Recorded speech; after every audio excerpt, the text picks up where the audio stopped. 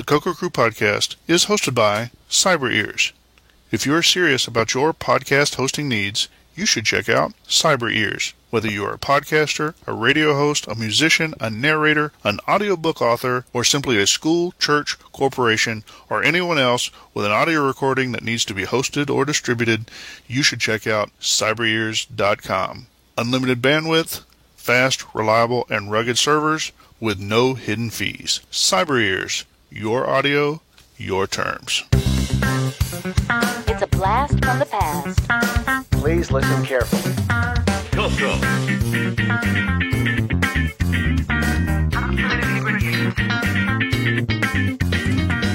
Welcome to the Coco Crew Podcast.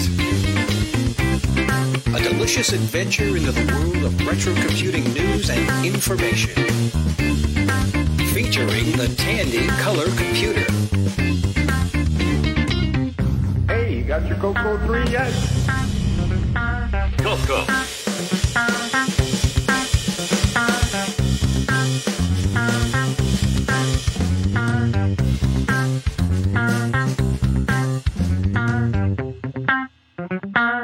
All right.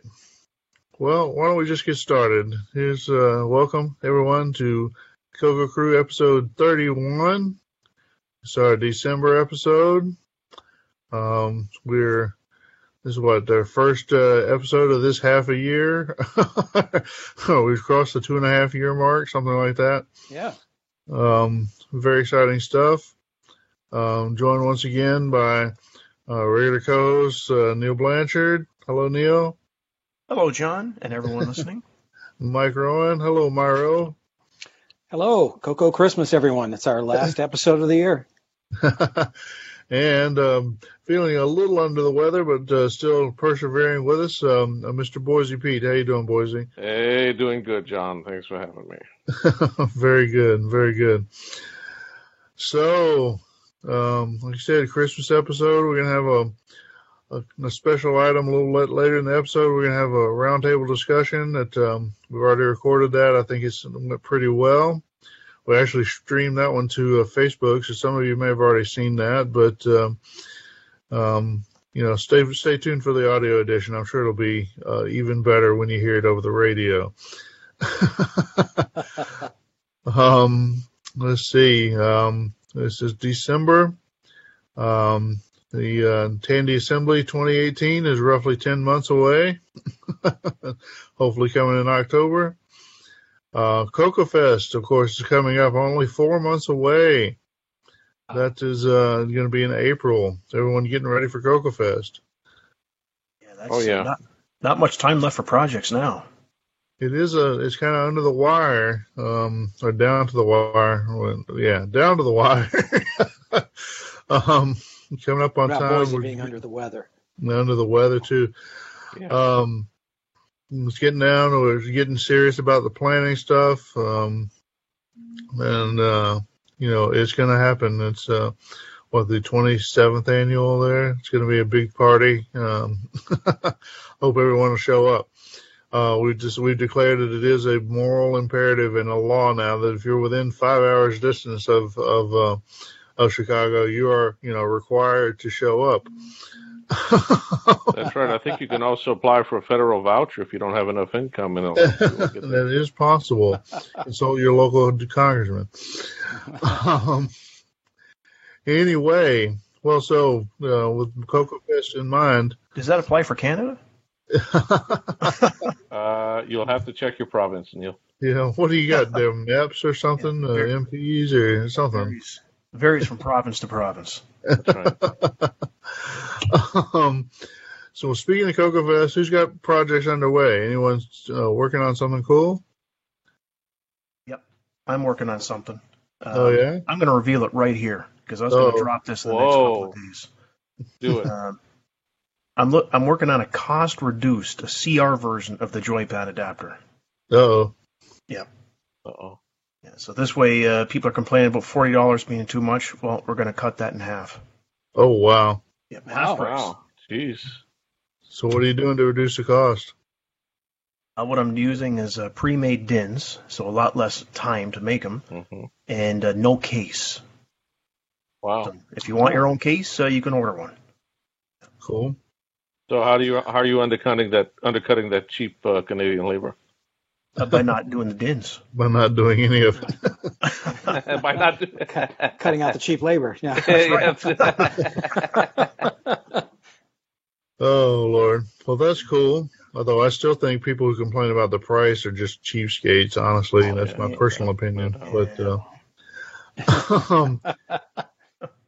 especially when people will pay twice that for the ancient ones in the auctions that don't handle the second button for the Coco 3, and definitely don't handle the extra buttons on the Genesis joypad. But people are who they are, say what they want, I guess. But being cheap's part of being a Coco person to some degree, right? Sometimes it feels that way. Anyway, anyone else got projects underway? Well, I've been working on the DriveWire Mac server stuff, and I actually have the inbound and outbound networking working. So that means you could telnet from the Coco out, or you can telnet into the Coco, or do other things with the network proxy that's working on DriveWire for Mac.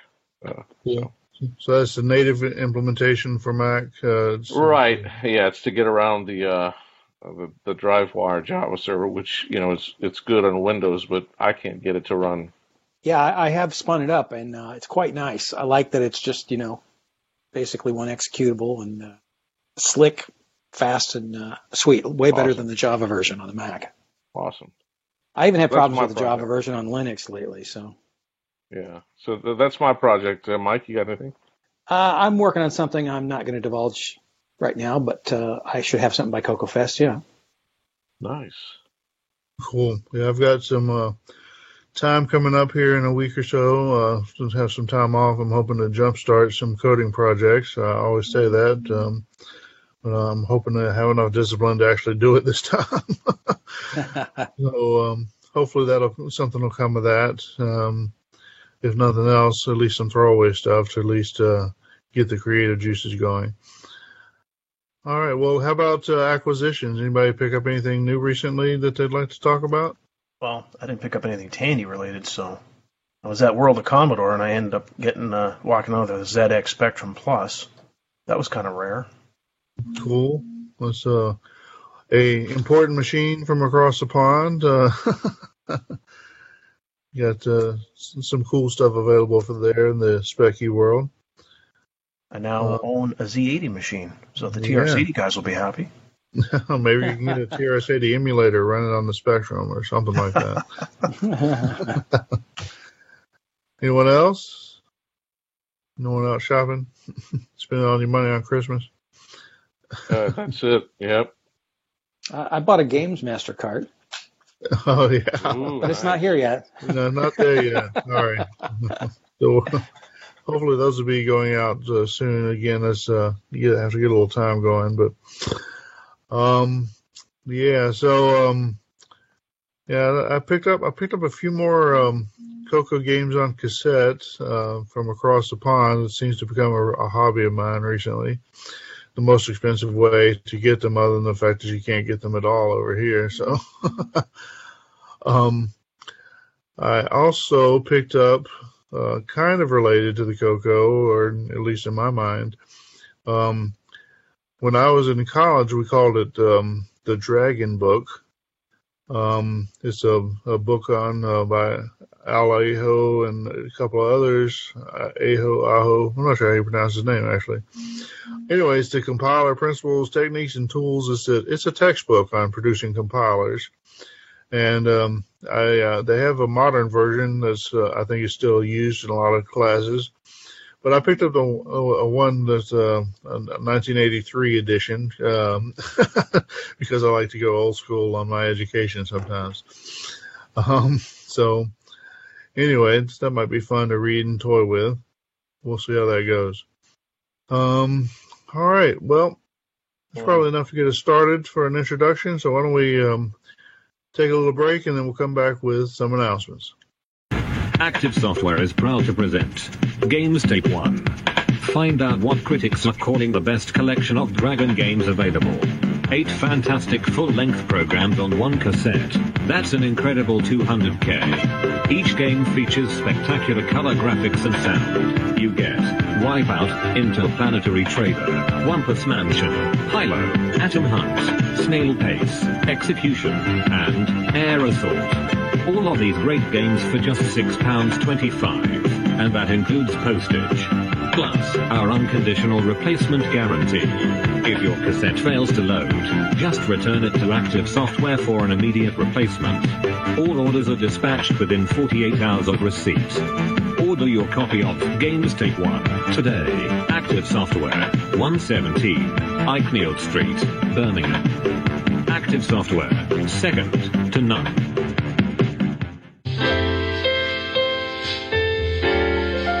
I think there must be something wrong with me, Linus. I have a Coco 3, but I'm not happy. I don't feel the way I'm supposed to feel. I just don't understand computers, I guess. I like playing games and word processing and programming and all that, but I'm still not happy. I always end up feeling depressed. Charlie Brown, you're the only person I know who can take a wonderful thing like a color computer and turn it into a problem. Maybe Lucy's right. Of all the Charlie Browns in the world, you're the Charlie Browniest.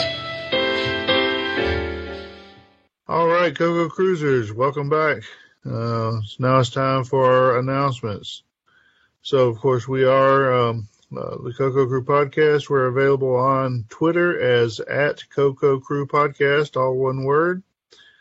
If you are a tweeter, feel free to tweet at us on the Twitter. And we'd love to hear from you. Or follow our account for announcements of new episodes and random humor. We also have available a group on Facebook called the Coco Crew Podcast. And, of course, it's 4 words with spaces between them because we believe in consistency. So come and check us out on the Book of Faces and tell us how much you love the show or hate the show or how much you like Coco Talk better or, whatever you want to talk about.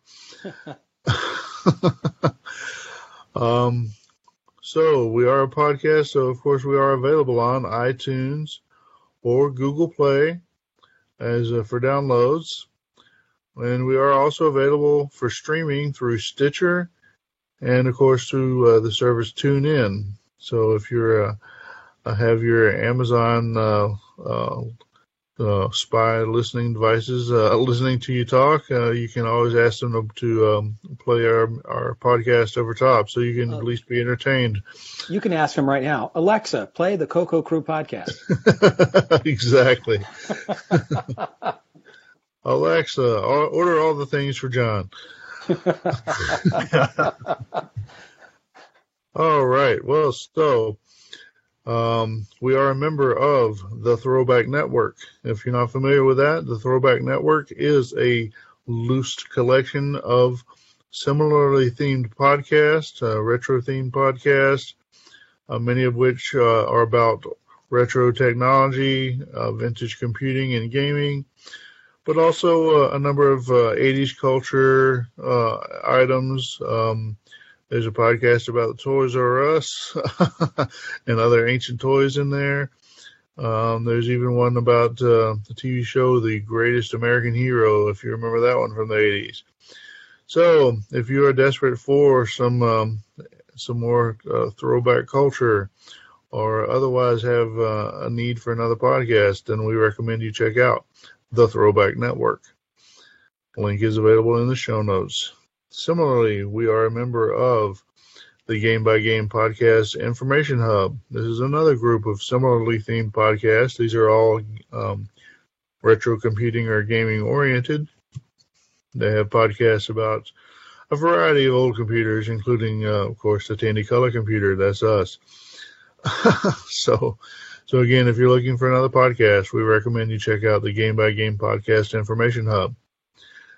Audio for the Coco Crew is hosted on Cyber Ears. If you have an audio transmission or otherwise need a way to distribute your audio files, then we recommend.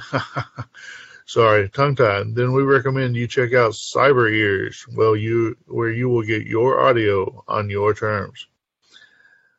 If you would like to reach the hosts of the Coco Crew podcast via email, we have some addresses set up for you. To reach all the hosts together, you can email to show, SHOW, at cococrew.org, podcast, PODCAST, at cococrew.org, or feedback, FEEDBACK, at cococrew.org. Or if you wish to reach out to one of us individually, I am available as John, JOHN, at cococrew.org. Neil is NEIL at cococrew.org, and Mike, MIKE, at cococrew.org.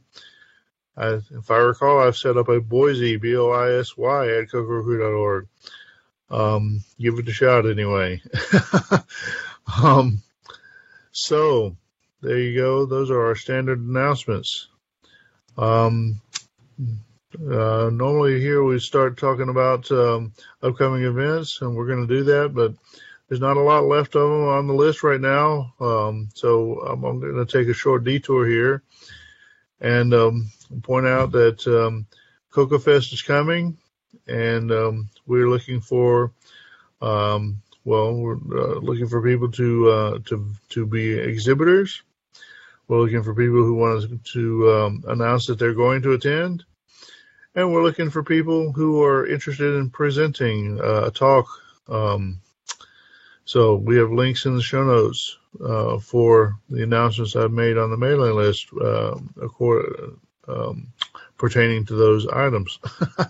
So please take a look. Let us know if you're coming to Coco Fest and if you'd like to speak. All right, so moving on our calendar of events. Next on the rundown, February 10th and 11th of 2018. That is VCF Pacific Northwest. This is a Vintage Computing Federation event. Should cover a wide range of vintage computing devices. It is being held at the Living Computer Museum and Labs in Seattle, Washington. So if you are in the Pacific Northwest part of the United States or somewhere thereabouts, then I would recommend that in February you make your way to Seattle and check out VCF Northwest or Pacific Northwest. There you go. All right. Later in February 17th and 18th, 2018, if you happen to live close to me, there is the Playthrough Gaming Convention 2018 that will be held in Raleigh, North Carolina. I have not been to this event, but the website looks good. And it caters to all sorts of gaming. People on PCs, people with cards and board gaming. Supposed to have, video games, esports, tabletop games. I think they have arcade and pinball. I thought I'd seen that before. I'm not seeing it on the website right now, so your mileage may vary. Anyway, that will be February 17th and 18th, 2018, the Raleigh Convention Center on Salisbury Street in Raleigh, North Carolina. Let me know if you're going. Maybe we can meet up. All right. After that, April 21st and 22nd, 2018, that, of course, is the 27th annual last Chicago Coco Fest. And as a reminder, they call it the last because they're never quite sure if they're going to have another one. And they haven't been sure for the last 27 years. Anyway, that's the big event. Or at least one of the big events nowadays, now that we've added Tandy Assembly to the yearly agenda. But for now, that's the big event. That is the Coco Mecca. That's the event that got us all started here as a group on the Coco Crew podcast. So be there or be square. I suspect all of my co-hosts will be attending as well. Planning on it, yeah. Awesome. Everybody should be. Everyone should be, especially anyone within 5 hours of Chicago. Absolutely. It's a great time. even thinking 6 hours, Even 6 hours. Okay, that gets us a little bit farther out. Yeah. So, anyone within 6 hours of Chicago has a moral imperative to attend the 27th annual Last Chicago Cocoa Fest, April 21st to 22nd of 2018. So, see you there. All right, last item on our calendar of events. This is out to July of next year, July 16th through 22nd, 2018. That will be Kansas Fest. And, of course, it's an Apple II event. Will be held at, let's see, what is the name of that college? Rockhurst. Rockhurst, there you go, Rockhurst University in Kansas City, Missouri. This is summer camp for Apple II nerds.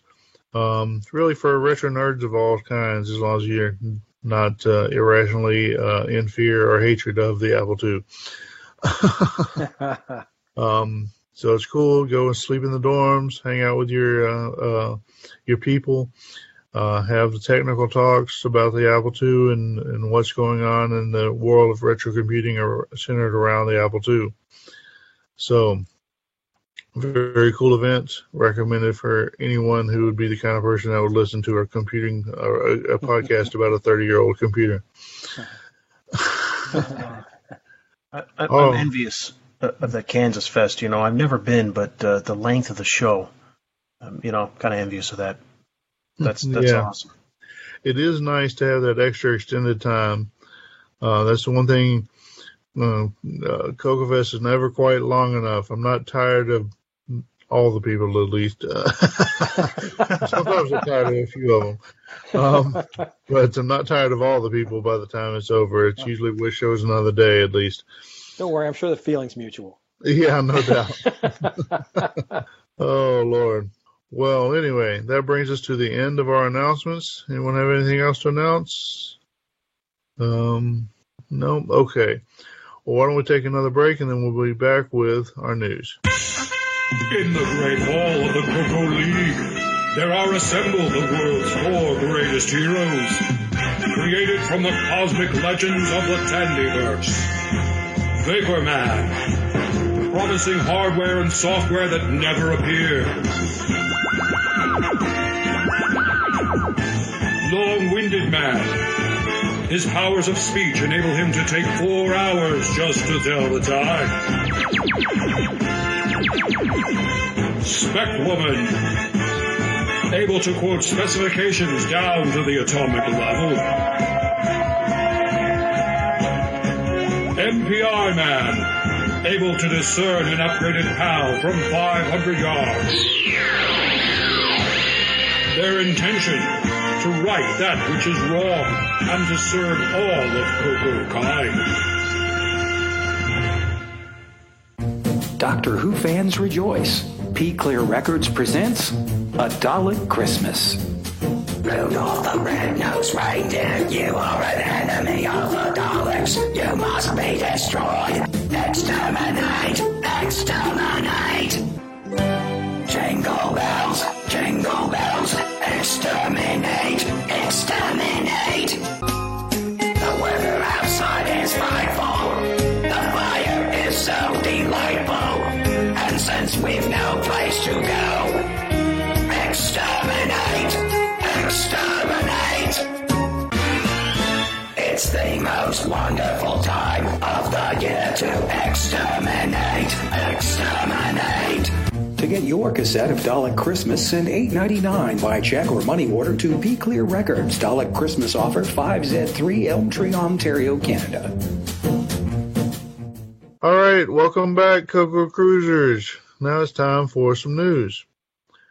Let's see, checking out our first item or two here. The first item I've got on my list is a blog post from Glenn Hewlett, where he talks about, it's really a series of blog posts, and the title of how to set up and use IRQs, that's interrupt requests, on the TRS-80 color computer. And so he explains what an IRQ is, gives some sample code, how to use it, and it gives a pretty good overview of how to make use of IRQs on the Coco, how the hardware works and that sort of thing. He even has a part 5 talking about the specifics of doing a Coco 3, which that was one of the features of the Coco 3 where it differs from the Coco 1 and 2 is they put in a more flexible structure for handling interrupts. So anyway, it's a pretty good blog post or series of blog posts, very informative and well written. Yeah, great blog. Yeah, Thanks, so I enjoyed it. Yeah, it's nice to see he keeps that blog up. That's great. Definitely very welcome to have another source of information that's good fact-based stuff and well written and accessible. Definitely a resource for the community. Very good to have. So thanks, Glenn. We appreciate it. Okay, the next one. Well, the next one's a little odd.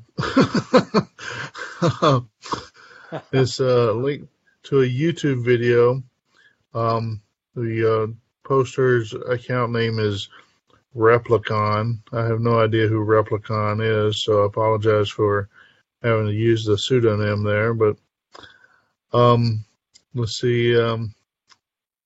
So basically what he's got is a video that purportedly was made back in 84, 85, he says.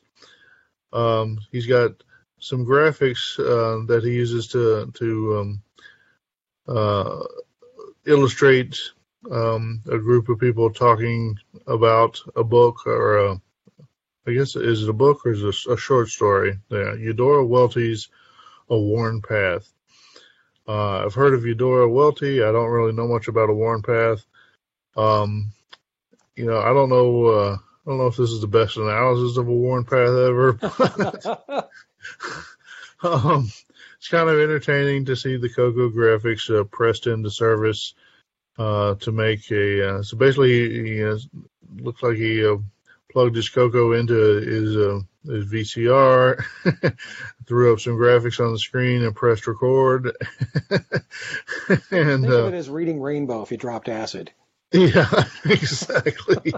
I don't know. It's a little weird, but it's kind of cool. We appreciate him sharing the Replicon, him, her. I have no idea. I'm going to go out on a limb and guess that Replicon is a dude. So it's cool for Replicon to share with us this video from the highlights of his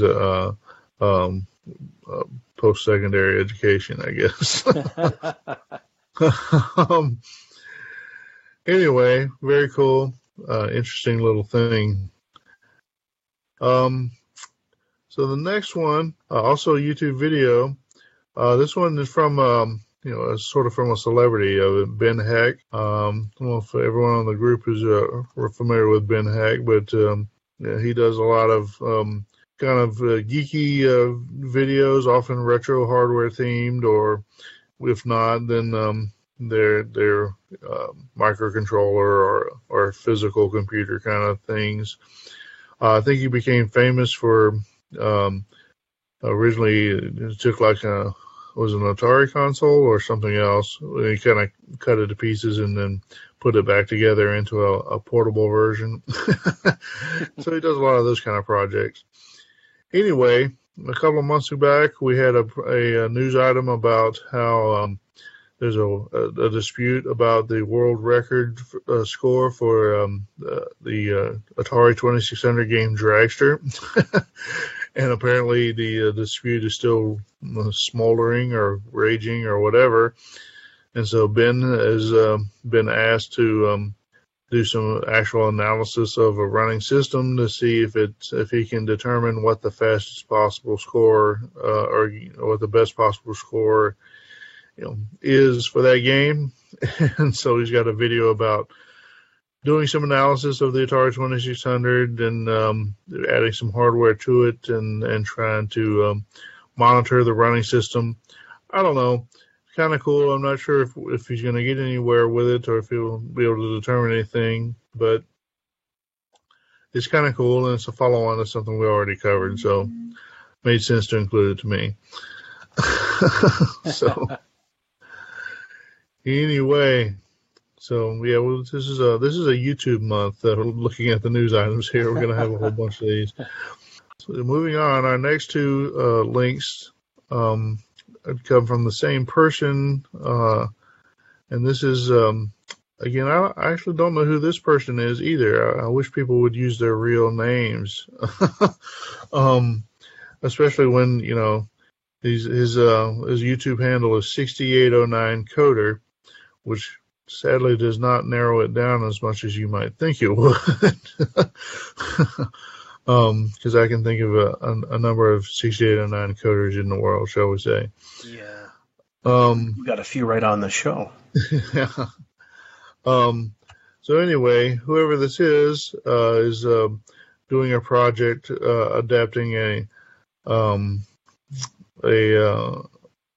well, let's see, the title says IBM Model F serial to TRS-80 Coco Matrix keyboard adapter design. But he's adapting a PC style keyboard, which used a special kind of serial protocol over that connector, the keyboard connector. He's adapting that to the Coco, and so he's got a couple of videos related to adapting the Model F keyboard to the Coco. Anyway, the link should be the reason why is obvious that we'd include that. I would think it's a project involving the Coco. Obviously, the adapting a PC keyboard to the Coco has been around for a while, but it's still interesting to see someone take a new stab at it, right? Yeah, it's an interesting video. It looks kind of dated. I wonder how new that is. I'm not really sure. It was new to me. Let's put it that way. Yeah, same here. It's good videos. So, anyway, cool. Well, so let's move on. So we're moving on to the first Jim Geary section of the show. A spin-off pretty soon. Yeah. So what all have we got from Jim Geary? So he's announcing his first one. He's working on a new game, which he calls MC Timberman. Of course, it runs on the MC10. And so we've heard recently about Timberman on the Coco, which is kind of a clone of a cell phone game. And so Jim has done his own adaptation. So that's how you know when you've really made it in the Coco world, is if Jim does an adaptation for the MC10 of something you've worked on. And so Jim's got an adaptation of Timberman here. Very cool. You guys brushing up your Timberman skills lately? No, my axe. Sharpening your axe. Yeah. We said the exact same thing, Mike. Yeah. So I'm getting my axe out. Oh, Lord. And my flannel shirt. You compete with Ron Delvaux. All right. So anyway, so Timberman, there's the first of the Jim Geary news items for this month. Moving on, we've got, what is this? Star Maps, a game adapted to the TRS-80 MC10 with the MCX 128 pack. And that, of course, is the extension pack that was, I'm drawing a blank on. Darren Atkinson? Darren, there you go. Darren designed and adds a lot of capability to the MC10.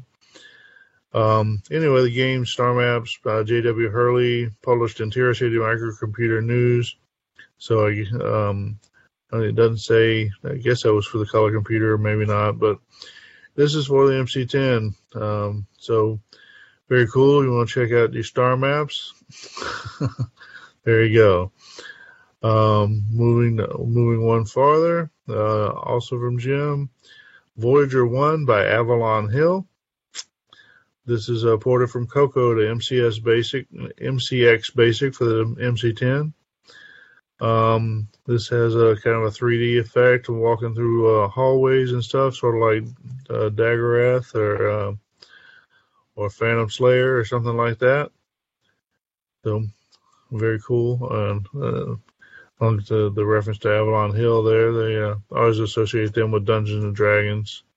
Right. They had all those war games. Yep. So, all right. So then moving on, Monsters Lair, a Theseus and the Minotaur puzzle.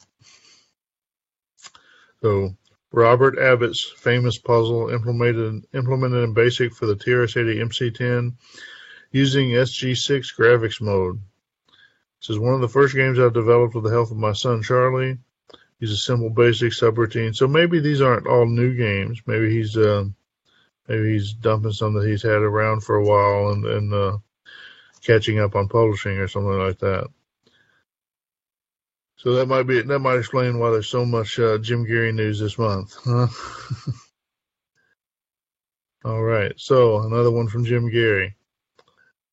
And then so that one says something about the Minotaur, but then this one is a new game based on one by Dr. Beep for the Sinclair ZX81 or ZX81 as they say.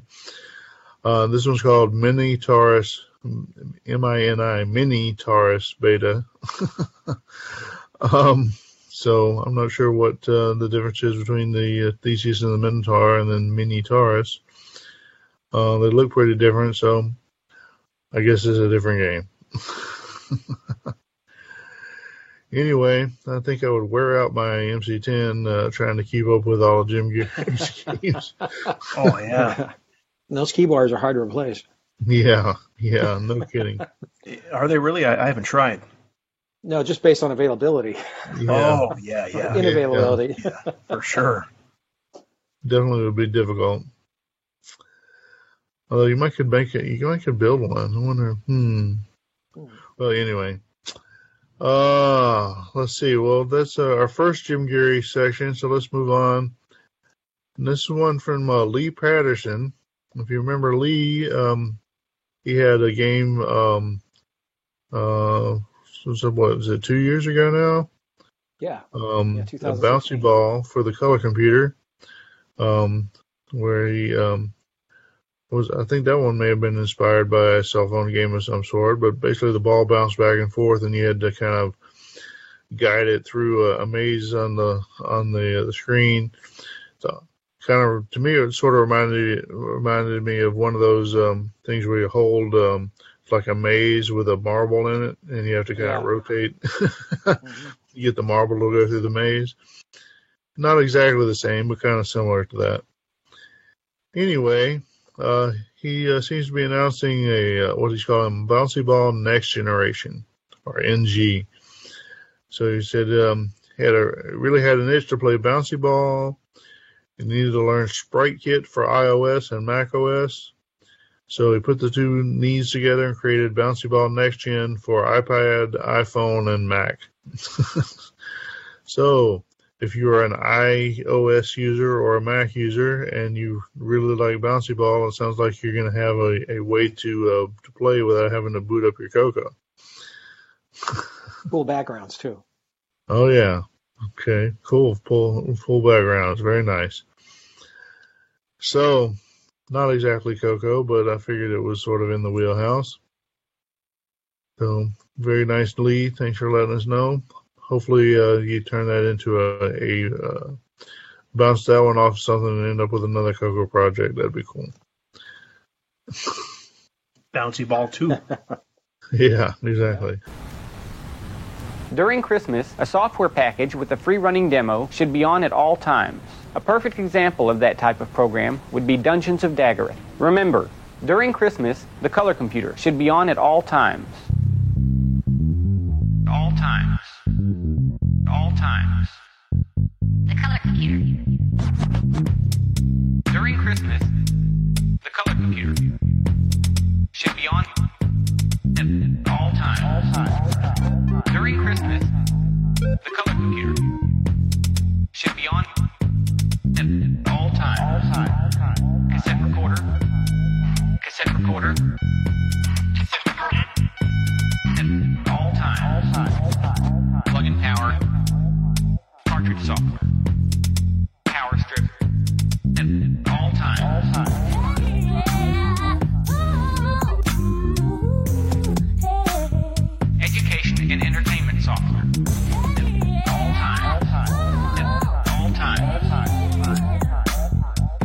Legends of Daggerman. The free running demo. The free running demo. The free running demo. All time. During Christmas, displayed as a full system. All time. All time. All time. All time. All time.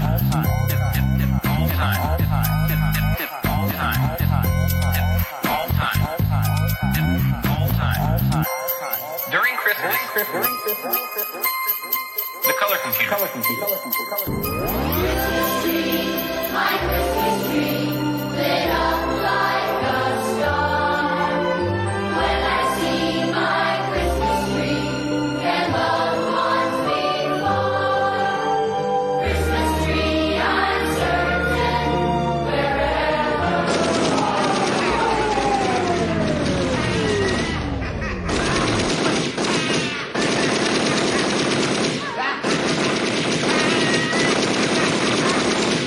Free. Merry Christmas, you filthy animal.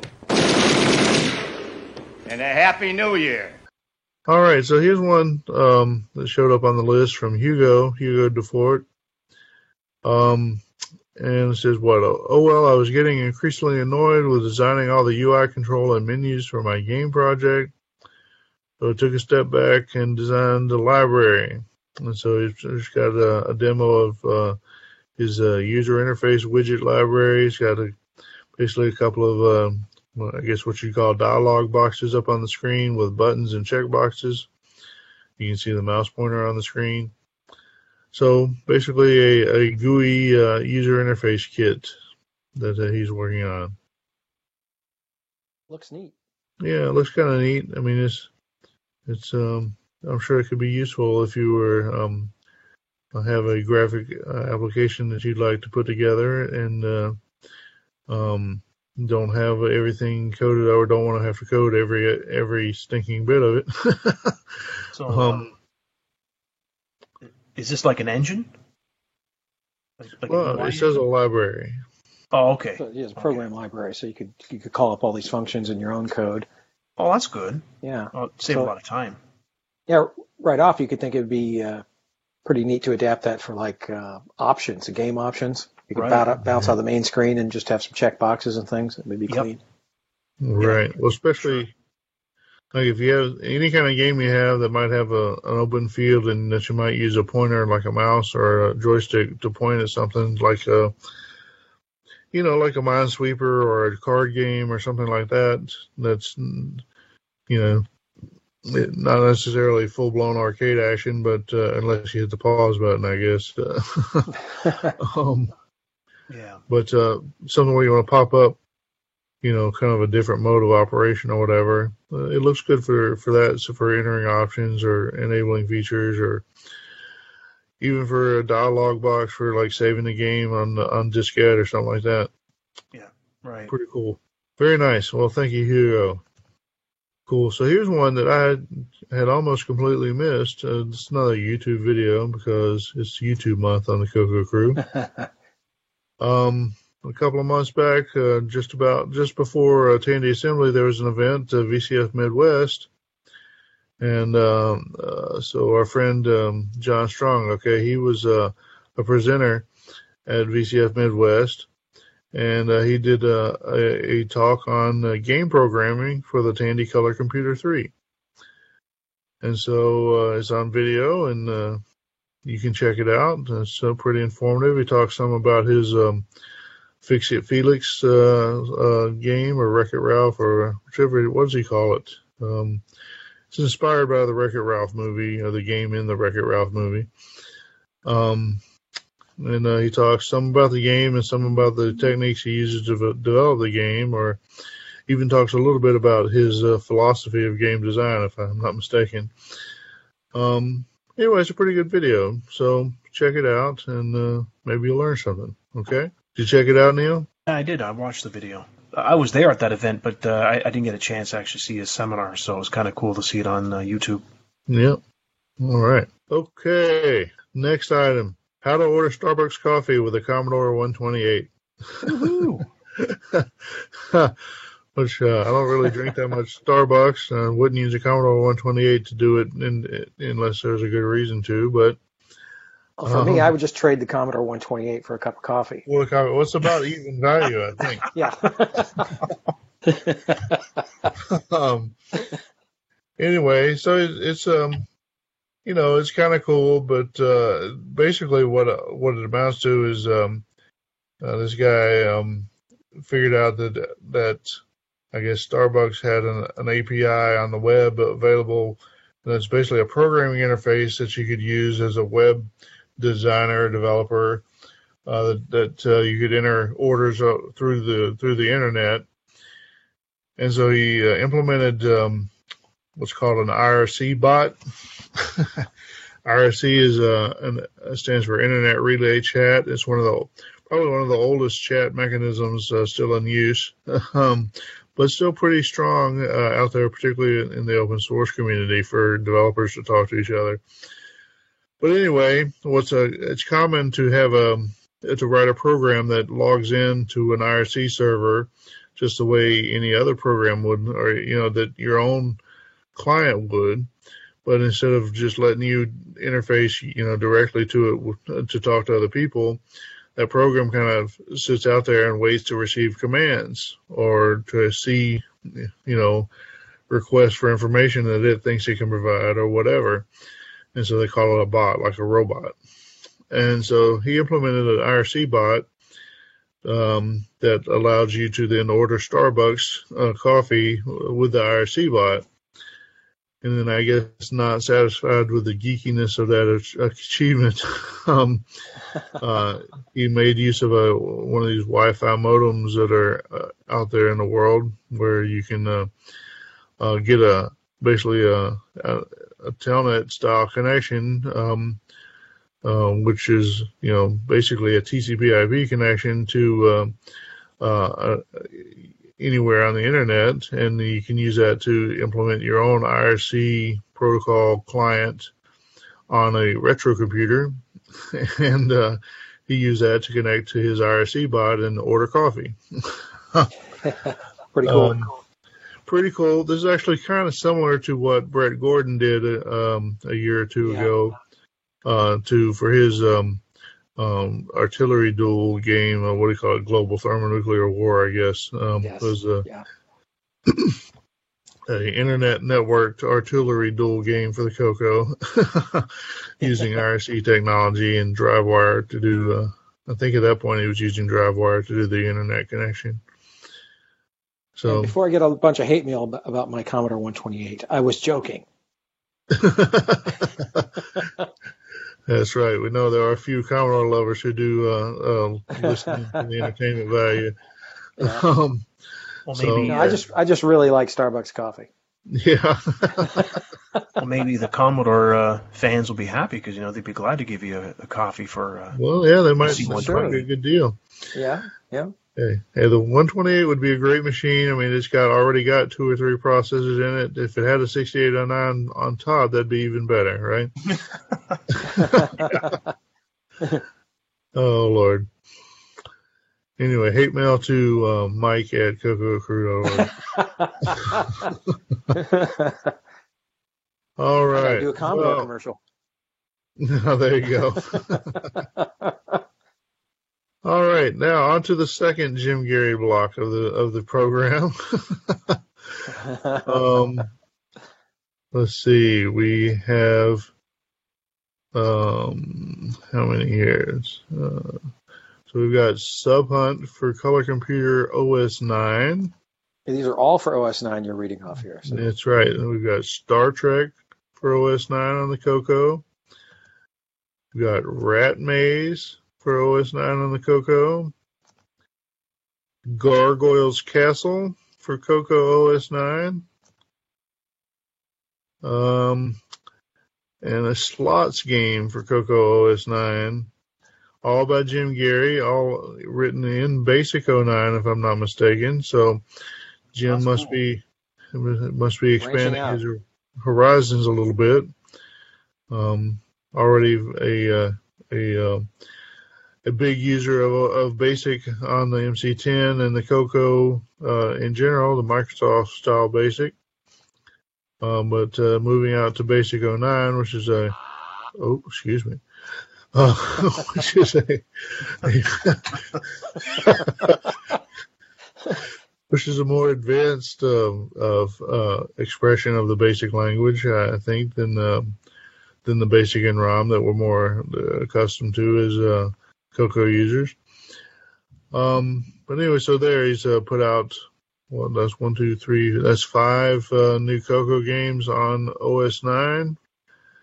And then, do you know what got him going on OS 9? I mean, it's great, but it's just kind of drop cool. us a line, Jim. Let us know what's gotten you into OS 9 and BASIC 09, which I think is great. I think BASIC 09 is underrated. It's a fantastic language. Yeah, it's very cool. I wonder if there's anything with to do with ease of use. Ease of use, yeah. Well, maybe he's making it easier. Sometimes ease of use is about being smart enough to use what it is you've got in your hand. Slam. We like to say ease abuse. Yeah. So it's true though. Sometimes the easiest thing to use is the thing that you've bothered to learn how to use. Yeah. So it's Jim's here. He's expanding his horizons and learning a bit more about how to use BASIC 09. Judging from his GitHub account that he also published, where he's publishing his OS 9 stuff. Those all read from most of them say updates were 2 years ago. So apparently he's been doing this for a while, and so as I kind of mentioned earlier, maybe he's just started getting behind or catching up on his backlog of publishing some of this stuff. Maybe that's why there's so much stuff coming out this month. So very cool. Like just I said, time for Christmas. Good to see that. Good, bound to be some good examples of how to use BASIC 09 to program some of this stuff. And so he's not messing around. This is good stuff. As always. Very good. Yeah, thank you, Jim. And I think we might see him back at least one more time. That's right.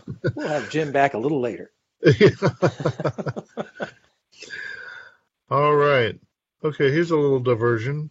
We have a blog post describing a book. It's called Archeo Gaming, an introduction to archaeology in parentheses and of video games. This is by Andrew Reinhardt. I don't know much about Mr. Reinhardt or Dr. Reinhardt or whatever, but he's got a pretty substantial book here. It's available for pre-order, and I think it'll be, let's see, that's through Bergen Books. Don't know a lot about that publisher, but they seem legit. They have ISBN numbers and that sort of thing. So he's doing, there seems to be some activity in the academic world, combining some techniques that are kind of cross-disciplinary with between archaeology and computer science, which is kind of a weird mashup if you think about it. But people taking an interest in older code, so older programs or whatever, and actually looking at them, kind of sifting through them, not unlike how one might dig a hole in the ground and sift through the dirt one layer at a time, looking for little bits of pottery or bone. The people sift through little bits of, bits, looking for, expressions of strange coding styles and that sort of thing.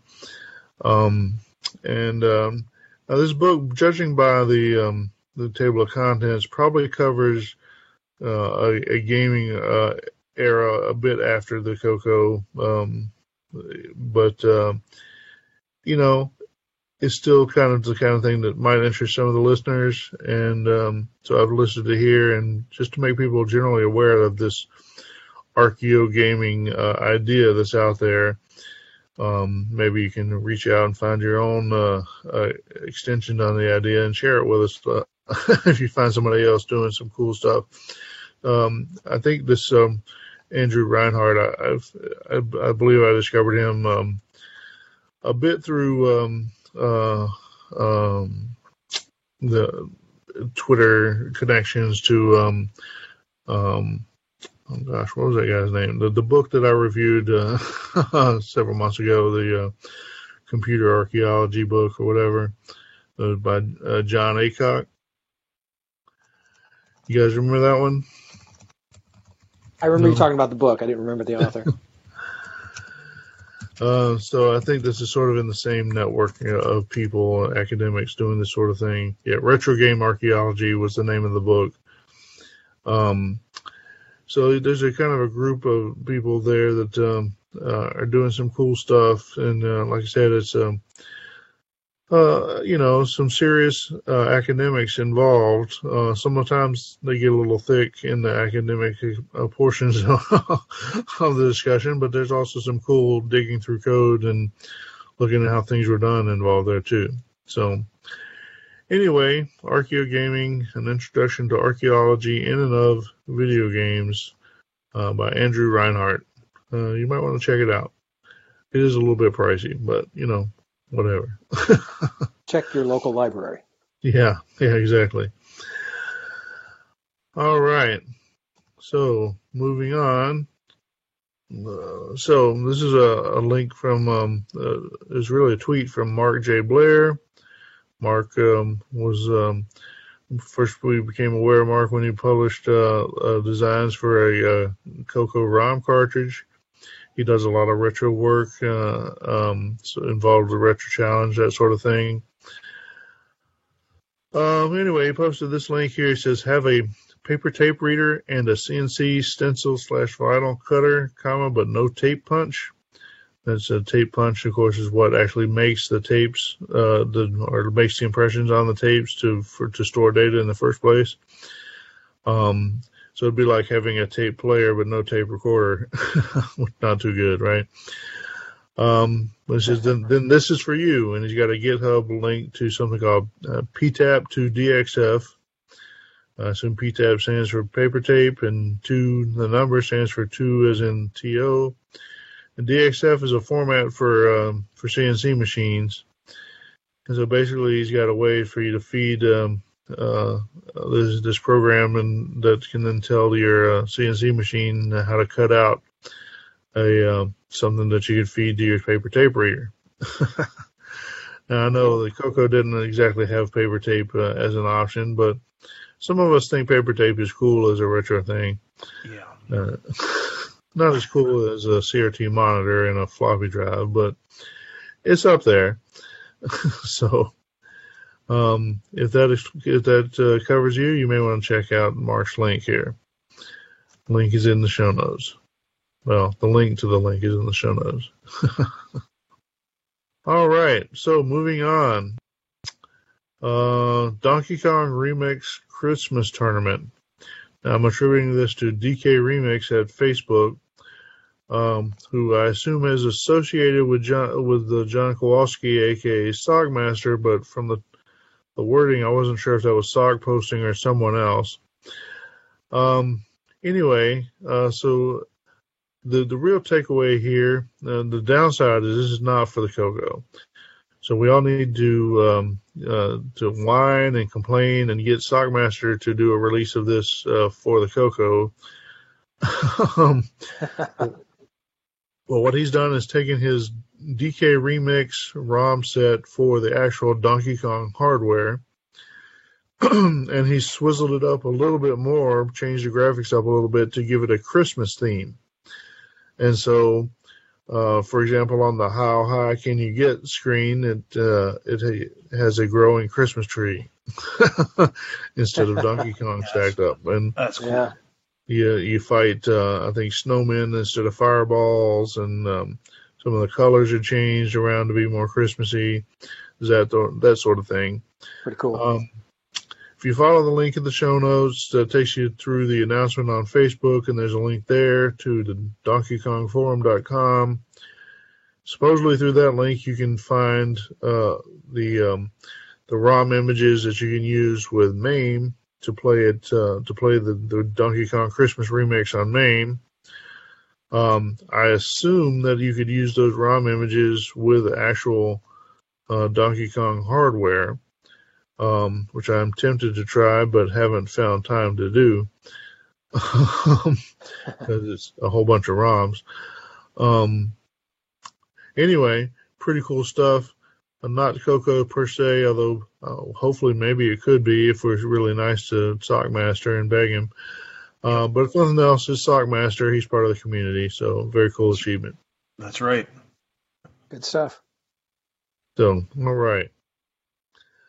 Okay, well, so moving on. Got an email from the list.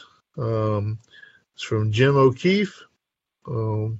Jim says, I have some T-shirts left in all. This is for Tandy Assembly T-shirts.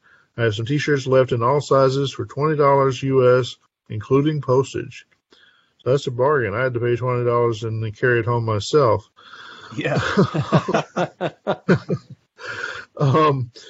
So this is maybe someone can post a link to a picture of them. Maybe I should put that in the show notes. Anyway, they're pretty handsome T-shirts. I think Jim did a real good job on the design. It shows some assembly lines putting together Tandy computers and delivering them to Chillicothe, Ohio.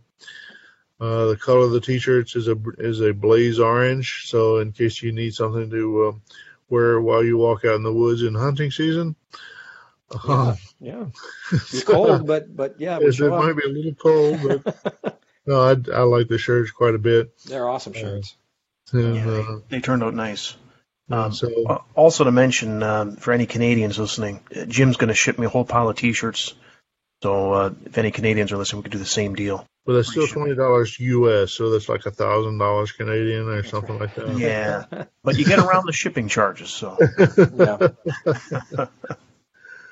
Oh, Lord. So, well, very cool. Yeah, help Jim out. He did put some money into those T-shirts, getting them produced. They are great T-shirts. I mean, not only do they look good, they feel good. And quality. They're very high quality. Yeah. They're actually silkscreen T-shirts. They're not one of these where somebody's like printed out a big square of rubber and puts it on the T-shirt. I kind of hate you get shirts sometimes that are like that where it just feels like you're wearing a big piece of rubber. Piece of rubber on your shirt. Yeah. That's weird. So these are nice silkscreen shirts. They're real comfortable to wear. They're attractive shirts. I like them. So, very good to help Jim out, help him recover that money so he can spend more money on Farfall cartridges. Whatever. Yeah. It's a good way to broadcast your Coco affiliation. Excellent stuff. Don't let people walk around with all those Commodore shirts. You got to represent, man. You got to represent. Yeah, that's funny. Happy Coco Christmas, everyone. You can have a bonza time this Christmas with your Coco, but make sure that your code will arrive alive. Don't drink and drive wire. It's easy to make your holiday a bit safer. You may have 4 or more people at your party. Make sure there is room for everyone. Pace the drinks. Overdoing it can lead to disaster if you were to type in the wrong command or file name. Make sure that people are eating, along with their drinking. Keep plenty of high-fat snacks on hand. Don't gamble with software. Make frequent backups. And always have a designated typist. By taking a few simple precautions, you can derive more enjoyment from your Coco and your friends. Please, drink and Coco responsibly this holiday season. Don't drink and drive wire. This PSA was sponsored by the Derby Color Computer Users Group. All right, moving on. Okay, one more from Jim Gary, but this is something you might not expect. So Jim has sent us a link to a website titled Old Crap Vintage Computing. What? And apparently the Old Crap Vintage Computing has, that website has a page dedicated to the MC10. Oh, man. It's a good site, though. It's a funny. It's pretty funny. It's got some decent pictures of the MC10, even in a box. Has a few links related to the MC10, so it's all in good fun, I think. But yeah, it's the MC10 is sometimes the unloved or underloved cousin to the Coco. There are some, obviously the basic is very similar and comes from Tandy, uses the same great cassette cable and the awesome 4-pin serial cable as the Coco. Yeah, that's good. Yeah. They're kind of fun to play with in a weird way. I'm not sure why, but I enjoyed doing Xmas Rush on it. Anyway, they've been taking some abuse over on the Coco Talk show recently after Steve Bjork in particular kind of did a little rant on the MC10. That was kind of funny. A lot of jokes about using them as door stops, but the fact is the MC10 is not very heavy, so it's not going to hold open the door by itself. And it's not wedge shaped, so it doesn't fit under the bottom of the door. So they don't really work well as door stops. So they would be a good use for them, but they're actually it's a poor design for that. So maybe John Strong can create a wedge shaped case for it. An add-on. Maybe you could plug it into the adapter port with a wedge in the back. There you go. Oh, that would be funny. Doorstop interface. Yeah. So anyway, obviously Jim's not taking the MC10 too seriously, even though he spends a lot of time developing for it. So very funny, very cool. For the underdog. Yeah, exactly. All right, so the next one, moving on. Now, this is not Coco at all, but so the ZX Basic Compiler, version 1.8.0 just released. This is a compiler for the basic language for the ZX Spectrum, I guess, and it compiles to Z80 assembly code. And so I included it here because why the hell don't we have one of these for the 6809? This runs on a modern machine, Windows or Linux or Mac, and then outputs assembly code for the Speccy. So maybe Neil can pick this up for his new Spectrum. I was going to say, it was meant to be.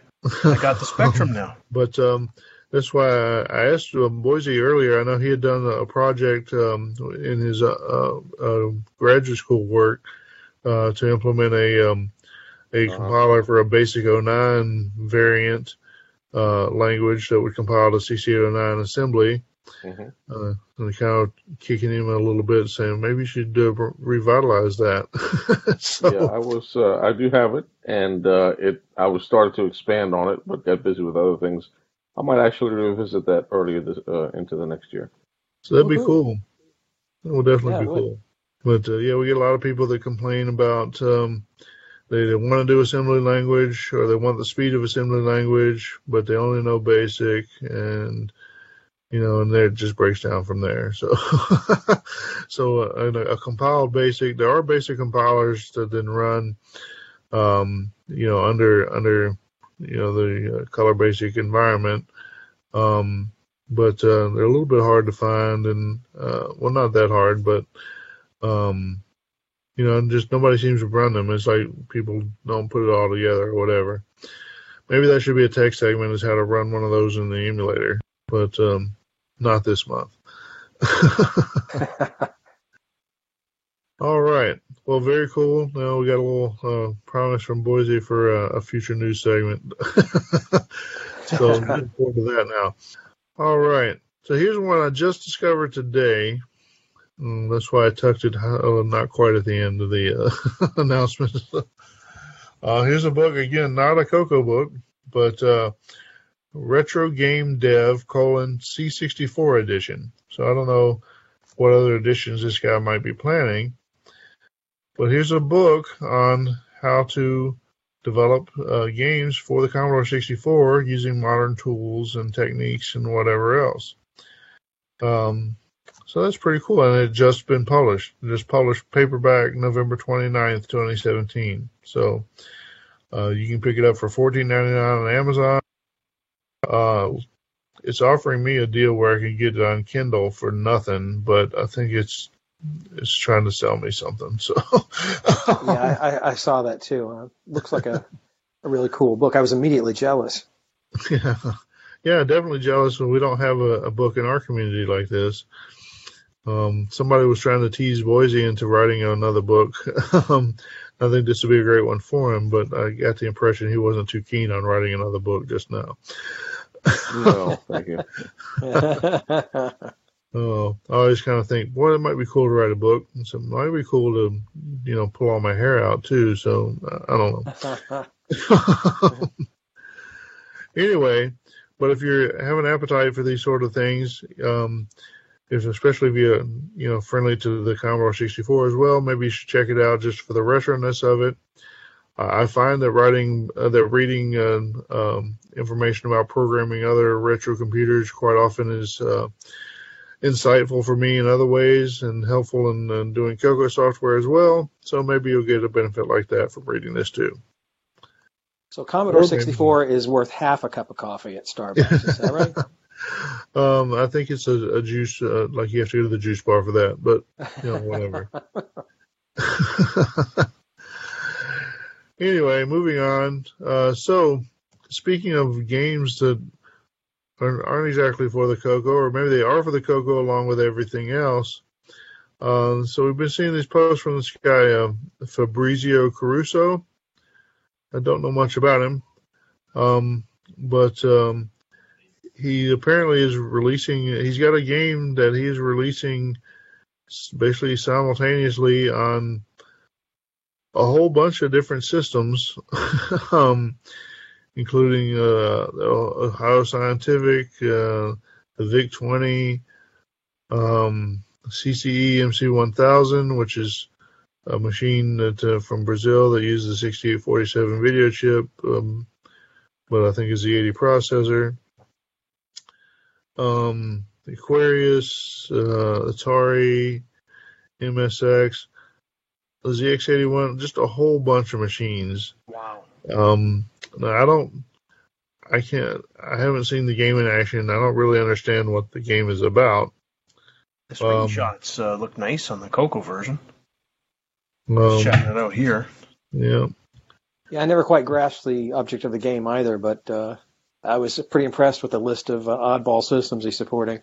Yeah, so that would be an interesting afternoon if you had a bunch of these systems or emulators for them, is just to try out this game compare on a number of systems and see how much they differ from one another. Yeah. But certainly an ambitious project trying to support all these systems from a common code base. So I don't know how well he's done. He seems pretty pleased with it. So I assume that he's done a reasonable approximation of the game across all these systems. The game is called Cross Chase. It says lure the enemies into the mines.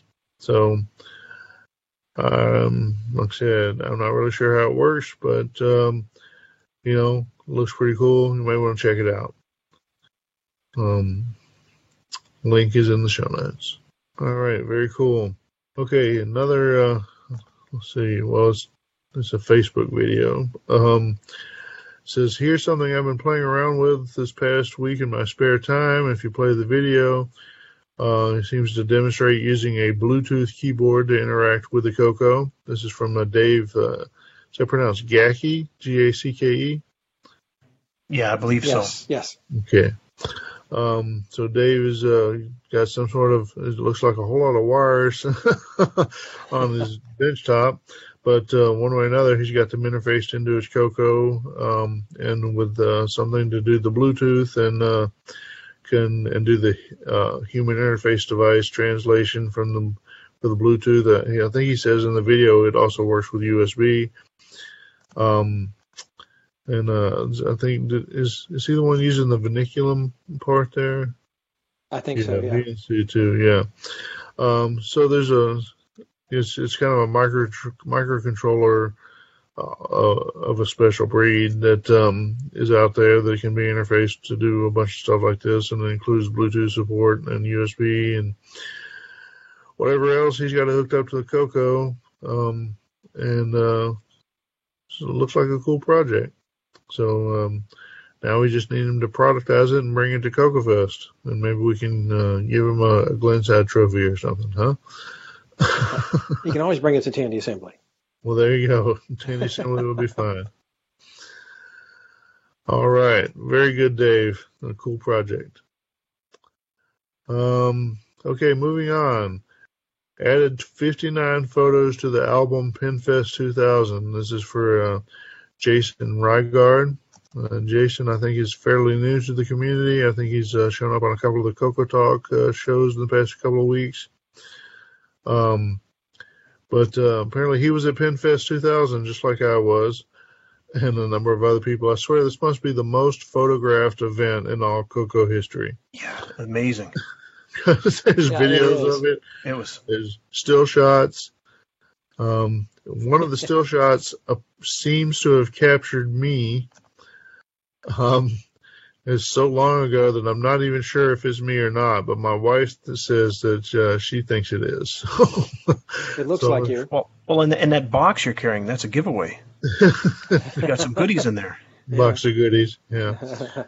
To me, the biggest giveaway is you can see on my belt I'm wearing a damn StarTAC phone.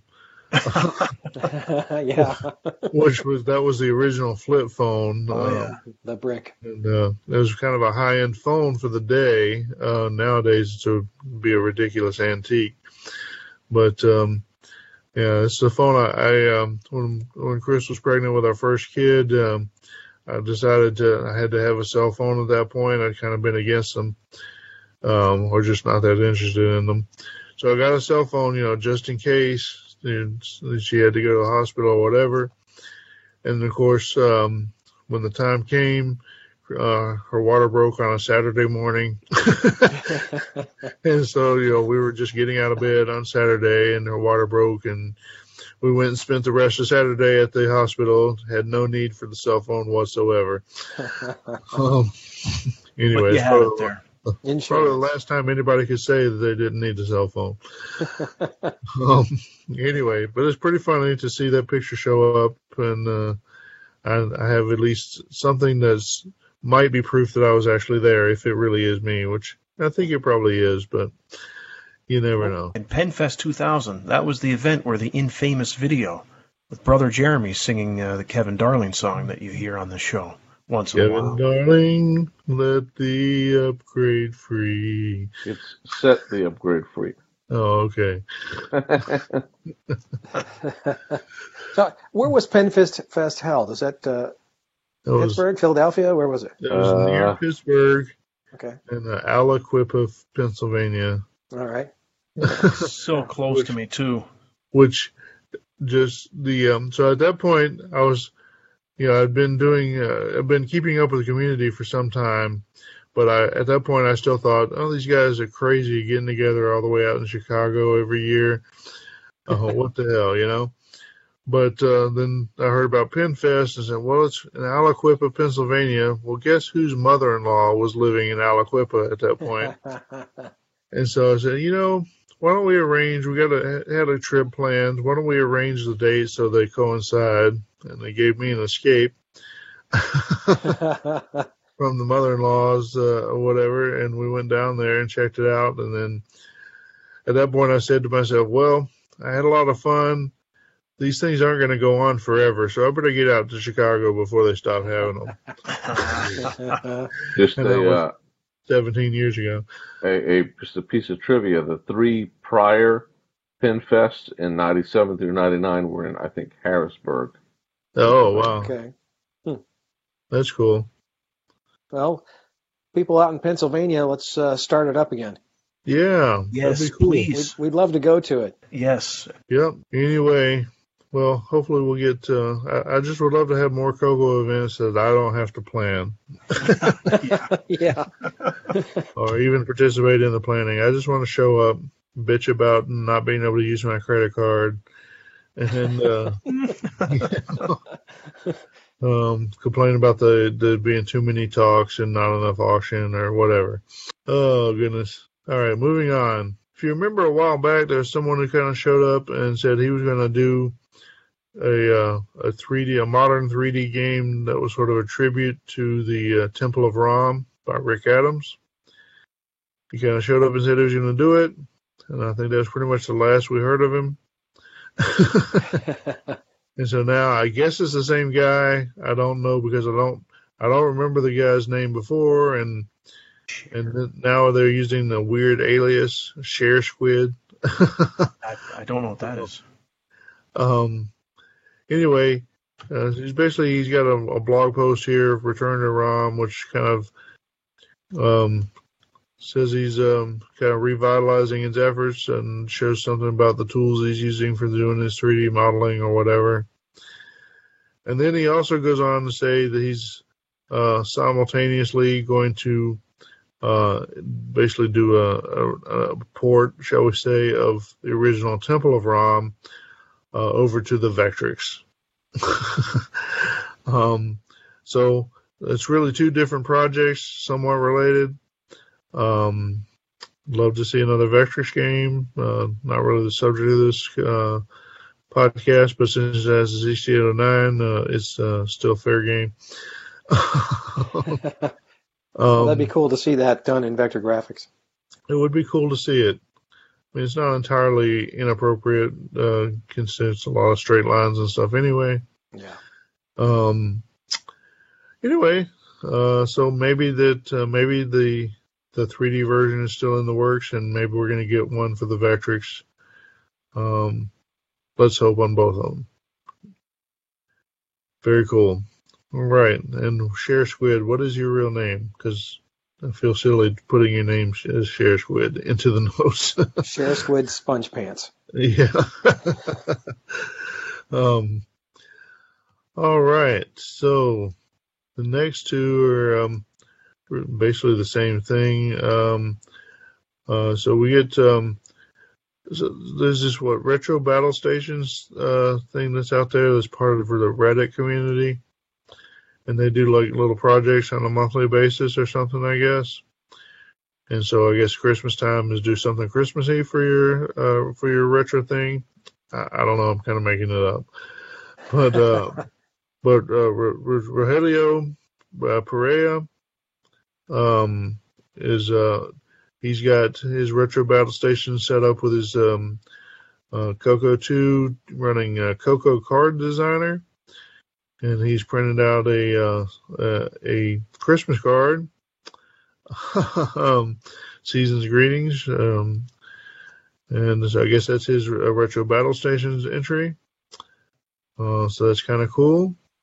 It's a great CRT he has in that picture too. Yeah, it's kind of neat looking. Mm-hmm. Nice Coco setup overall. Dual floppies, an MPI, and a Coco SEC, and a Orchestra 90, and yeah, it looks great. Cool stuff. So Rogelio, not content with that, I guess, also posted a video where he's got Coco's under his Christmas tree, playing music, if I'm not mistaken. And yeah, he's got he says, spruced up the Christmas tree with the use of my Tandy Radio Shack color computers. One, a TDP 100, drives the holiday music through the Orchestra 90 program pack, reading the musical scores from files stored on cassette tape. Let's see. Audio out goes to audio in of a Coco 2 equipped with the audio spectrum analyzer in kaleidoscope mode. So he's got a little sound and light display under his Christmas tree based on a couple of color computer machines and related hardware.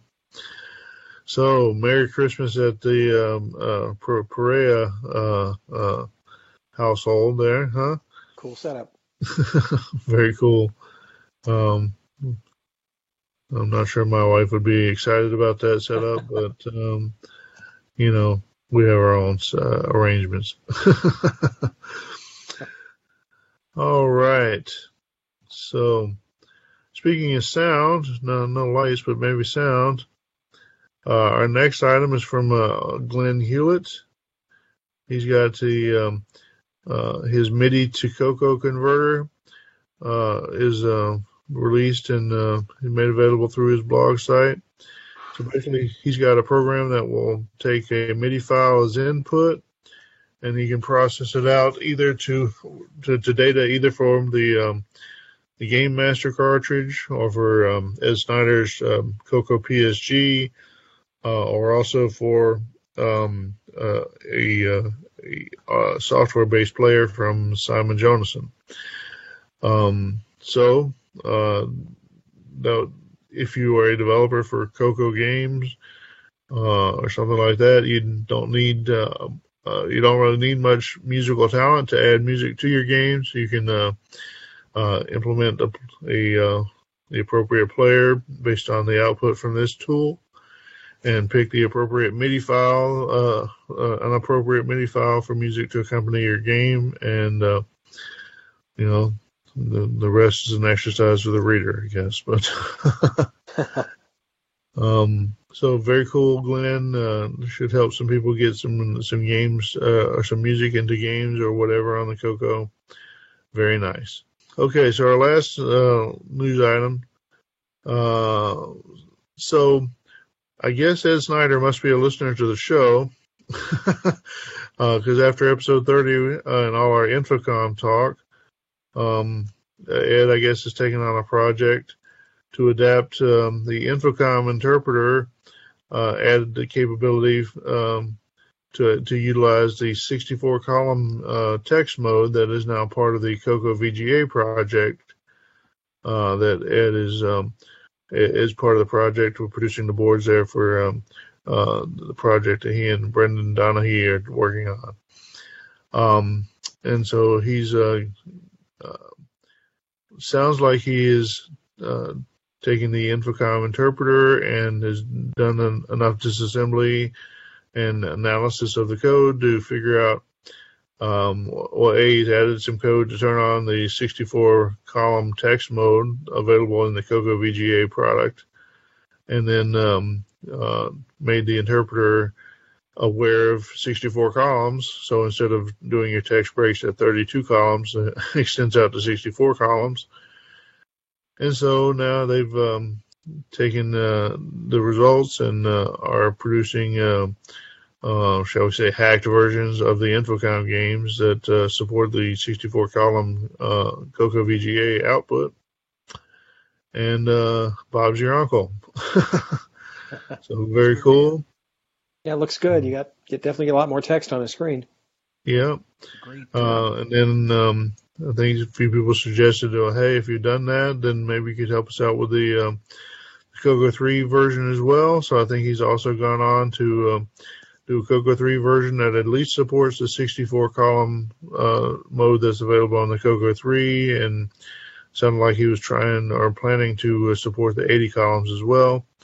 So hopefully we'll get there as well, and that'd be pretty cool. I have an idea. Oh, what's that? I would like to see the Infocom interpreter running under OS 9. If you do that, then it'll just take advantage of whatever screen happens to be your output screen at that point. Wow, that's true. Yeah, well, that'd be cool. Uses the driver, right? Yep.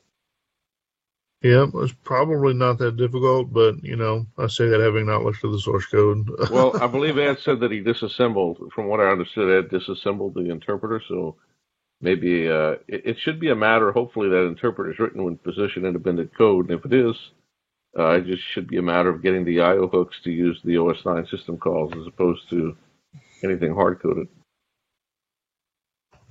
Yeah, well, your mileage may vary. Well, we'll have to see. I think it would be cool if somebody would implement an interpreter basically from scratch, which should be possible without a whole lot of effort. And then you could do whatever you want, targeting OS 9 or Fusix or whatever, 80 columns or 50, 53 columns or whatever. That would all be cool.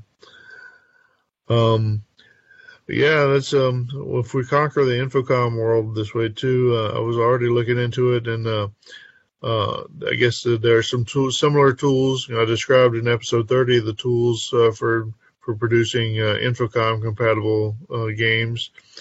But there are tools around for doing Scott Adams compatible games as well. And I already know of a independently developed Scott Adams interpreter that runs on the MC10. So we could probably get something for the Coco pretty easily. We could just have all kinds of text-based adventure games, new and old. Wouldn't that be awesome? It would be. Sure. Awesome. Well, that'll have to wait for a future news segment because this one is over. So we're going to take another break and we'll be back with some feedback. Clap off, clap on, clap off, clap on, the clapper. Lets you disrupt computing from anywhere in the room. Just plug in the clapper and a color computer, multi-pack, disk drive, almost anything that will result in shrieks of horror from a sudden power off of your Coco. You idiot! I was balancing the checkbook! Oh! You're an asshole! Clap off, clap on, clap off, clap on, the clapper. Manufacturers and distributors of the clapper are not liable for damages or negative consequences resulting from its use. If you're bored at Christmas time, please enjoy this chipmunk rhyme. We kindly suggest to you, listen to the Coco Crew. John will keep us up to date. Neil reviews the games of late. Lots of info you can use. It's the Coco Crew. All right. Now how about some feedback? It's a good feedback month this month. We've got feedback from, 4 different folks. The first one comes from DeBruce Moore. It's like Robert DeBruce. D. Bruce Moore. Author of Forest of Doom. And so, got a quote from Bruce. It says, to avoid any potential confusion, I would like to point out that Forest of Doom is not a text adventure in the traditional sense. There is no verb, noun, user input like get lamp. Instead, Forest of Doom is a real-time role-playing game in the style of Dungeons & Dragons. If you don't make your single key press move in time, the game makes its move against you. And so that's a really good point. I have seen people playing Forest of Doom since then, and it's definitely not an Infocom style game. You're not saying get lamp or light torch or anything like that. You're definitely moving around and having combat, and it's a different style of game. So it is text based in terms of it pokes text on the screen or whatever, but it's different than say a traditional text adventure or whatever. So thank you for illustrating that for me, Bruce, and good luck with your continued game sales there. Looks like people are enjoying the game or the book. It's really the book you're selling, I guess. Huh? So you get around to beating Forest of Doom yet there, Neil? Nope, but it's on my holiday list. On the Got list. a week off. Gonna get some good Coco gameplay in. Sit down in front of a warm Coco. Looking forward to it. That sounds like a lot of fun. Next comes from Brendan Donahue. He says he's talking about the Infocom stuff, and there's some coincidence with some projects he was working on, and us talking so much about Infocom in the last episode. He says the copy of Sea Stalker, seastalk.dsk on the Color Computer Archive seems too big, 219K instead of 158K like the others. And I get an I/O error when I try to boot it from my SDC card. Have you guys had luck with this particular image? So Brendan Donahue. So Yeah, Brendan, you are a victim of a format incompatibility. And so basically most of the games in the archive are the what is nowadays called the JVC style of disk image, which is the old style from the Vavasor emulators. And it's basically just a stack of sector images, 256 byte, sector by sector, track by track, just raw dumps of the data on in the disk. But that one, the Seastalker image, is a different format, and that is it's a DMK format, which is from the David Kyle emulators. And it has more information in there about the actual structure of the disk, aside from just the data of each sector. And it's actually pretty similar to the, what they call it, HDB is the format for that the Coco STC uses. What's the name of the detailed format that the Coco STC uses? SDF. Okay, but isn't that based on something else? Yeah, anyway, SDF, I guess SDF is derived from DMK, is that right? That's correct. You use the utility to convert them over. Okay. Yeah, so forget the HGB, I don't know where that came from. But yeah, so just like there's JVC disk images, and the Dragon has VDK disk images that are pretty simple, and then the STC, Coco STC has these SDF images that are more complex. The DMK is a more complex image. It's just not the same as what the Coco STC uses.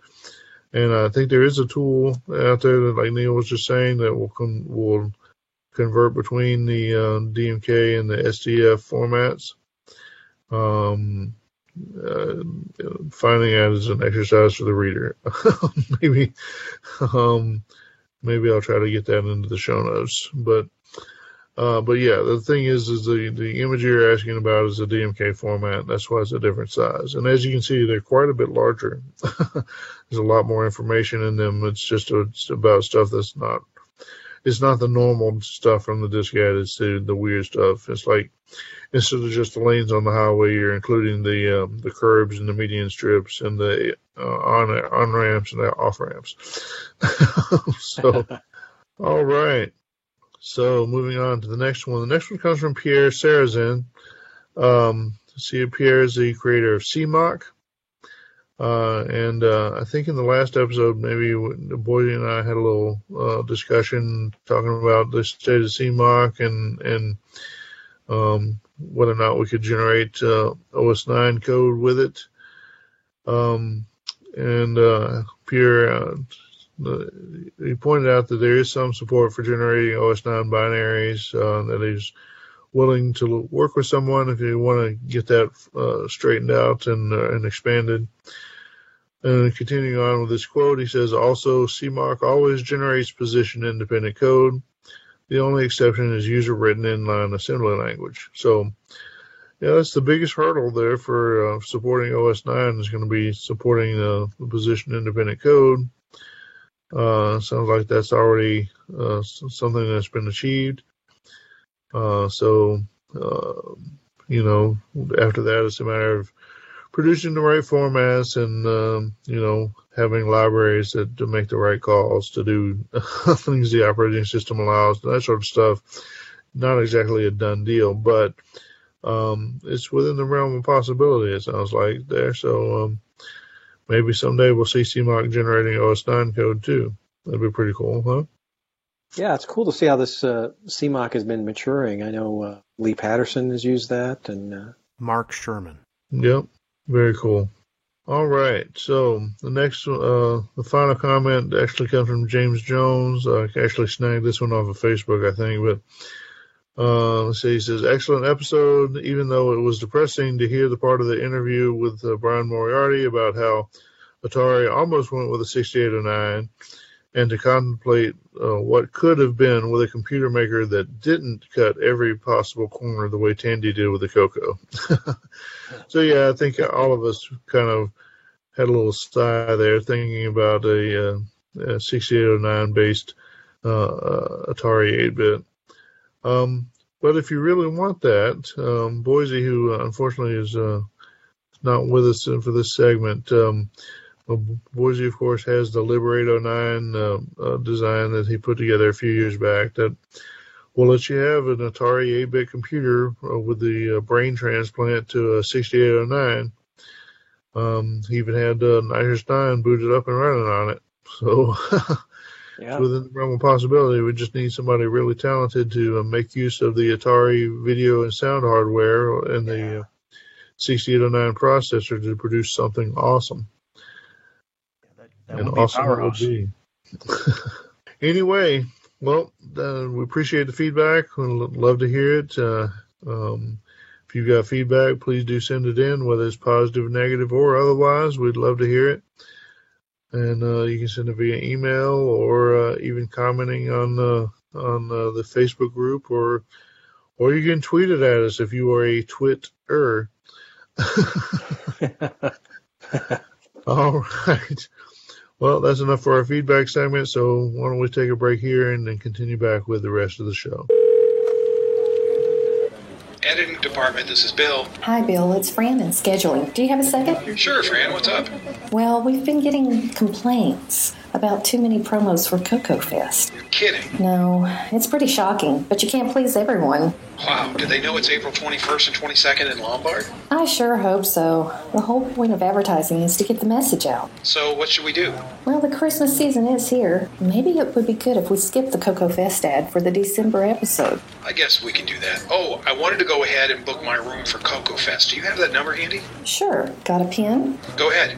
630 630 629 629 1500. 1500. Got it. Anything else? Yeah, what's that new tagline you're using now? Cocoa Fest. Make it your own. A Christmas gift from Radio Shack. Before Christmas, they claimed they were bored. But then I found Radio Shack's incredible selection of electronic games. He's rescuing the fair maiden with the Kingman game. She's exploring dangerous new worlds with Zackman. And with the Alien Chase game, he can do space battle with an opponent or by himself. There are more gifts if anyone's bored. I was! Fascinating electronic games from $7.95 to $59.95. Only at Radio Shack. All right, welcome, Cocoa Cruisers. We have a real treat this episode. We have collected a panoply of Cocoa contributors from the community at large, a number of whom you're familiar with, either as previous interviewees or guests on this show, or as comment or regular guests on the Cocoa Talk Live each week. I don't know if we have anybody totally new here, but you know, if nothing else, we might see somebody you've seen on the email list or on Facebook and get a chance to hear from them. We are recording live. We're actually recording video this time because we are streaming to our Facebook group. So that's a bit of an experiment, and we don't know how that's going to go. So far, so good. The last time we experimented with the streaming to Facebook, it was a totally off-the-cuff thing, and within 3 minutes of broadcasting, we had people commenting and whatever. That just kind of stumbled across it, but those were a little disappointing because we just shut them off. But anyway, here we are. We've got 10 or 12 people in. Let's see, should I go around and introduce who we've got? Of course, we got me, John Linville. I see, just reading from the participant list, we got Bill Noble of Nitrous 9 fame. Hello. Boise Pete of General Cocoa fame. Glenn Hewlett. Grant Leedy. Is it Leedy or Leidy? It's Leedy. Leedy? Yeah. He's the Skype operator there for Cocoa Talk. You got Jim Brain of Retro Hardware fame, John Strong, L. Curtis Bull, not a Spaniard. That's a L like a first name, but Mark Overhauser, Mike Rowan or Myro, Neil Blanchard. Those are my normal partners. We got Steve Strobridge. How's it going, eh? And the Timberman himself, Ron Delvaux. Ron's Garage. Yeah. All right. Welcome, everyone. And I hope we're, like I said, this is an experiment, but I hope we're going to have a good time. We have joked about maybe we should have some sort of drinking game going on. I hope everyone has their favorite adult libation available. Oh, Ron's going to get his. I want to get the keg. Yeah. So just to justify the gathering here, we're hoping to have, it's the end of the year. It's going to be our December episode. We're hoping to have kind of a year-end review or a combination, like one of those TV shows they put on at this time of year where they talk about the year past and maybe forecast a bit for the year ahead. I think we've had a pretty good cocoa year, so hopefully there'll be plenty to talk about. So how's that for an introduction? Anybody have any initial reactions to the topic? I guess it's good to do a year in review, and I'm looking forward to see what other people on the panel will predict for the future year. Yeah. Yes. Neil, it looked like you were going to say something. It's been a great year. Good cocoa year. Kicked a lot of new things off, new projects, events. It has been a cool year. Let's see. So I've brought up the show notes for the past 11 episodes. We could hit the highlights, discuss some of the highlights from those show notes as a starting point, or if anybody has something else they'd like to talk about, a favorite point from the year past, we could start somewhere else. Anyone? Oh, well, there's two obvious things, one of them being Cocoa Fest and the other being Tandy Assembly. So both worthy of year-end review discussions, I think. Sure. Rainbow. The potential rainbow revival, that'd be a cool topic. Okay, well. Broadcasting live. It does seem, I think this year, it seems to me like, according to discussions I've had with a number of you, that there's significantly increased interest over the past maybe 12 months than there may have been in the past few years. I don't know if that's true or just a perception, but I definitely think there's been a lot of activity the past few years, for sure. And definitely, this year's kind of been the biggest one. I'm just looking back here from our episode 20. I guess that was back in January. Then one of the news items was from someone we didn't know much about then, Mr. Glenn Hewlett, talking about how he was translating Space Invaders Intel 8080 code to Motorola 6809 code. That was a cool project, and that was also the start of the Pac-Man port, done the same way. Glenn, how do you feel a year later from that project? You still think that was a cool thing? Oh yeah, definitely. A lot of fun, a lot of work, but a lot of fun. I think actually, this Christmas break I'll start probably going down the Defender road. So very cool. Maybe make this a yearly thing. I don't know. You might have to get an original one going here so we can pay you, though. Yeah, maybe one of these days. Yeah, Patreon for binary translation. I'd just like to say a real quick thank you to Glenn Hewlett for all he's been doing with not only these transcodes, but also his MIDI project now supporting sound and putting sound in the hands of perhaps the non-musical people. So thanks for all your contributions, Glenn. And your blog. Definitely. Blog's great. Loved your Interrupt articles. That's fantastic. Thanks, guys. It's nice to I hear. learned a lot from those blogs. Some great contributions to the community, that's for sure. It's been a good year. I suddenly feel inadequate now, so yeah. Get with it, L. That's a personal problem. Yeah.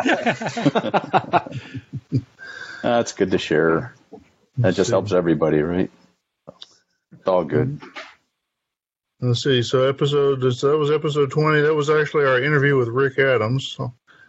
That was a good interview, and I think we helped nudge him into joining us for CocoFest.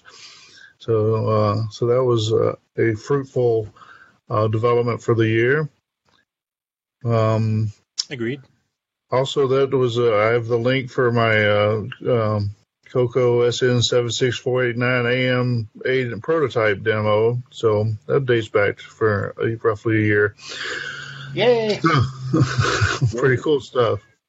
And I saw your announcement today for those who are interested in one or two. Oh, yeah. I finally got my stuff together. We can actually proceed for Thank you. Yeah, definitely. I know John Strong ordered a number of PCBs as well. So he should be able to do production on whatever he's got in mind for that hardware. So the year ahead should be cool. I think, judging from the numbers he ordered and what he says his practices are, he said he had 2 games, but I suspect he might have 3. So he's got a lot of orders. That'd be cool. Well, let's see. Moving on to episode 21, which was February, I guess. Let's see, what's in here? Oh, so that was the Verilog module for a cycle-accurate implementation of the Motorola 6809. I guess that's been fed into at least some of the FPGA projects now. Both of them. Both of them? Cool. So I think that was a big step for those projects, in my opinion. Very cool to have that. Also, that was a month where we had, let's see, 1, 2, 3, 4, 5, 6, 7, 8 different entries in the news items from Alan Huffman. Alan, he appears on the scene and just blasts out there. And it's kind of like a ninja. He'll appear out of nowhere, just throw out about a half a dozen things, and then just disappear again. Exactly. He's the following month, he had also similarly 1, 2, 3, 4, 5, 6, 7, 8, 9, 10, 11, 12, 13, 14, 15, 16, 17, 18, 19 separate things that I listed in the news items from his. And that was just on Tuesday. Yeah. Let's see. That was let's see. I've got the Simon Jonathan 4-voice music player, 50% CPU free. So Simon was at work 10 months ago on that. Let's see. Man, that's been 10 months ago already. Yeah, I think so. That's episode 22. This year just flew right by. Yep, it has. So, the death of the CRT display technology. What does that mean for classic arcade machines? You guys are using your CRTs for these days, or has everybody moved on to LCDs, or what? CRT forever. I've still got one CRT yet on my Coco 2. Yeah, I still got my Magnavox and my NEC Multisync 2, and then I also have some LCD stuff, so I use both, depending. Yep, I have 4 CRTs. I've still got some around. I think I saw a news story just recently on how they're getting more rare and more expensive because, some people do still want them, but they are dying. So hold on to them if you love them. Yeah, my one big takeaway from Tandy Assembly was getting that CM8 at the 11th hour from Ron Klein. So been wanting one of those as long as I've been back in the hobby. So oh yeah, those are pretty. That was cool. a score, Stevie. Neil seems to have a few. I can see. Let's see. Yeah, just a couple. Hanging on to them. Neil, count them up, Neil. I'll count mine up. How many you got? If we were to do some type of we were doing some type of heat I think we map should. over Canada, we'd see a big red spot right over Neil's house.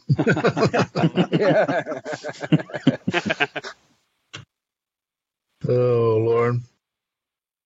Well, let's see, moving on from there, that takes us into April. Of course, that was Cocoa Fest month.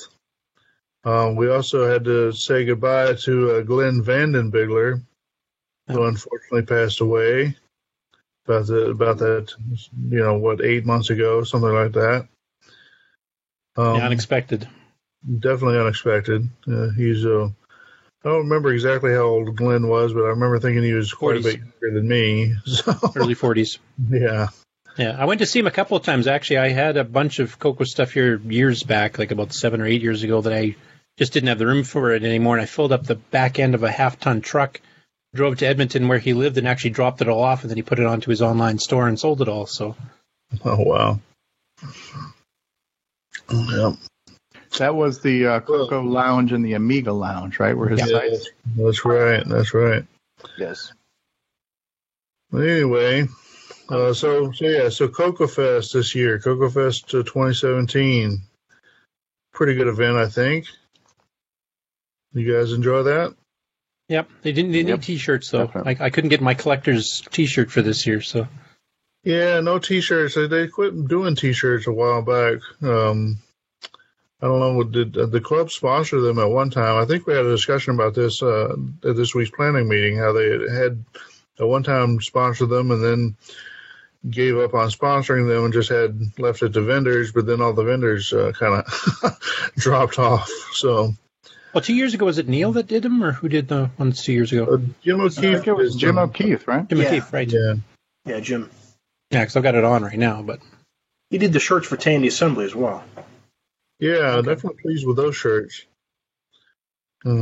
Luckily, I got two. I got the designer tan color as well. Yeah. That was just for staff, right? The staff. Yeah, exactly. Staff only. Yeah. Very prestigious. So any general thoughts on Cocoa Fest? Any improvements we want to make this coming year? Or we'll just take a pause here and discuss Cocoa Fest. We discussed on the other show earlier today. I like the idea of me having a tour of the vendors because a lot of people are so busy attending seminars and stuff that they don't get a chance to really get around, and sometimes the vendors aren't there because they're attending a seminar or talking with somebody else. You're walking by an empty table and kind of going, I don't know what this is. It looks cool. So I kind of like that idea. Yeah, I thought that was a pretty good idea. I haven't messed with the schedule yet, but I think that might be worth doing for an hour, maybe in the morning or early afternoon or something like that. Yeah, sometime when there's no seminars on, so that everybody has a chance to. Also, make a good couple of group pictures. I figure if we're all in there at once. Not only for a live stream, but just even for recording for other people. Yeah, so I think it makes sense to try to accommodate that. I think that would make a great commercial too for like the following year, because if you have like a little bit of a video of just a room full of people buzzing around different tables and exhibits, that might want to inspire somebody to be an exhibitor the following year, you know? Yeah, you could jump cut between them all and do a nice commercial. Yeah, that's true. Alan Huffman used to do those videos kind of like that, and maybe we could edit up something similar, or whoever does the video could do something similar and use that for promotional stuff. That'd be good. Yeah, Myra's not busy at all, so he could do it. I was going to say, we'll make Mike do it. But yeah, so we're going to try to have some good speakers, but maybe try to be a little more selective than we've been if we to pad the space a little bit, either that or try to find some different times that we haven't usually used, like in the evening, to spread things out a little bit more. Because, like I said, we get some complaints about the speaking schedule being too packed. It's kind of a good problem to have, right? To have people want to talk about their projects, but you have to choose between talking to the projects or looking at the projects. So that's why I always said Cocoa Fest needs to be a couple more days longer. Longer would be cool too. I don't know how much appetite there is for that. I could be talked into it. But we might have to just do that on our own at some point. Yeah. It would be nice if it opened up on a Friday evening. Set up on Friday afternoon and then be open for the show in the evening. Yeah, I don't know how practical that is in terms of renting the space or whatever, but yeah, that would be kind of cool if you could get set up during the day on Friday maybe and kind of start the festivities at 5 o'clock or something. We already kind of start the festivities at 5 o'clock, go to dinner or whatever, but or drinking in the lounge. Yeah. Yeah, an open bar would be nice. Maybe not in 2018, but maybe the following year or whatnot, there might be a need to consider another venue, because that venue is, if you want to continue to have a place to do the big auction, then that main hall was kind of, it was getting kind of full this year, and I expect it may be even more full next year. Yeah, like I said, as long as we continue to have the good problem of growth, then we have to consider those sort of things. The main thing that had us there to begin with, because it was very cheap, and then the price, I think, went up some. But I'm not really privy to all of that. But we ended up staying there rather than following VCF Midwest out to their location. I don't know who's scouting locations, what else might be available. It seemed like Chicagoland might have a few other options besides 2 different places, but just thinking. But I don't know. We'll see on that. But yeah, I think, like I say, just cliche with Cocoa Fest is mostly about the people. We get the people together and see what the people do, bounce off each other. So that's really the important thing. Get some people in, let them talk about the projects if they want to. Hopefully have enough room for the people who really want to talk about projects, at least get to talk, if nothing else. Leave some space open. Maybe even let a few people play their banjos or whatever. Hey, John? Yeah. Have they ever done like a session, like a half-hour session or a 45-minute, and have, like, if there are a bunch of people with projects, give them like 5 or 10 minutes just to introduce their project before, a set, audience, and then anybody that was interested could follow up with them later. So can get a few minutes. Yeah, I don't think we've ever done that. I would call that like a lightning talk session. Yes, like a lightning talk session. Couldn't remember the phrase, but yeah. I mean, just, you could have 10 people just give a 5-minute spiel. There you go, you got an hour, and they go, oh, yeah, I want to go number C, number 4, and number 6. So. Yeah.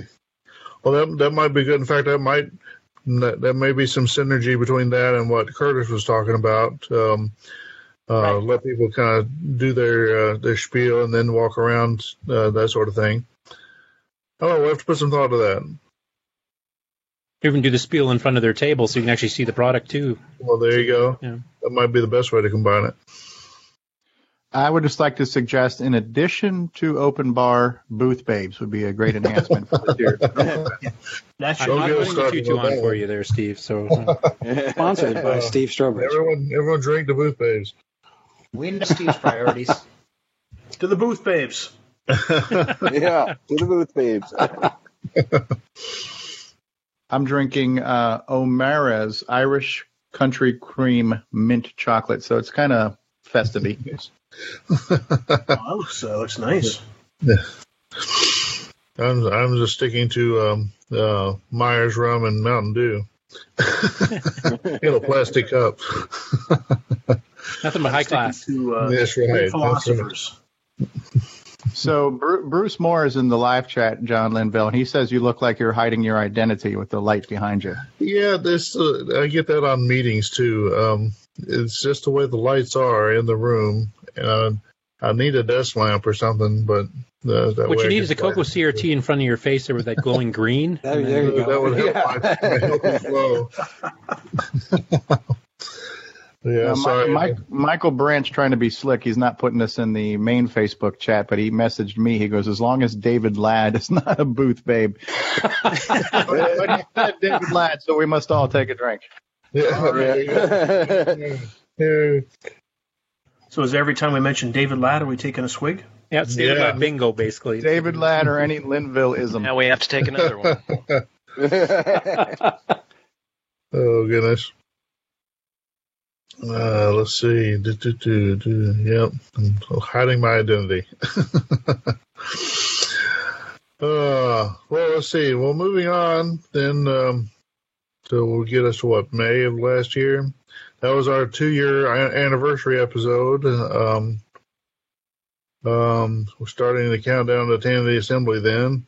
Congratulations on that landmark. Yes. Yeah. Let's see.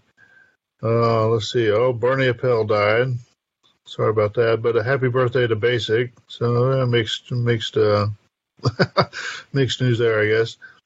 Let's see. I have a news item about something called Coco Talk. Let's see. I guess you guys were. It'll never last. Just hitting your stride about that time. And by stride we mean tripping over our own feet. Go ahead. First best. Let's see. Z80 Physics is like old-fashioned Unix. Included out for the Fuzzix, whatever. Let's see. Debugging 33-year-old code from a 1984 episode of Airwolf. You remember that story? Yeah, that was a cool video. Yeah, that was pretty cool. Let's see. New version of Coco SDC Explorer. At that point, it was 0.30. Someone named Glenn Hewlett talking about compiling sprites for the Coco, and more about his transcodes project. Oh, Coco VGA 64 column mode from Brendan Donahue. And I know that's been back in business there, in the news today or recently.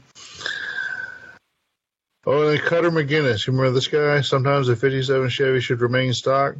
Yeah. All right. Yeah, that was a great discussion. Yeah. Yeah. Oh, well, let's see. When is a Coco too much Coco? Yeah.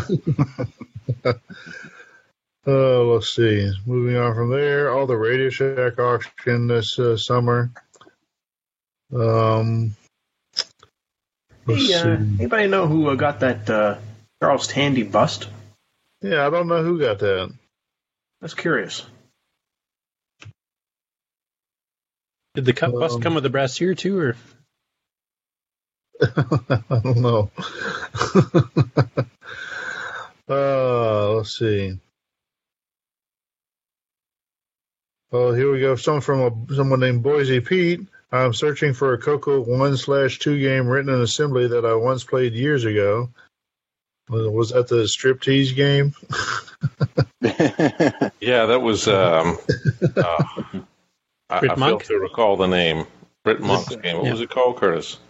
I think it was just called Striptease, wasn't it? Was that? I think it was Striptease. Random number generated thing. Yeah. Which I went and disassembled it to find where the decision branch was for failing and patched that, and I was able to finally see what she looked like. And was it worth all the effort? No. It probably would have been 35 years ago, but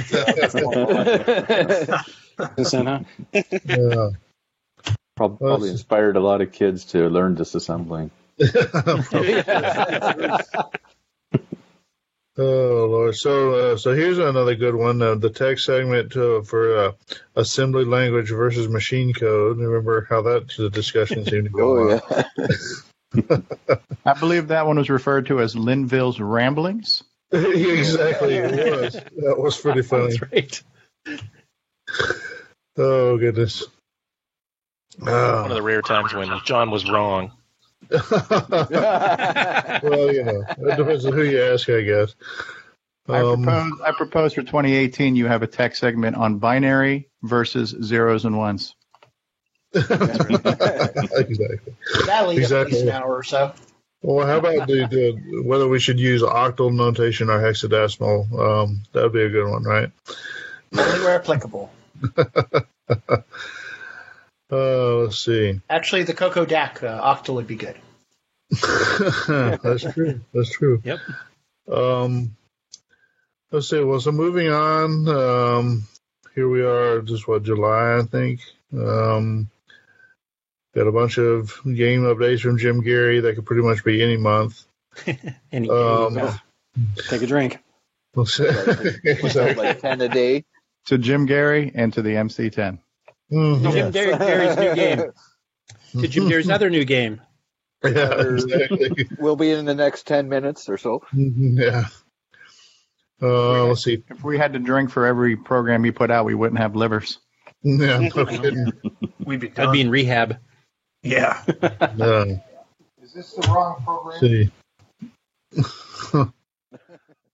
Let's see. Oh, that's a cool month.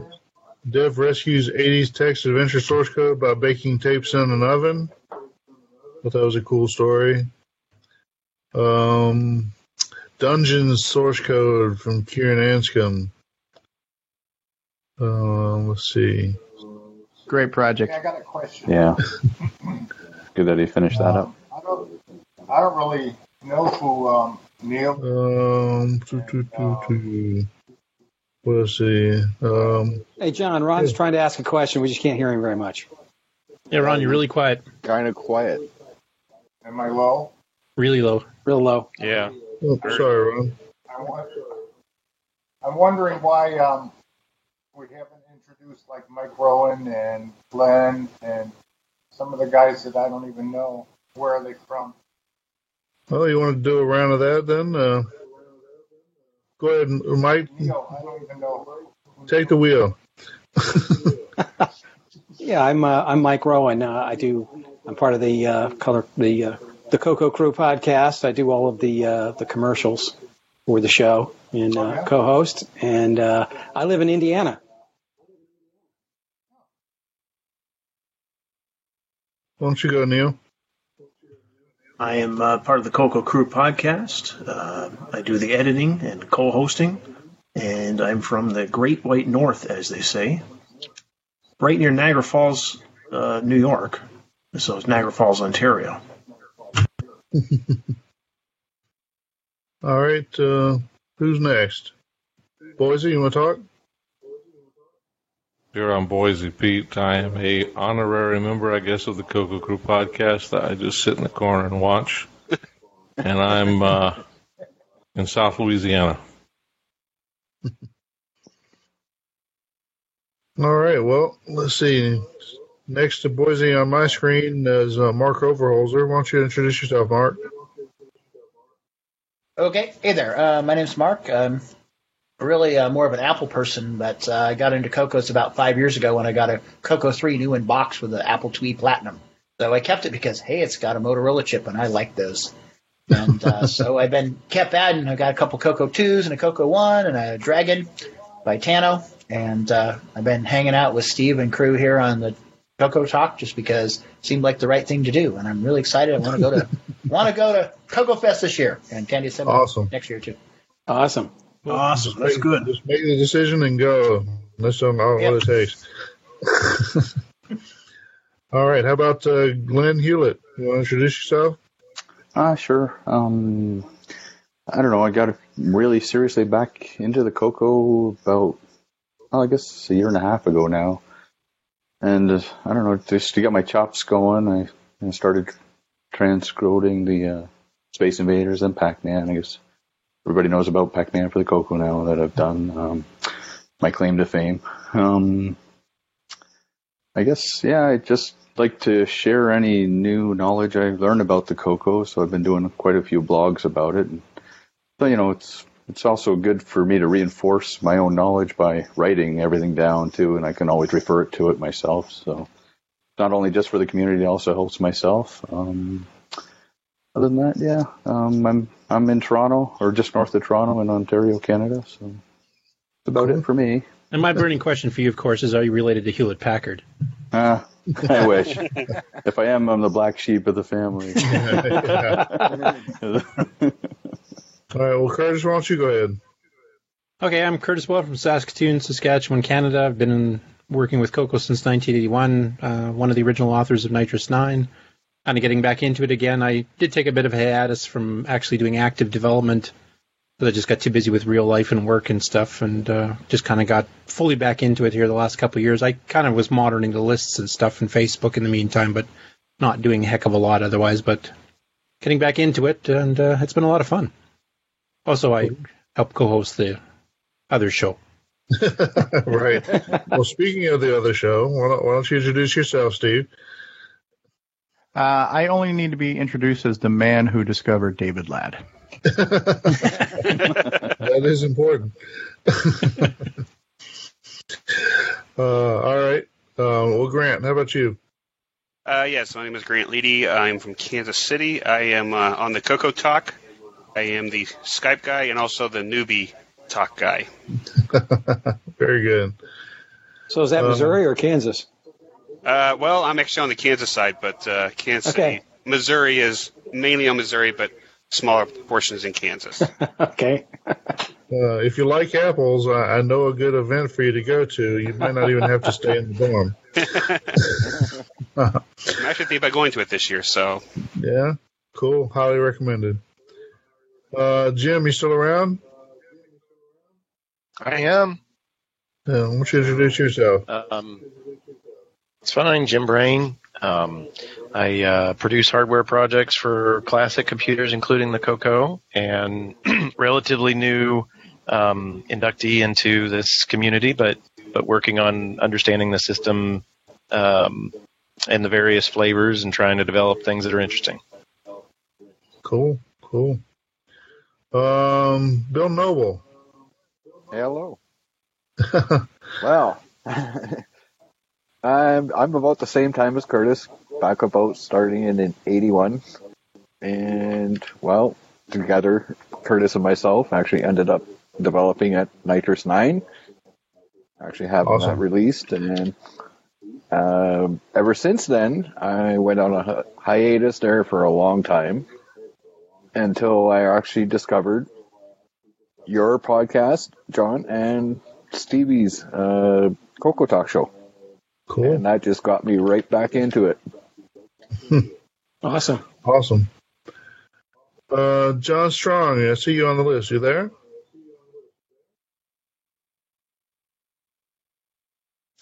He's the strong, silent type. Very silent. Yeah, extremely silent, yeah. Oh, well, maybe we'll come back to John if he joins us again. I'd just like to second Bill Noble's comment there. The Coco Crew is really what got me back into the Coco, too. The tech talks, really, that John Linville was giving it.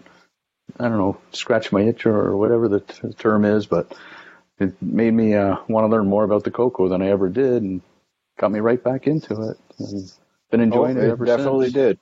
Cool. Yeah, exactly. Great to hear. Yeah. Good to hear, yeah. Yeah, definitely appreciate that. And that's why we were here. Well, our main reason, of course, we started to promote Coco Fest, and now we promote Coco Fest and Handy Assembly. And we're not sure if we want a third, but I suspect it might be a Florida Fest eventually if Steve has his way. But preferably in the winter months. Yeah, because he said scratch the itch, we all got to take a drink. That was the Linvillism. There you go. Yeah, there we go. Well, let's see.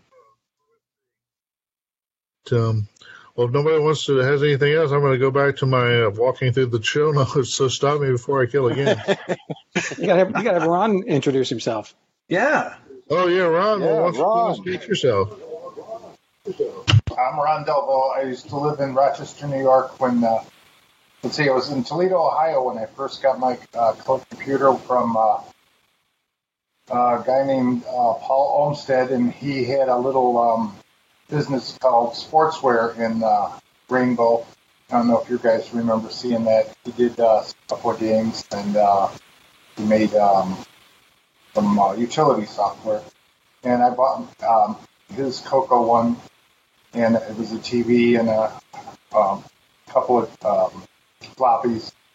That's how I got started, and then I got a MC10 and worked on that for a while. Sorry, whoever. But I got I collected a bunch of machines. They seem to be cheap. I love them. I got a Coco 3, wonderful. I had been on 2 for a while. And I went to Chicago Rainbow Fest in '84, and I got to meet Lonnie, and I think I even met, what's his name? The guy that hates the MC thing. Steve York. What's his name? Oh, Steve York. York. Yep. Yeah, Steve. I met him. Although it's been a long time since I was there, but I thought he was another person. But I also met Spectrum Projects guy. Bob Rosen? And, walked around, took pictures. It was a bunch of fun. And that kept me in it. I pretty much stayed in it and always had a Coco and always been playing them. And always we had a club in Toledo, Ohio, which was big. We did a lot of outreach. We went to a festival one time in a mall, and Radio Shack worked with us, and we probably had 30 different people set up their computers, and it was pretty amazing back in, I think that was like 86. And that was a lot of fun.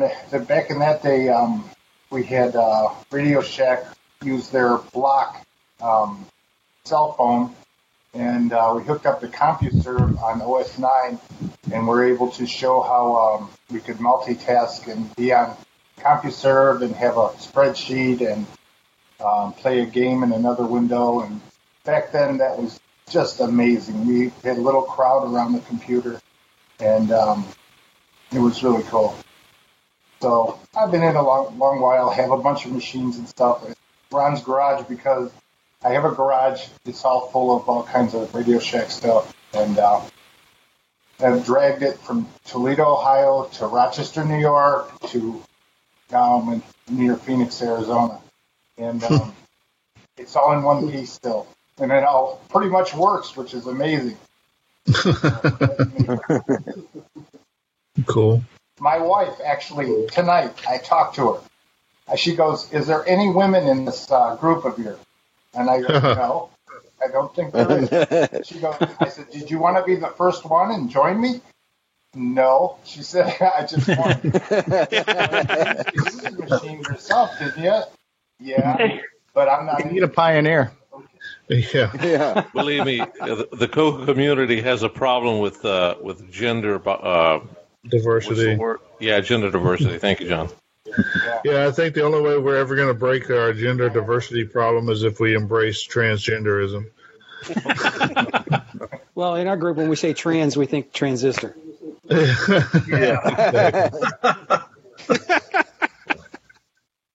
That was worth drinking, too. That's a new one. Yeah, there we go. Yeah. Wow. All right. Well, back to some of my review stuff. Looking at the episode. John, can you hear me? Yep. Hello? You mind? Yeah, go ahead. Can you hear me now? Okay. It just the laptop for some reason wasn't doing the audio, so I switched the phone. And so I'm John Strong, and originally from Indiana, but now in Charlotte, Michigan. And I do video games, do cases, and a little bit of hardware design. Guests whenever I can on Coco Talk or the Coco Crew. Yep. Cool. And you're building some games with some music in them, right? Yes. Alan sent me some sample music he's supposed to be working on. He's got through his busy season, so hopefully we're getting back in the Coco and getting to write some music for me. And get 1 or 2 games available for the Coco Fest. Awesome. John. Yes. John, do you live near Hell, Michigan? Hull's about 50 miles away, I believe. And it's cold there, I understand. It's cold at times, yes. All right. Okay, well, so back to the year review here from about 5 months ago. I see a story from Rick Adams. Could someone figure out what code I must have written all those years ago to make that sound? If you remember that, he was trying to recreate a sound from his high score screen, I think. See a little farther down. Let's see. Who did You Got Your Cocoa Yet? Who did that?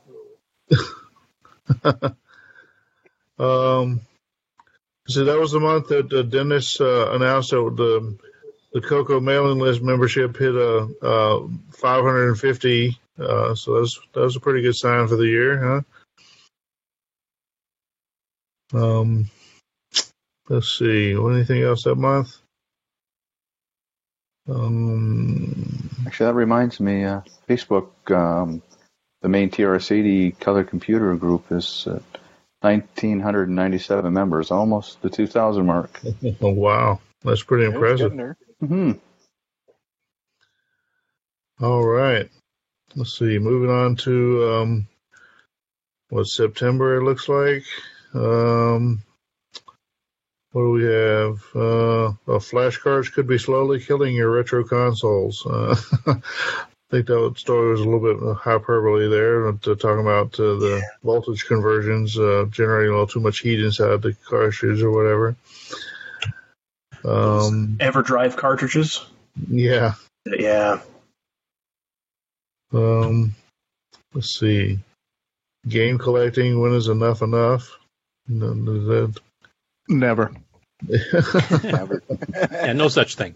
Oh, yeah, the Coleco Expo was a complete train wreck. I'm so glad that didn't happen at Tandy Assembly. I was a little nervous at that point. Let's see, and then the CMOC now supports floating point under Color Basic. It's kind of a cool approach he's got there, where he just hooks the libraries into the ROM code for the color computer's basics floating point values. That's kind of neat. Definitely saves coding time. Yep. Yeah. All right. Well, let's see. Coming up, let's see, the 28th. Maybe this was actually September. Maybe that was August before that.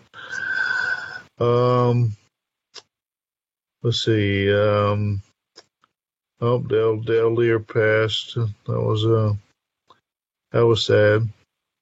Yeah, that was a loss. Big time. Yeah.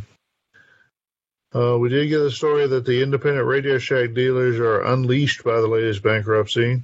I don't think he's trying to snatch victory from the jaws of defeat there, I think, but let's see. Sprite compiler for the Coco 3 from Glenn Hewitt. That was Gene Hiskett's message from John Turner. That's a weird story. That was the designs that were released to the public? Yeah. And we still haven't really heard the end of that yet, I don't think. Yeah. Well, it's still not even clear what really happened there.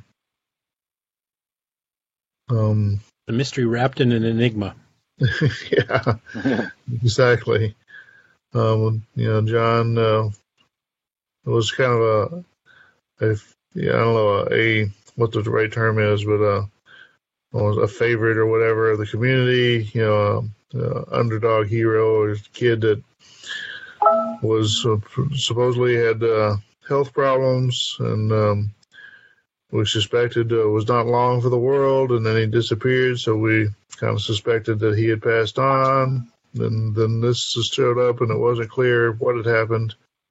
And maybe he had gotten run off with a girl, or maybe he'd run off with a girl and then passed on. It just wasn't really clear. But his father was trying to make his designs available. Urban legend. Yeah.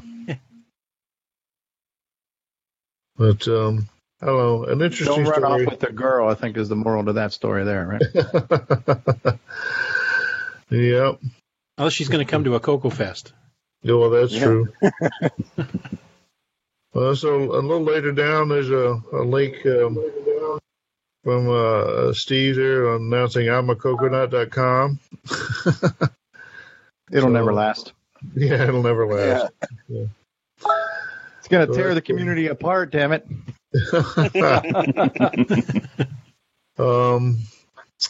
Also, the announcement of Star Wars' software development kit from Mark McDougall, which is not really Coco, but is 6809. Should check back in with Mark, see what he's doing there. But I haven't, so I'll just move on. That was October, I guess. This is, no, that must have been, I guess it was October. No. Yeah, that was no. I don't know what month. That was 28, I think. So 29. Let's see. Paul Schreiber had an interview where he talked about his Modem 1, and Paul recently appeared on the Trash Talk podcast. I'm not sure how they got him when we missed him. Looks like we never really asked for the interview. I think we messed up. Maybe we'll get him eventually. Let's see. Got the EEV blog did a talk on the color computer. We announced that. CMOC compiler supports 32-bit arithmetic. Resurrection and a Bomb Threat, the game. Pretty cool stuff. Let's see. Coco PSG initial release, and I made my Game Master cartridge initial offer. So that's cool. So this brings up a theory. Since we've never had Ed Snyder and John Linville on the same thing at the same time, are they really two different people, or is this like a Clark Kent Superman situation? Well, him doing that Infocom work all of a sudden makes you wonder that. Yeah, exactly. Cards, Infocom, I'm sensing a thread here. Yeah, there's something going on there. Put on some glasses, John. Let's see what you look like. Nothing handy, sorry. Gosh, it seemed like... That's his cover story. Sticking to it. Oh, yeah, so a couple back, I missed one talking about the people challenging the world record on that Atari game. Dragster or whatever. And for those of you that are fans of Ben Heck or Ben Heckendorn, who does YouTube videos with hardware projects, and some of which are vintage, whatever, a lot of them are microcontrollers and such. He's recently done some video where he's working to somehow do some hardware analysis of the Atari 2600 playing that game in order to verify whether or not that world record actually is possible. Supposedly working under the auspices of Twin Galaxies, which is the record-keeping organization for video games or whatever. So anyway, that's kind of funny. I noticed we have someone new that joined us. Hello. Yeah. Who's Hello. new? What's going on? Oh, hello. Who is this? Hear me? Melanie. Hi, Melanie. Hey. Why don't you introduce yourself? I'm listening to the Marsden Theater. I'm just wrapping some Christmas gifts. Cool. I heard you used a Coco back in the day. Yes, I did. Oh, awesome. That's what we want to hear. And I still use a old. Oh my God! It's a Wise Terminal at work right now. Oh wow! Oh my God! ASCII forever. Run a cyclotron. Awesome. It's an old 80s cyclotron, so it can't be changed to a new computer system. Very cool. For those listening and watching this, Melanie is my sister. Yeah. Oh, okay. Set up. Yeah, there we go. Now we got it. That's all right. Let's delve into I was just to say, by the our- sounds of it, she is more tech red than the rest of us here. So. Gender diversity has been achieved. Yeah, there you go. Oh, Lord. I can run a Switch on the computer, but I can't do anything else. Well, that's all right. Well, welcome to the podcast.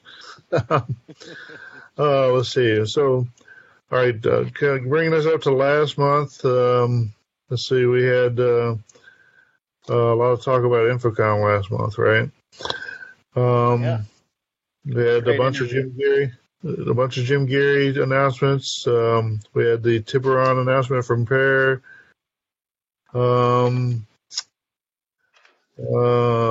Let's see, more Jim Geary. The Forest of Doom launch party from Coco Talk 32 that was mentioned, and Timberman ready for pre-order. I didn't know you could order, Ron. So 3 sizes. Ron, how much is it to ship you? The small version. Yeah. Small version. So, but no, that's cool. Some activity going on in the game development. I know we talked to Bruce more about Forest of Doom. Had a thrilling gameplay by Steve on Coco Talk today. Some assertions that he was using an illegal lug device shoved somewhere it wasn't supposed to be. Special non-random generating ROM or something. That's my hardware project I'm bringing to Coco Fest, by the way. I think you can leave that one at home. Oh, Lord. So, yeah, this was, we haven't done the news segments for this month yet, but which will be weird for the people listening. Will have probably heard the news segment by the time we put this on the podcast. But anyway, that pretty much brings us up to date, at least within the last month or so. This month will, not surprisingly, have a similar number of Jim Geary. In fact, maybe even a few more Jim Geary releases.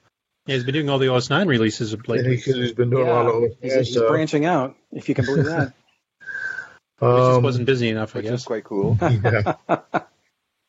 Also we'll have let's see, the PinFest 2000 picture trove been released, and with the mysterious John Linville maybe in some of those photos. Maybe that's right. Yeah.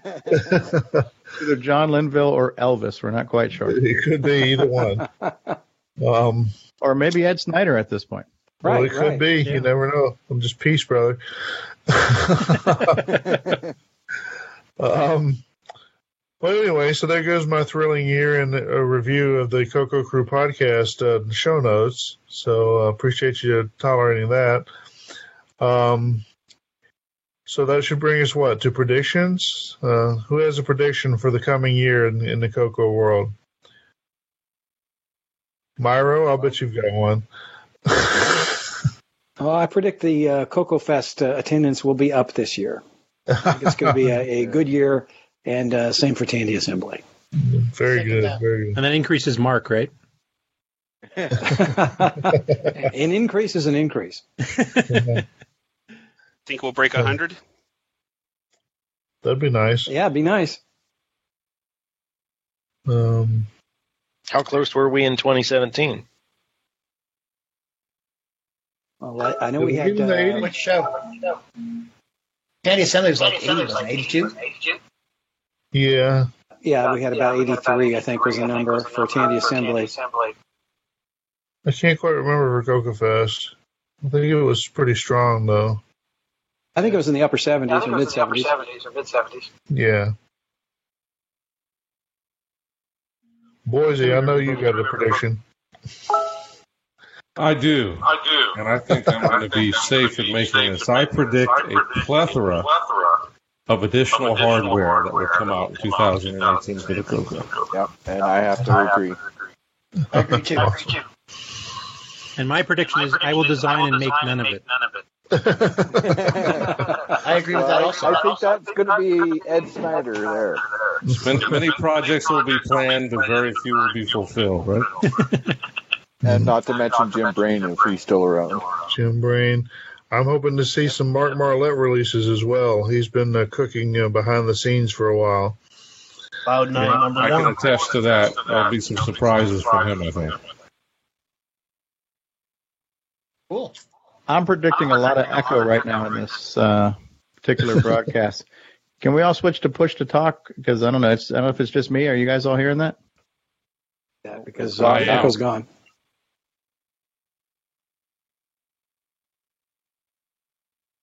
I'm looking forward to more hardware. I'm looking forward to more software.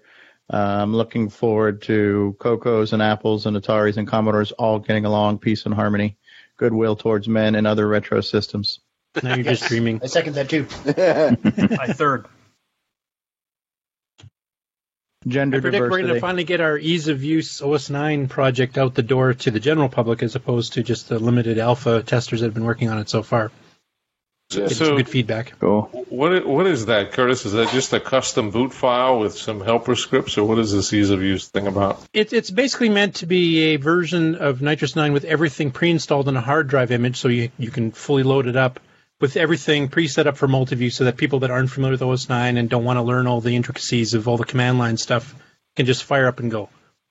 It was basically championed by Nick Marentes because he's always complaining that every time he tries to run somebody's install script for a game, it doesn't work and errors out because this file wasn't in the right directory and all this kind of thing. So it's kind of do a pre-install of everything known to man.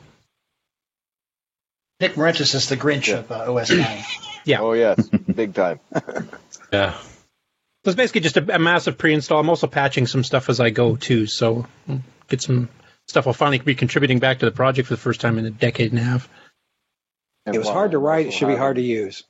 And also having the entire library of what we can find for OS 9. So, I like in the live chat there, it looks like Bruce Moore is, he says, I predict a major fight between some Coco people. Like every year, right. I want tickets. Front row. That Bruce definitely likes to be the peacemaker for the most part. Yeah. I know he and Eric G got in a little bit of a scuffle on Facebook not too long ago. But that's pretty funny. I predict Stephen Disney will rejoin the Coco community. Oh, God. With all those magazines he ran off with. Wouldn't that be funny? Just show up and say, I'm fulfilling these subscriptions. I predict the Coco Cat is going to make an appearance, either at Coco Fest or Tandy Assembly. Oh, now that would be cool. Neil is lucky that I don't know a costume maker, or I would be giving them his measurement. Maybe Neil's got the costume. You never know. Neil might know people. Neil, did we ever confirm whether Coco Cat was a male or a female? No, I don't think so. I thought you said only Steve Bjork knew. I don't remember it being anatomically correct. DDoS had a cat command. DDoS had a cat command. Familiar with it? No. Do a directory. Concatenate? In a horizontal Unix cat command? Yeah. Oh, you doing the Unix cat command? Control C. You ever see that Unix's sexy command line all strung together with his a finger and poke and stuff like that? Yes, the dirty side of Unix. Yeah. Oh, goodness. Well, I'm predicting that I will have a software project finally to release to the community. Will it be some version of Space Invaders? There's a strong likelihood of that. Or a similar thing. That looked pretty cool. I thought that was neat how you said you found that. Yes, actually, that was a good thing, Steve. I'm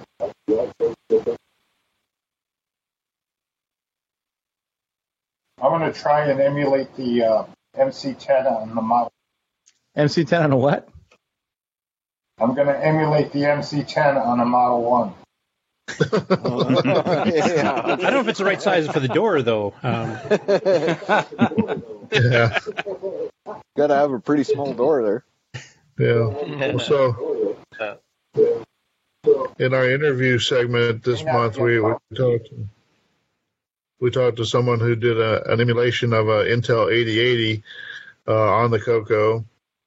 And of course, we've seen that also from before with someone doing a CP/M emulation on the Coco. So it's not impossible. Yeah, some of the CP/M stuff. I remember his version of Turbo Pascal actually worked at a fairly decent clip too. Yeah, actually, it wasn't bad. Yeah, pretty good. Is this software only really simulation? Yes. Yeah, and it's under OS 9, but you could run WordStar. It was awesome. Turbo Pascal, and I think you ran Zork or Zork 2 or something. And... Yeah, Zork was the one that I saw. Yeah, there's a bunch of YouTube videos of him running it actually. Can't remember the fellow's name though. Do you remember, Mike?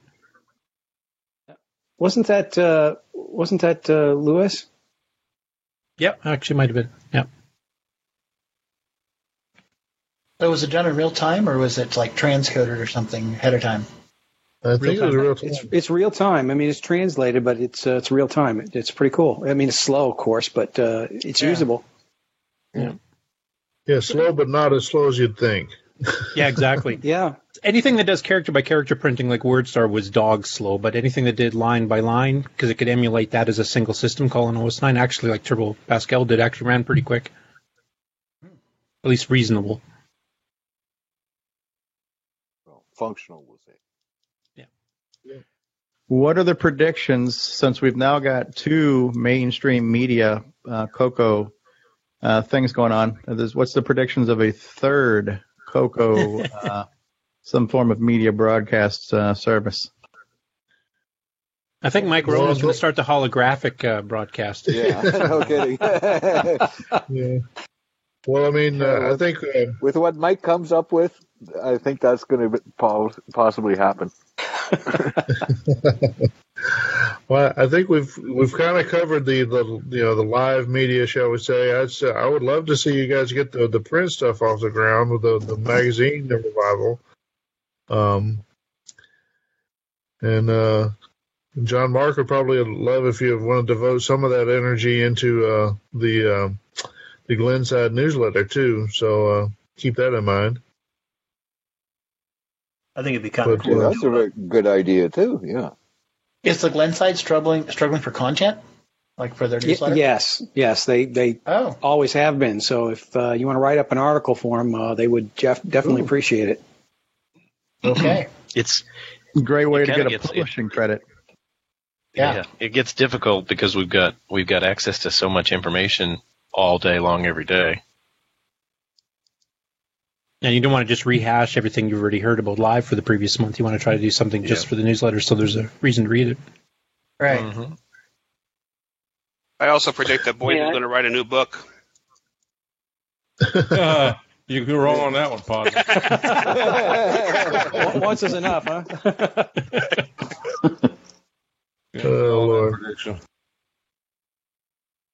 Well, I've got to predict that the no programmable gateway systems will take off and do a little better than what they have been. Well, it's possible. You're doing your part with giving them a case where they actually look like something other than a random circuit board. I think that's helpful in a lot of people's minds. Definitely. Yeah, could you see my video so the guys see it or not? No. I didn't see a video. I saw the pictures you posted. Yeah, the picture looked nice. Okay, yeah, Blue Jeans is not running good on this laptop, so.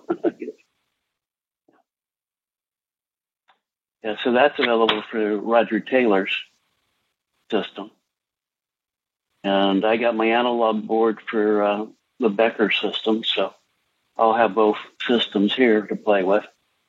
Yeah, well, I think I'm going to be ordering a case from you, John. So. Okay. Cool.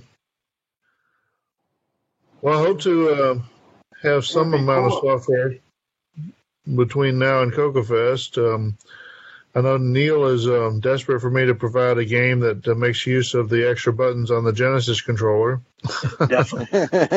That would be nice. I would like to do that. It just seems like there's always something else blocking my mind. But I have a week coming up after Christmas, between Christmas and New Year's, that I can hopefully bury myself in my cocoa, and maybe something good will come out of that. I'll have to scratch an itch or two there. And also Farfall Deluxe, maybe. Take a drink. Yeah, another Linvallism there. Yeah. There we go. But, Farfall Deluxe, maybe. I don't know. Everybody but Neil, I think, is tired of Farfall, but I'm just trying to figure out where you would go with the deluxe version. Like, what would you add? Yeah, the sound chip would be the most obvious thing. At some point, I'd like to take the cartridge design one more step and put some sort of EEPROM on it so you could have high score stays, that sort of thing. Wow. But that's probably not going to be this year. Yeah, or save game states. That'd be one thing that I think would be quite popular. Yep. Actually, they make EEPROM and flat FRAM that's pretty small and pretty tight. It would probably work. So. I have a question about more bomb threat cartridges being produced for CocoFest. For anybody who missed Tandy Assembly, would there be another run of that? I don't know. I haven't quite decided. I think Neil is eager to produce some. Oh, for sure. I'll tell you right now, I'll buy one if you have one available. Well, we'll have to. I guess we need to refresh the code load to avoid the kill screen or whatever. Sorry, guys. Thank you, Grant. I think I might have. I think I've got two more of cartridges that have the kill screen that are already pre-made with the one-time programmable ROM, so there's not much point in changing them. Referring to those as the special edition now. Yeah, exactly. Those will be much more in the future. Yeah, very collectible. Much more in the future. Yes. And you got to. I figure autograph that too. It's more of a production thing. It's like anytime I spend producing other cartridges takes away from the time I can spend on my own cartridges. So it depends on what I have to build and how much capacity Neil or Mike or whoever wants to build them has. It's a sort of a TBD thing, but there'll probably be something available for someone to buy. I'm not going to guarantee that everybody will be able to get everything they want. Just out of curiosity, John, your standard game cartridges like Christmas Rush and Flooded and all the Farfall and stuff, is that all using the same basic board and just replace the PROM, or is it different for each one? Yeah, so far they've all been the same ROM board. So the new board, is the audio board is a different board, of course, but. But yeah, I've got pretty small ROM board, perfect size for just big enough to have the EEPROM on it and a capacitor for filtering the power. and I have a good supply of those. And because if you want to, like, if you're going to be making another run of some cartridges, but you're not sure how many of each you need, and it's all sharing the same board and the same ROM, you just have to burn them. I mean, maybe you can do some pre-orders and say, what's the interest on these certain ones, and you can just burn those ones before you go to the fest and not have a bunch of wasted extra stock kicking around. Yep, sure. I was going to recommend that. Do a pre-order. Yep, that's a good idea. Yeah, that's a good idea, and Neil and I can build them. Yep. Yeah, there you go. So okay. I think that's what we're missing with the Retro Tinker line. There is it's the actual organization. Yeah, you got the cheap Canadian labor covered already. So, well, there you go. I actually think I owe both Mike and Neil some money for some past production that we haven't actually settled on. But we know where you live. But yeah, Steve had sent out an email about a possible another roundtable involving the hardware vendors later in the year or whatever, early next year or something. And he said something about whatever you call John Linville and his group, whatever. So the term is Retro Tinker. That's so if you, it's just on the back of the box. So that's the team name, shall we say? Retro Tinker forever. Yeah, exactly.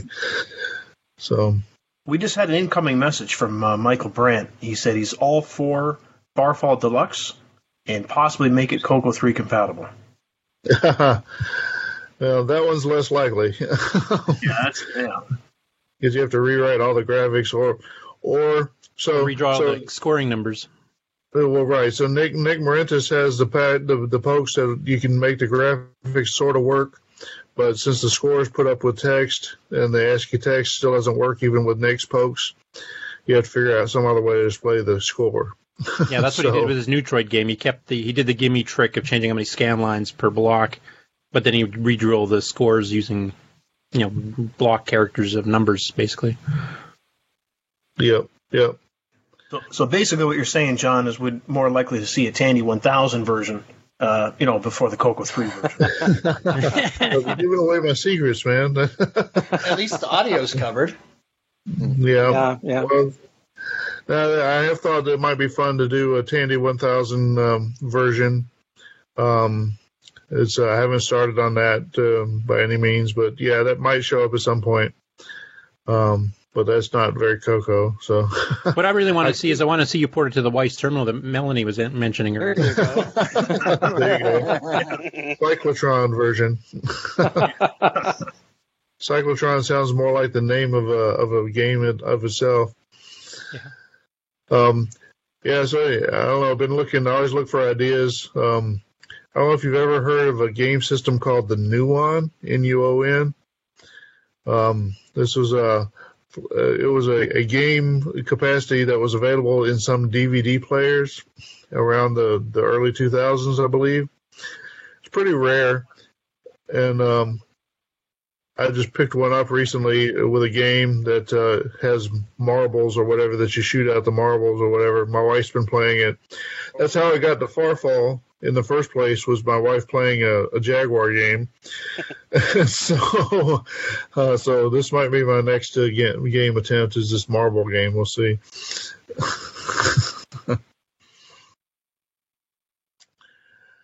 Anyway, who else? Anyone else got predictions or comments? Or starting to see a few tired-looking faces. So. I would like to tackle a game project later after the whole ease of use thing's done, and I keep getting side distracted because I'll start running one of the programs I'm trying to get installed, set up for multi-view, and I'll go, I should patch this and fix this part or add this feature or something like that. So I don't know if I'll ever actually get to one, but I'd like to do that at some point. Yeah. Oh, good, Curtis. Well, cool. For myself, too, I've been sitting on the Robotron source code here for a bit, and I kind of want to get that going off the ground. Neat. That'd be cool. Well, as, like you were saying, Curtis, if John Strong is still on the call, I imagine he sees the same kind of thing, that it's easy to start working with the tool and find a bug or a problem or a feature you want to add to your tool, and pretty soon all your development time turns into tool development time. The game just stays there while you fix your tools. Yeah, well, it just happened to me with Rogue here, because I was just setting up the AF Rogue, and Rogue, of course, can run on resizable windows. And then I ran it as a test and going, why isn't the graphics mode enabled? I have 512K. Why is it running in text mode? So I started going through the code a little bit, and it's because it's got a hard-coded check. It's got to be a full-size screen. It's got to be Type 5 only. So I quickly patched it, and I started looking through the rest of it. Hey, I could add this. I could add it so you could custom change a font on the fly, and, well, that's the rat hole I'm in now. Oh, Lord. What about a wish list? What do we wish will happen this next year? Well, that's good. Attendance over 100 at Coco Fest would be a good one. Yep, that's a good wish. And Tandy Assembly, too. Yep. He finishing his Back game. in the day, I used to the way I used to program was I was in the sign business, and I had a dealership that wanted to put a kiosk in the showroom, and they wanted to advertise a $1,200 trip to Florida, or a cruise or something. So I put a color computer in a kiosk that I made, and it had two disk drives, and it would run a bunch of Max files that I made, and I basically strung them together in a loop, and they would play some music and somebody talking about the trip, and each screen would change, and and it was completely different than like a VCR playing because it was a computer. And they were thrilled about it, and I earned a few $100 doing it. And they bought the color computer and the disk drives, and I made the wooden case for it. Looked just like a video game. Had a glass front to it, and no keyboard though. Just you would start it, let it run, and it would be in a loop. Had a fan on it, keep it cool, which was interesting. And then another thing I did back in the day was I showed pictures on the show your computer thing of I took a DT1, looks like a Model 4 data terminal, and I put a color computer in it, and that was interesting. It was a challenge because I didn't know how. I'm not an electronics guy, but I can throw stuff together. So I took a TV, took out the monitor out of it, and put a TV in there, black and white TV, the same size. And then it was black and white, though. I didn't have color. This was in the 80s, so my first color computer wasn't being used much, so I tore that apart and put the color computer in there, and hard drive or a disk drive controller and 2 floppies, and it was an all-in-one Coco, and that was fun. I got a picture of it on Show Me Your Coco. The only picture I have, and I didn't even realize I had it, but that was fun to do at the time. One of the things that I brought to our club meeting, and everybody thought it was really cool, and it was good for a week. That's it. Hope you could hear me louder. I turned the volume up a little. That's pretty cool. Yeah, sounds good. Yeah. Yeah, you sound better, Ron. Sounds good. Yeah, you sound better, Ron. Okay. In the live Facebook chat, we have 2 orders for bomb threats.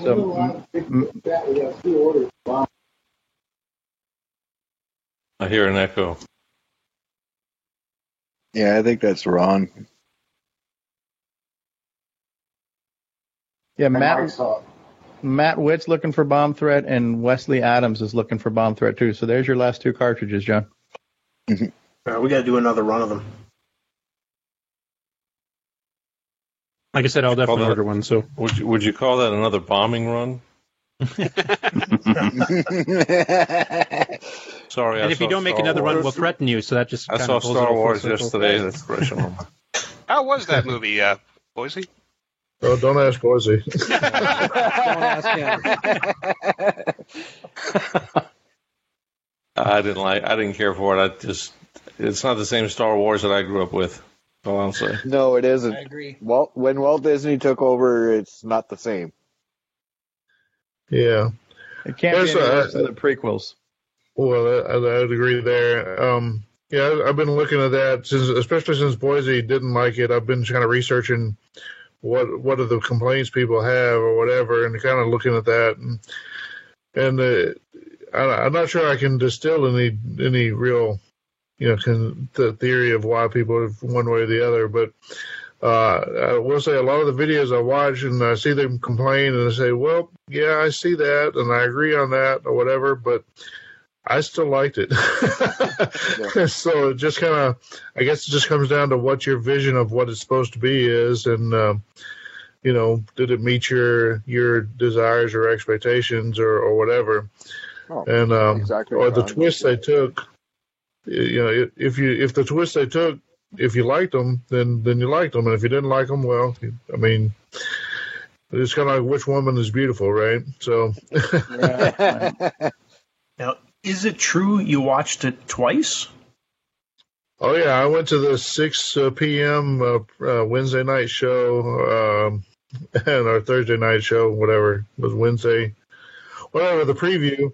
They actually ran a little short before it with John Williams talking about scoring all the Star Wars movies, and I had to pay a package price. It included drinks and popcorn, and I got some kind of little collector card from Topps with some of the Star Wars characters or whatever. So it was kind of like a VIP kind of thing, And then I went on Friday with the family, So I'm expecting them to dedicate a bench outside the local movie theater to me for all the money I've spent there. And Church, of course, because I don't like to stir controversy. How was Captain Kirk in that film? Exactly. Speaking of films, to bring it back to the Coco, we should talk about the film coming out, Ready Player One. Oh yeah. Do you think the Coco's going to make it? Because I kind of doubt it. But I hope not make it. I predict a huge betrayal. That's what I predict too. They're going to have a VIC-20 or an Apple II or something there if they show anything at all. What if I told you that Amblin Entertainment reached out to the Cloud9 for some Coco historical information? Well, that'd be cool. I'd say you're teasing. Yeah, it didn't happen. Yeah. way to get us all excited here. Yeah, way to go, Boise. Of all the 8-bit computer manufacturers from the 80s, how many are still around today that aren't named after a piece of fruit? Yeah, exactly. IBM? True. Yeah. True. Yeah. Well, technically, Tandy still got the leather division. That's a different show, Neil. Yeah. Yeah, I think they've moved on into S&M, though, right? Yeah, exactly. Yeah, some of those leather wielding people were on our show earlier today in the chat room. So, Leather whips. Yeah, they were real nice people once you clicked on their link and it sent some email. It was a fantastic experience. Well, you said you wanted some more female blood in the community. There we are. Yeah, We're working on exactly. it hard. That's it. It was like that time I went to the gay bar. I mean, those were some of the nicest men you have ever met. When they sit down, they buy you drinks. It's great, man. You guys are talking about trans sisters? Oh, Lord. Well, I think they meant two separate words. Key word. All right. Well, so, yeah, anything new? Yeah, have we beat this one to death? We got to drink to that. There we go. Bleeding. It's Another certainly Lidville. bleeding.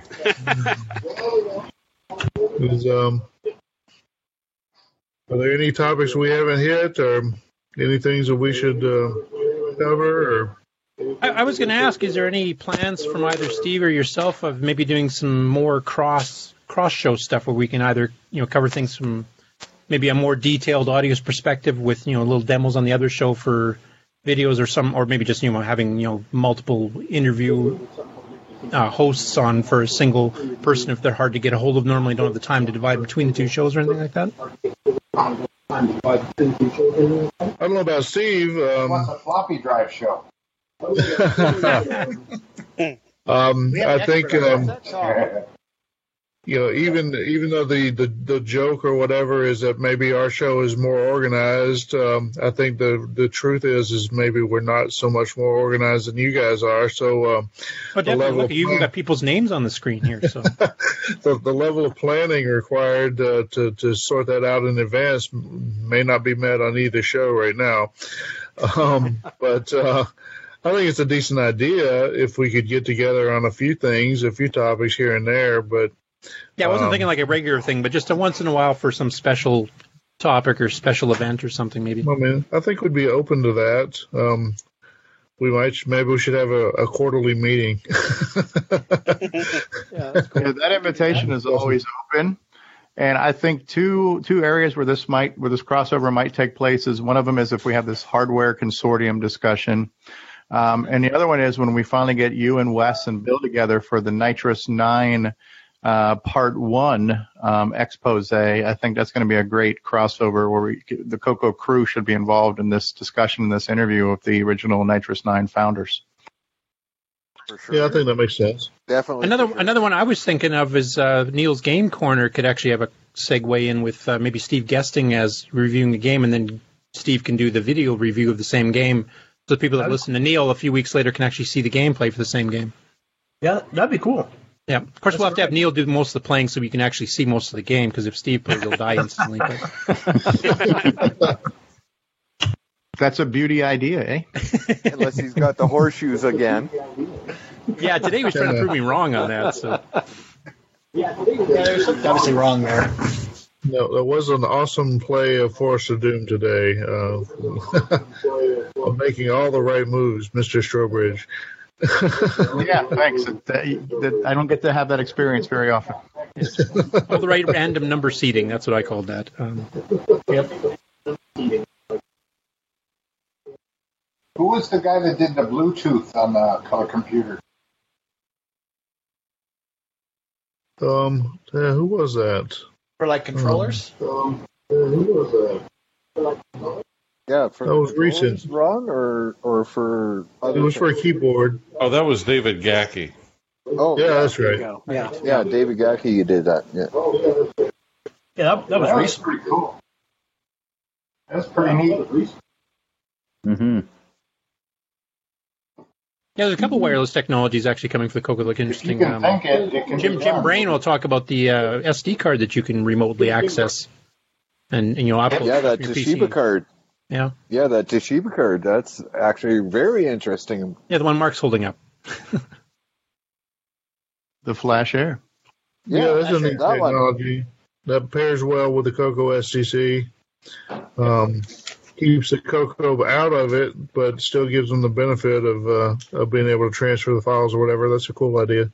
Yeah, no more sneaker net. I've run into some limitations with it. Actually, it's probably more Ed's player program because it does. There's some hidden folders on the card. And I think it messes with it scanning the disk. I missed a prediction from Bruce Moore in the live chat. He says, I predict a hostile takeover from the Coco crew for Coco Talk, and that way they can shut them down like Radio Shack. Yeah, I'm not sure we have the energy for that. Yeah, we're not that ambitious, Well, for the right price, We'll just do like Radio Shack and make you a franchisee. We'll become Intertan. That's what we'll do. There you go.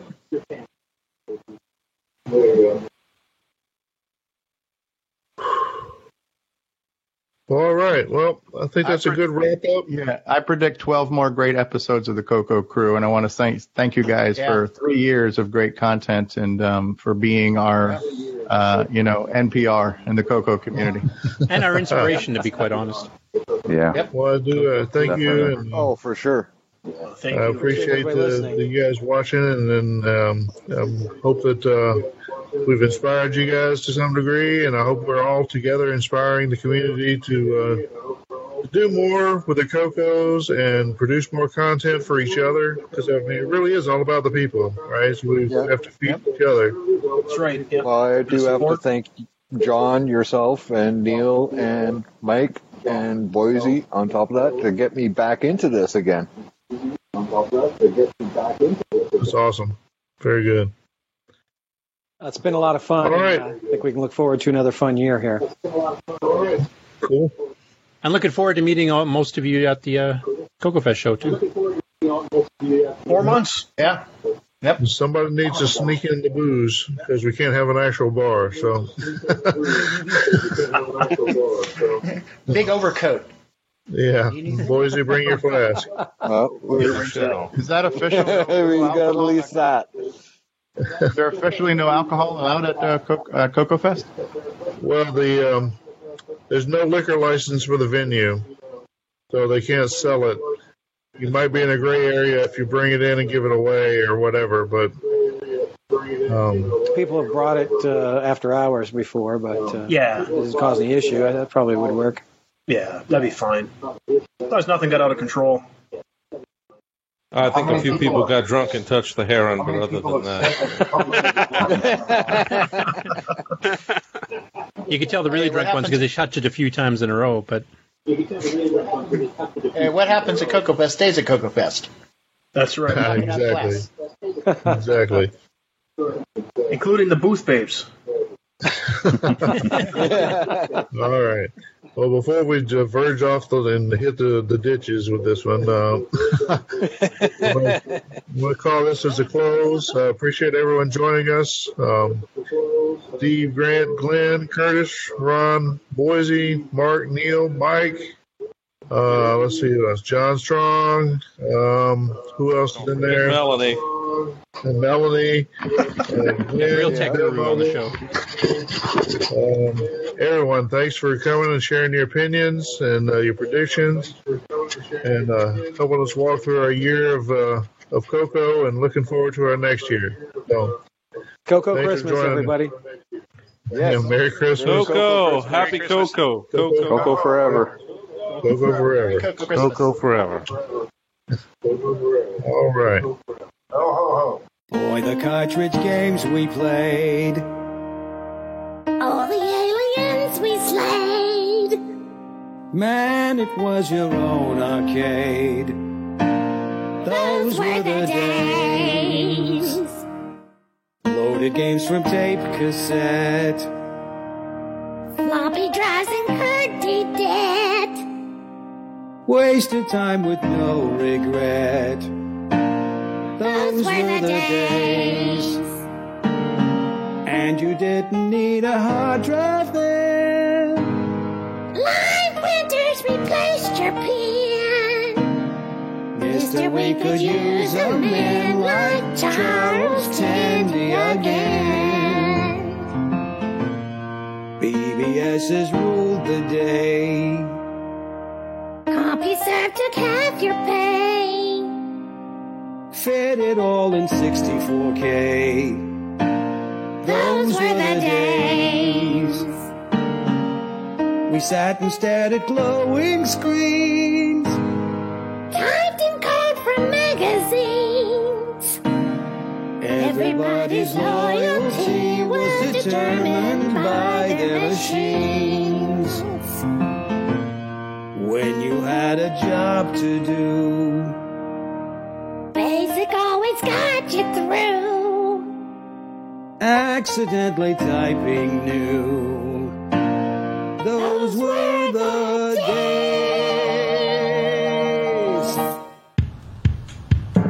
Howard Medical Computers.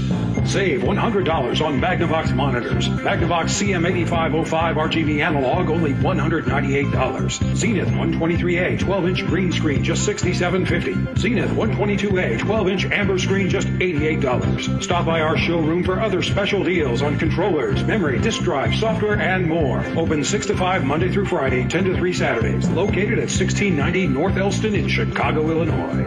Howard Medical Computers. Okay, welcome back, Coco Cruisers. We are joined today with for an interview by Mr. Mark Sherman.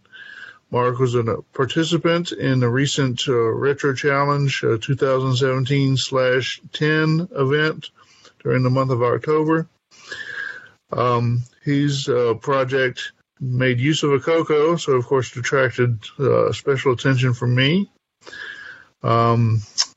For those who are unaware of the project in general, Mark used the CMOC compiler that we have mentioned many times on the program, and he used it to compile a 8080 processor core emulator that I guess he got off of GitHub. Yes. And so that was interesting enough. I figured that earned him a spot on the program. So welcome, Mark. Hey, good to be here. So let's just start. What made you choose a Coco for a project? Are you normally a Coco user, or were you trying to butter me up? Well, when it comes to vintage computers, other than like some IBM PC stuff, the Coco is the only one I actually have physically. Oh, cool. And I wanted to do something with physical hardware instead of just an emulator. Sure. I ended up, making an emulator, but I wanted to really run something on hardware. Cool. Well, that's cool stuff there. So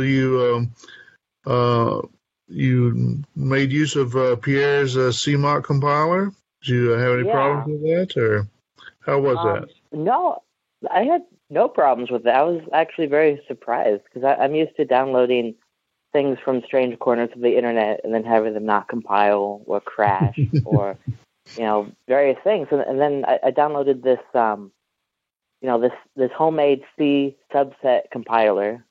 So I've never heard of, for a computer that, no one uses anymore. And for sure this isn't going to work, and I wrote a few sample apps in it, and, it seemed to work. So then I decided to, try running something more substantial on it. So I thought about doing an emulation project, and I was looking online at different, processor cores like 6502, 8080, things like that. And I found this one that was a variation. It's actually not really the 8080. It's like an emulator for a Russian copy of the 8080, which is close enough for most purposes. And its emulator was just a big switch case. So I'm like, well, this is probably as simple as the core can get. So, I compiled it in CMOC, and there were only a couple of errors, a few issues dealing with, like, at the time, CMOC didn't support 32-bit math and, a few other things. So I did a few workarounds to get it to build, and at that point, once it built, I started running like the most basic, simple program, like add a couple of numbers and print the result out and stuff. And those worked. So then I thought, I got to try some of these 8080 validation programs. So I used a couple that came with that. GitHub. There were some old .com files from CPM, I suppose, and they didn't complete successfully, but they did print out their error messages. So I knew that it was at least partially working. So then I could go through and fix what few instructions didn't work, and mostly it was around me making certain assumptions about 16 versus 32-bit math and things like that. I had to re-implement a couple of the instructions to make everything, fit within 16-bit math. But in the end, I got one of the validators running. So then I started working on a more complicated one. And there's actually one where I never actually got it to finish on the Coco because this emulator runs so slowly.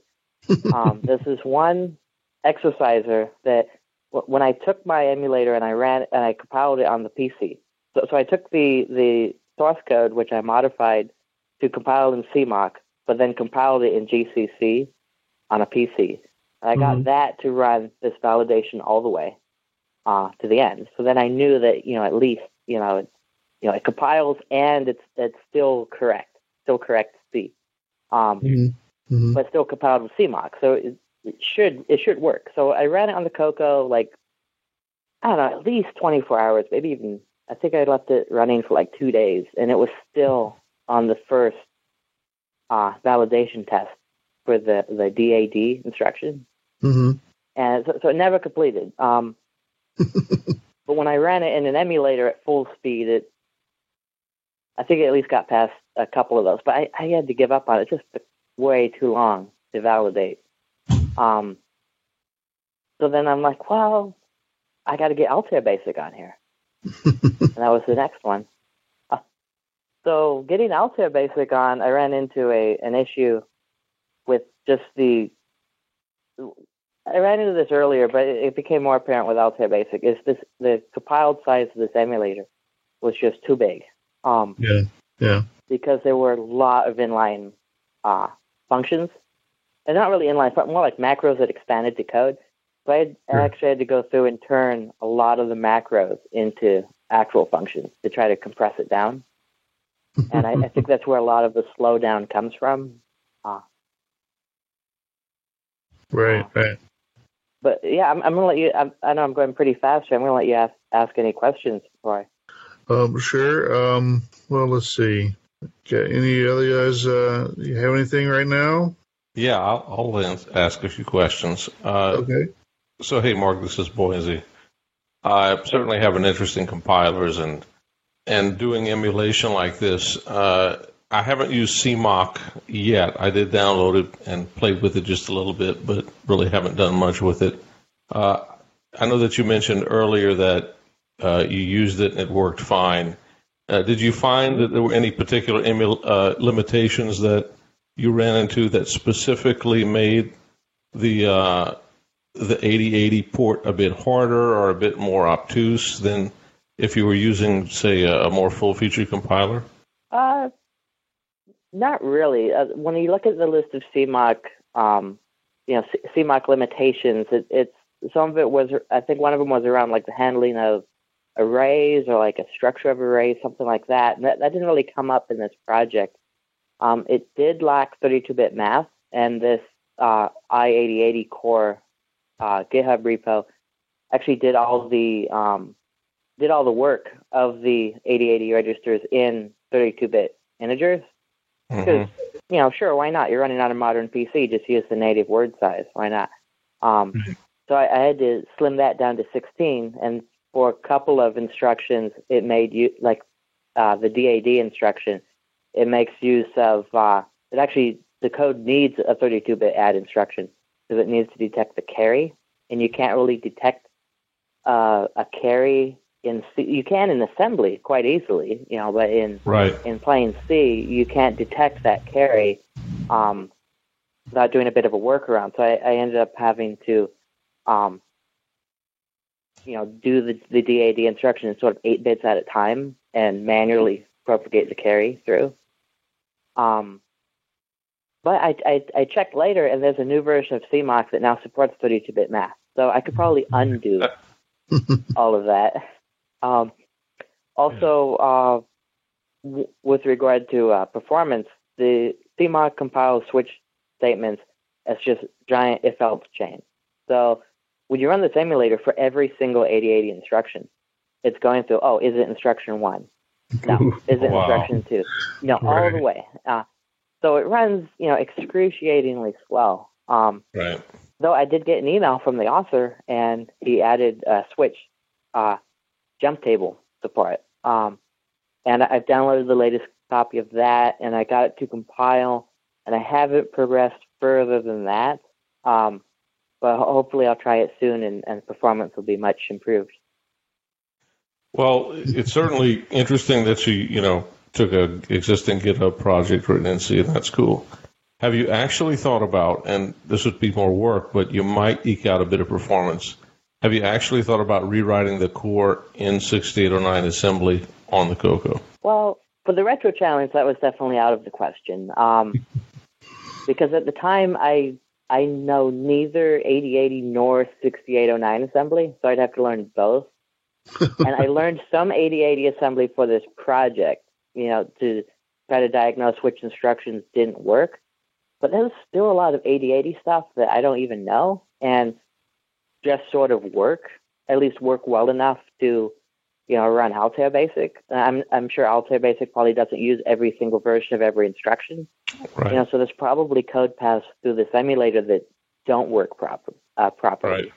At least on the CMOC binary. Though from what I've seen so far, CMOC did, pretty faithfully do what the C code said to do. So, I would also not be surprised if it just works fine.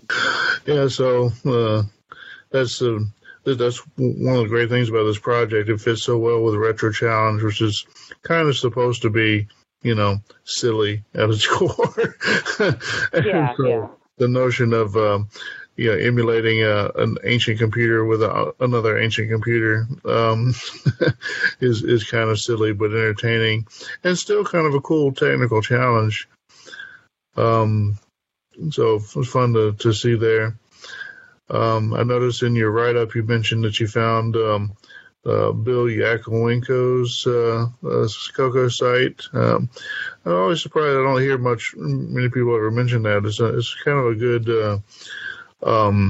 resource for, my impression is that he kind of picked up a Coco at a local thrift shop and then did a bunch of research in it for a few weeks and wrote up the website, and then it hasn't been touched since.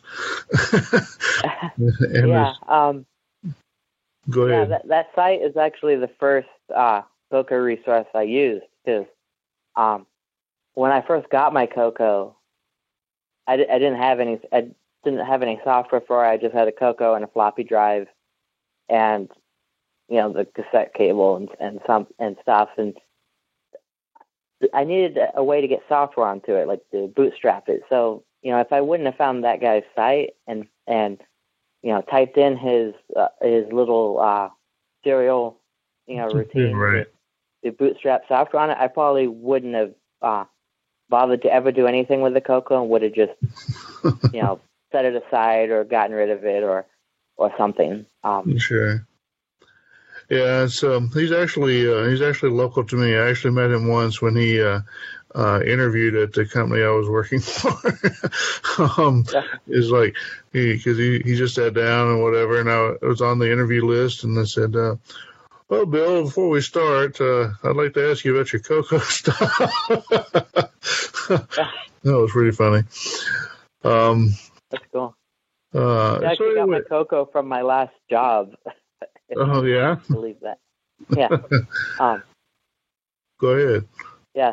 So I was working at a small electronics company in Hayward, California, that builds custom high voltage and high current power supplies. And it's a small company, so they acquire and store a lot of junk over the years.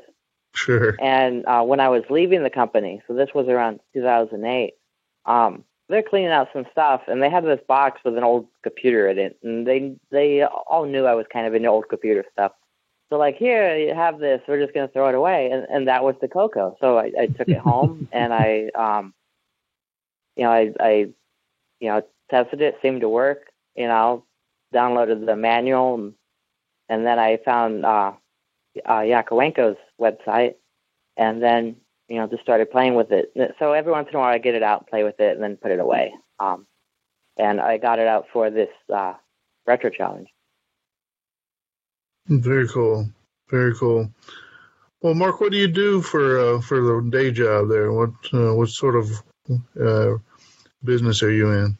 Well, I'm a software engineer, which Okay. probably isn't surprising. No. No. What about you? Me personally, well, I work for Red Hat. I'm working on the Red Hat Enterprise Linux and on the kernel team. So software development there as well. Okay. Yeah, I'd say that's probably a common string through the through people that like old computers. There's generally at least a touch of IT in there somewhere. Let's see.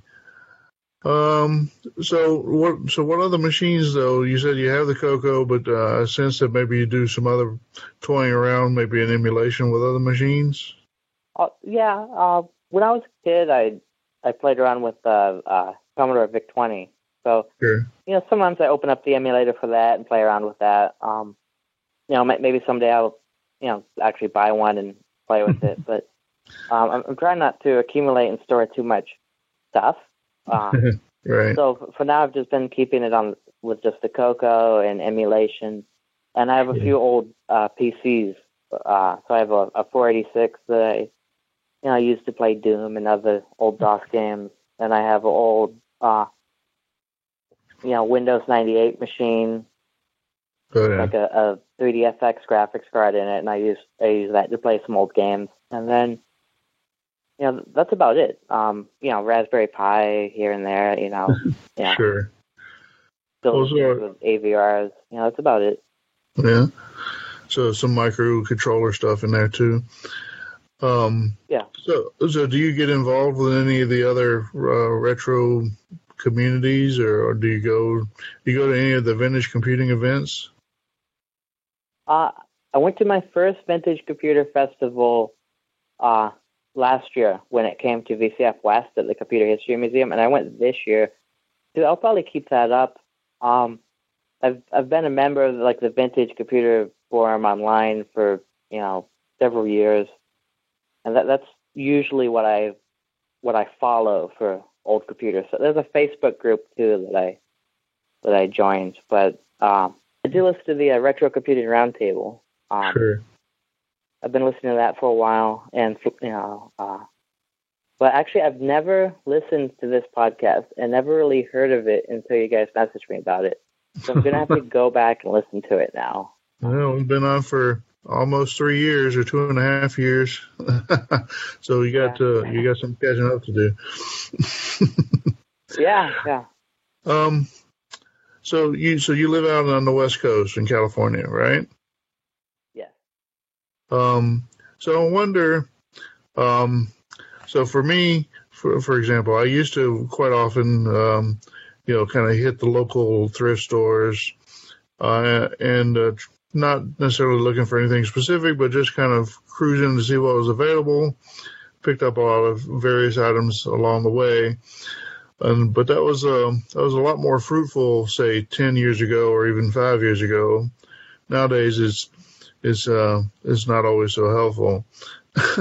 I wonder if you ever do anything like that out on the West Coast, and how's the pickings? Do you see many old things out at the thrift stores these days, or is it all long gone and everything that's on the thrift store rack is a Spark station or something? I mean, you see stuff sometimes. Like if you go to a Goodwill and something, you're not really going to see any classic computers there. You might see like an old Dell PC or something, and someone's old monitor. You will find a lot of old other electronics like radios, record players, and stuff. And that stuff could be interesting on its own. There are a few places here that are a little exceptional. So there's a place in the South Bay called Weird Stuff Warehouse, and they have a lot of old computer parts and not a lot of classic stuff, but occasionally some interesting stuff rolls through. There's another place in Berkeley called Urban Ore, and they sell a lot of old furniture and stuff, but they have an electronics section that, I maybe stop by like once a month or so, and in the last year I've seen like a couple of Commodore 64s. I saw a Timex Sinclair, the Atari 2600, things like that pop up occasionally. Sure. I've actually been to the Weird Stuff Warehouse out there in the Bay Area years ago, and they have a website too. Yeah. Sometimes I go and I don't see anything interesting at all. It's just like old broken servers and stuff. And then sometimes you show up and it's like, oh, here's a 286 motherboard, for, I don't know, $100 or something. And that probably wouldn't be my first choice. But it's always, fun to look around. And, sometimes you'll be surprised. Like for my Coco, I got the Coco joysticks there for like $5. And then I played my first game and then realized how horrible of a design a non-centering joystick is. Yeah. What were they thinking? Yeah. Well, I mean, there are certain things that they actually are good for, but, most games you want to play are not it. So. It's probably good for, like, pointing. Like, I could see it being good for, like, as a substitute for a mouse. Like, if you wanted to, draw something on the screen, maybe. Right. When you want to point at a very specific spot, they're good for that. Yeah, I tried playing Downland with it, and it was so difficult. Downland seems like a pretty difficult game in general, but if it just had keyboard controls, I think I would actually be good at it. Like, just give me the left and right arrow keys and, like, the space bar or something. The joystick makes it so much more difficult than it has to be. Yeah. Well, Neil might be able to help you out with that. Yeah. I designed an adapter for Atari-style joysticks, and Neil manufactures it for me. So. Yeah. Well, there is one joystick that I do need to replace, actually, and that's the. Has anyone ever played with an Atari 5200? Oh, yeah. That joystick is terrible. And and no matter what you do to fix it, it breaks. So I need to come up with some way to like hook up a PC joystick to it, or just something less terrible. Oh, Lord. Well, so Neil, I hadn't heard much out of you. Well, surely you can contribute here. Yeah, it's very interesting interview here, Mark. I appreciate you sharing your time with us. But one thing I must say is I really like your interest in your old computers. It's like the Coco, everybody knows I like that, but I also do like old DOS machines, 286, 386, 486, and I was a big 3DFX guy as well. So it was kind of cool to hear you say that. Mike, you still out there? Yes, I'm still here. but my power has flickered, so. Oh, sorry to hear that. Mike's been experiencing some local storms. He got a little strong, knocked out his internet service. He's on by phone. You got any questions for Mark, Mike? Mark. Sorry. No, I don't have anything specific. It's been fascinating listening to. Okay, that's cool. Well, so Mark, what kind of a development environment other than CMOC were you using? Did you develop primarily with an emulator and then load on the hardware once you kind of had things working? Yeah. So I'm on a Linux PC. So I did a lot of testing and validation with just GCC, like just making sure that the modified code that I changed for CMOC still runs and does the same thing in C. That was important, so I could get through the validation test in a timely manner. So with CMOC, I would generate the binary file, and then I would run that up in XROAR. Okay. And then I did most of my development with that. And then once I got a build that I was satisfied with, I downloaded it to the Coco over a serial cable using CC Kermit. And I don't know if anyone else uses Coco Kermit. I've used it before. I use that. Yeah. I don't know if that's the best one to use, but that was the first thing that I got to transfer properly using Yakowenko's little transfer program. So then I saved it on a floppy, and then I used that to copy everything else over. So one thing that's slightly annoying is that this program has a fixed speed of 300 baud because it's meant to be used with an old modem, which that's quite slow, but it's fine. Once I got it, I just set it up, and it took maybe 25 minutes to download. I just went to the other end of the house, watched some TV, actually kind of forgot about it. Came back a couple hours later. It was done on the floppy, and I ran it, and it worked fine. So I had the vintage 300 baud download experience with this project. Yay, that was fun. You don't normally. Some of us like the 300 baud experience. Right, Neil? Oh yeah, we're still using it. Yeah, you don't normally have to bootstrap quite so much, I guess. That's part of the beauty of the retro stuff, is having to bootstrap your environment, right? Yeah. I do have a 5 1/4-inch floppy drive that I probably fit in one of my PCs, but it's a 1.2 meg drive, and I think if I wrote to Coco Disks with that, they wouldn't read. I haven't tried it, but I think you can't write the lower capacity disks on the higher capacity drive and have it be readable on the lower capacity drive because the tracks are too thin. So I have wondered, if you were clever with software, could you write a thin track, step it, and then write the same thin track again? And would that be enough for an old drive to see that as one fat track? Yeah, I have no idea. I don't know if that would work. We have to ask David Ladd. He's not here. Yeah, or Gene Huff get one of those too. There you go. It's funny. I'm looking now at the Kermit software source code archive, and all the. This ridiculous how many they machines. Still have the Coco version on here. Yeah. They have all that. They have not only the Coco. We should call the Trash Talker guys, because they have versions for the Model 1 or 3 with Tristos. They have ones for the Model 2 or the Model 4.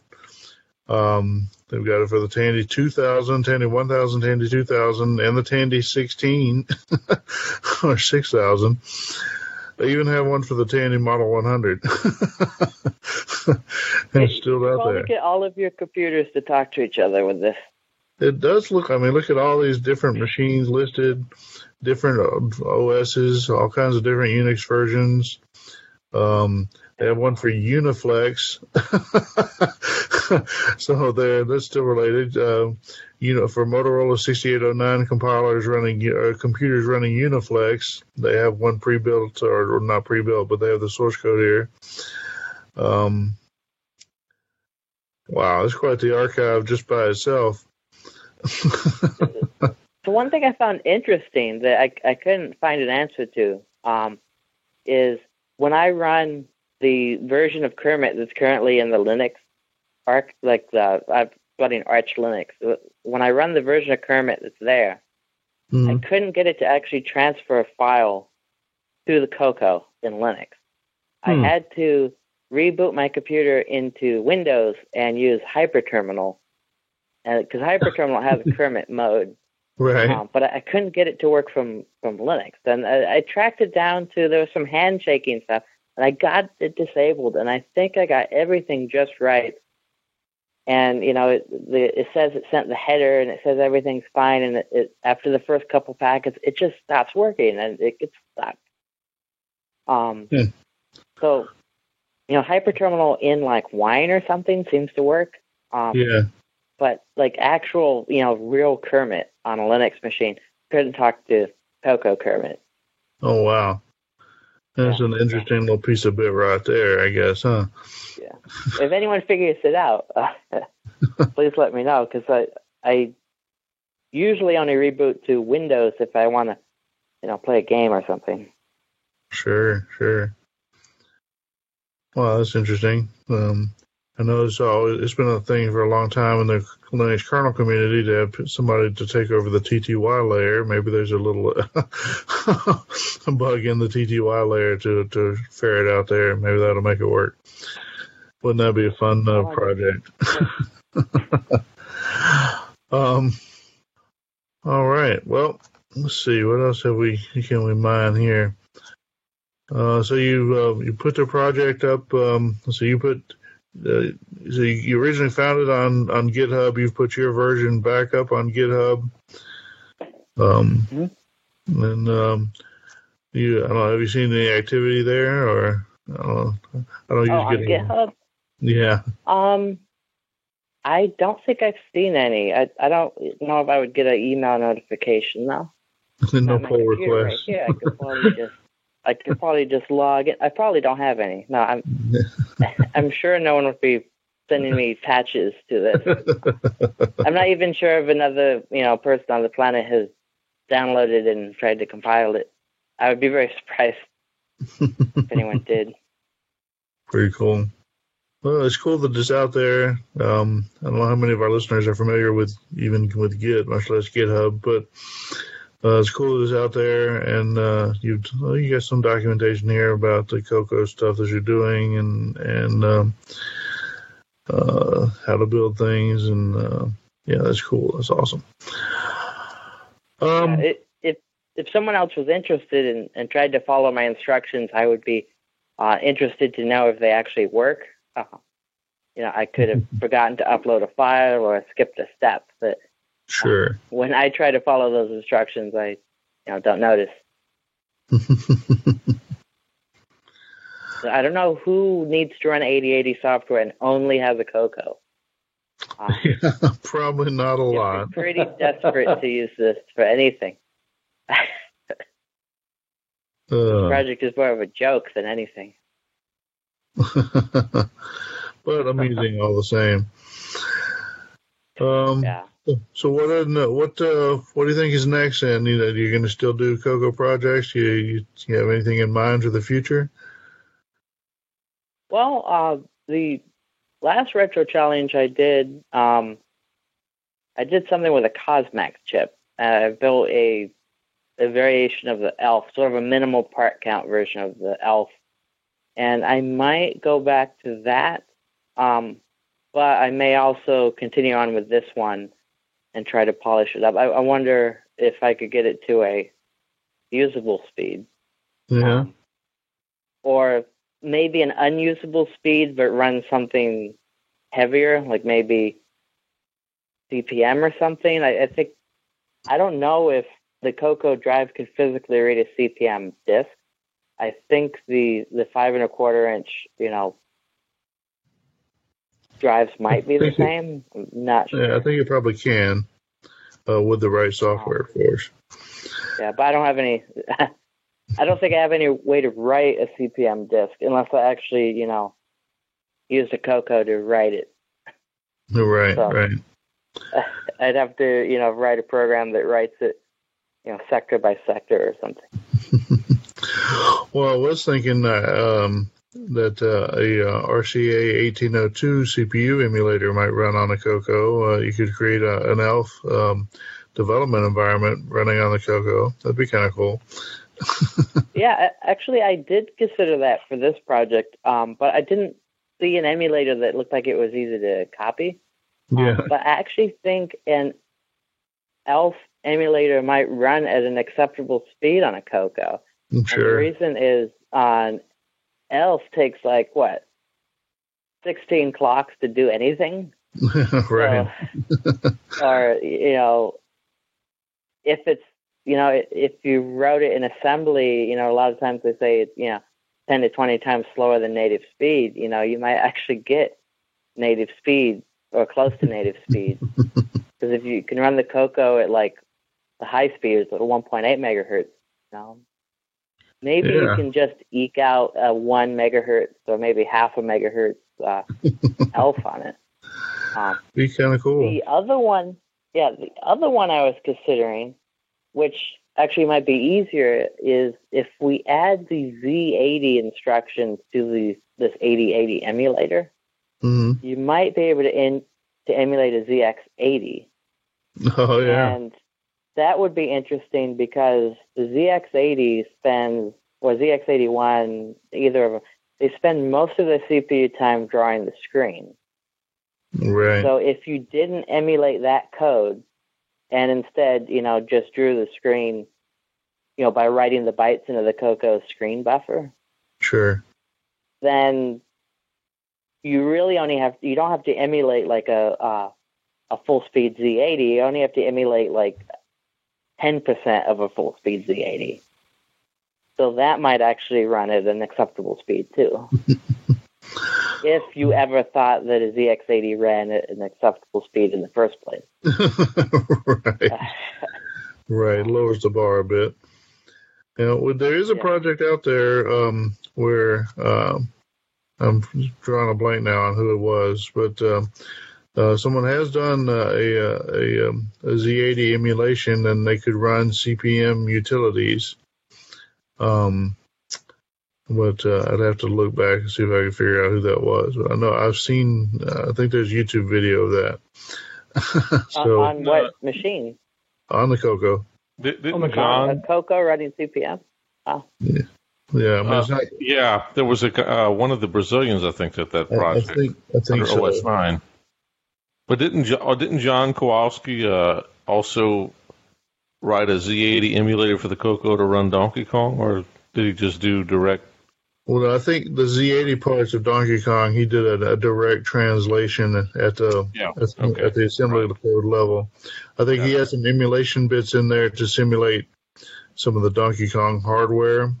So rather than rewrite the code per se, he just he converted it to 6809, but it was basically the same code as if the hardware was really there.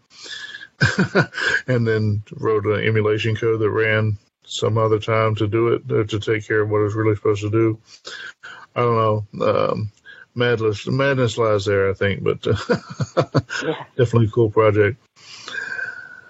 Well, I had no idea so many people liked emulating other processes on the Coco. It seems like such an unlikely machine to host anything. It's a sickness. Well, you'd be surprised. Actually, there's a fairly recent project too that did a binary translation of Pac-Man to the 6809 from that Z80 code. So it's not emulation per se, but it's kind of a similar ballpark. And the Pac-Man runs just like the arcade. In fact, he even had a video showing the arcade and the Coco version side by side, and like in a track mode or whatever, and they do exactly the same thing. There's a slight timing difference based on the difference in the 60 hertz interrupt or whatever. One's not quite the same, not exactly the same 60 hertz, I guess, but if you let it run long enough, you see them come out of sync a bit. But other than that, very, very close and very impressive. Anyway, all right, who else? Anybody got anything else for Mark? Any other questions or suggestions or challenges? I would just say I'd like to, Mark, it would be fun. I'd like to see you tackle some 6809 assembly. I think it would be an interesting thing for you to play with, and might get you into doing some other ideas. But great work on this. Cool, thanks. Yeah, I'll take a look at 6809. I've done x86 assembly, and then I've done some AVR assembly for the microcontrollers. So I kind of have my head in it, so I might be able to pick up 6809. Cool. Anyone else? Mike? Neil? No, Neil's asleep. Oh, no, I'm here. Oh, okay. Anything else for Mark before we let him go? Well, thanks for joining us. Really interesting stuff. I enjoyed it. Oh, yeah. Thanks for asking me to be on here. Yeah. I'm surprised there's this many people interested in all my strange projects. Well, that's part of why we exist, is to highlight the other weirdos out there taking an interest in our favorite computer. Well, definitely, like I said, I enjoyed your project for Retro Challenge, and just in general, and the fact that it was a Coco kind of sweetened the deal for me. And so I wanted to talk to you, see what you're up to, and see what your thoughts were on the platform, and you know, what other kind of project difficulties or excitements you may have had. I guess that'd be a final question. Maybe what kind of thoughts do you have on the Coco as a platform for retro computing? Is it something you'd recommend to other nostalgic folks? Yeah, like the Coco was never really my choice computer. It just sort of fell into my lap, and I started playing with it. But yeah, it's a very interesting machine. Though I do find it kind of funny that they call it the color computer, and then when you go and you try to do any like graphics, especially on like the Coco 2, which is the one I have, you get like 4 colors, and like none of them make sense. Like I have red, green, and blue, or like I have something other than like pink and cyan and white. Like the color choices were very odd, and it was probably just because those were the easiest colors to generate with whatever hardware they were using. But definitely much more colorful than the Model 1, but still, not ideal. But yeah, I find it an interesting computer. I especially like that it has a full 64K of RAM. But I played a lot with like the VIC-20 and stuff, and it was like, yeah, you can do all these colors and sound and stuff, but you get like 4K or something. And yeah. Well, it's definitely a trade-off. I feel like the Coco does win in the kind of computational strength category when there's a good CPU, and then the general system design is kind of straightforward, just a raw bitmap display and that sort of thing. Like I said, lost out a bit on the graphics chip and the no sound chip and that sort of thing, but you take what you get, you don't pitch a fit, right? Yeah, if I wanted a computer where I could seriously try to get some work done, like in the early 80s, and I wanted to do it for a fairly low price, I'd probably get one of these. Yeah, cool. Well, Mark, I definitely appreciated you taking your time to talk to us, and I think you're going to make a nice addition to this month's podcast. I'll be sure to let you know when it's available. Okay. And definitely appreciate you joining us. So, thanks. We've teamed up with the Open EEG Project to bring you an exciting new product, Coco Dreamer. For centuries, we've known that the secrets of the mind are revealed through dreams. Unfortunately, when we awake, our brains know that our dream experiences aren't real and pushes them from our memory automatically. But now there's Coco Dreamer, a dream journal and sophisticated REM sleep monitor. Simply insert the EEG cart into your Coco 3's multi-pack interface, attach the electrodes, and go to sleep as you normally would. I had no idea how revealing my dreams really were. I was pretty skeptical at first, but just a week of recording my dreams with Coco Dreamer, and I gained a new outlook on life. The Dream Journal allows me to easily track how many times I see bananas in my dreams. As you sleep, Coco Dreamer monitors your heart rate to detect REM sleep. In alert mode, Coco Dreamer will wake you so that you can immediately record your dream in the dream editor. I could see clear patterns within the first week. I kept seeing bananas in my dreams. Long story short, I now have a pet monkey, and thanks to Coco Dreamer, a window into my unconscious mind. I even did something that surprised myself. I finally got my exotic animal license, and I brought home my first pet monkey. In lucid dream mode, Coco Dreamer will send a mild electrical shock to trigger lucid dreaming. I initially used Coco Dreamer's alarm mode to gain insight into my dreams, but since then, I've changed to using lucid mode.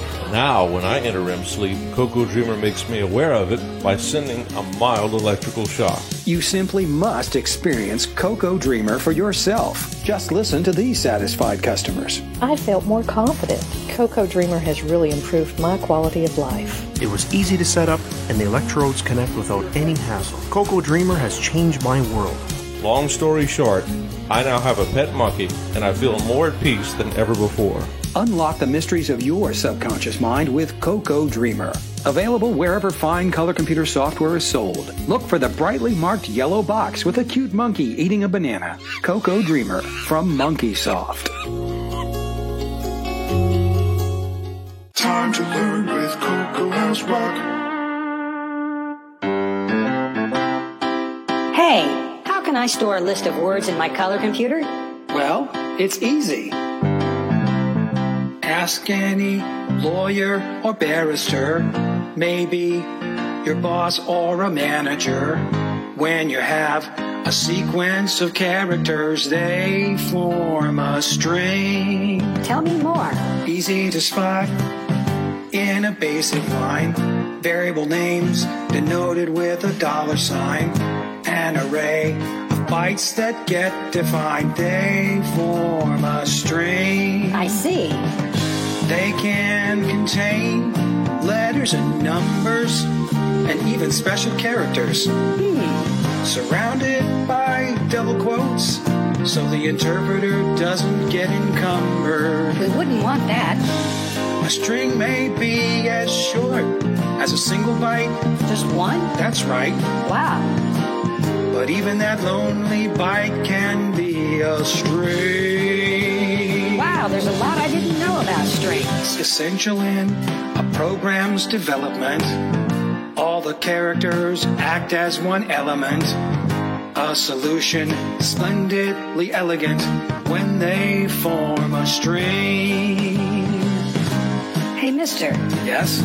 I'm confused. Can strings contain numeric data? Yes, they can, but they will be treated like characters instead of numbers. In Color Basic, numeric data can only be assigned to variables without a $sign. For example, you may say D equals 12, but you can't say D equals oranges. But you could say $D equals oranges. Yes, but a string value must always be enclosed with double quotes. I think I'm getting it. Good. If you program, you'll use them liberally when you need to store text sequentially. Reference data with great brevity. When you form a string, form a string. Rats, that's the end. All right. Hello, Croco Cruisers. This is John here with your tech segment for this month. But this month we're going to do something a little bit different. Rather than try to describe to you a specific skill or technique or even describing a potential project or anything like that, this is more of a product review, although I guess it could turn into a project. Anyway, what we're going to talk about is there's a board, a PCB, that has been showing up on eBay for a little while now. And it has the 6809 processor in it, and otherwise is basically a trainer board. Some people have expressed some interest in it, and so I got one and have been playing with it a little bit. And I think, I'm going to tell you something about it.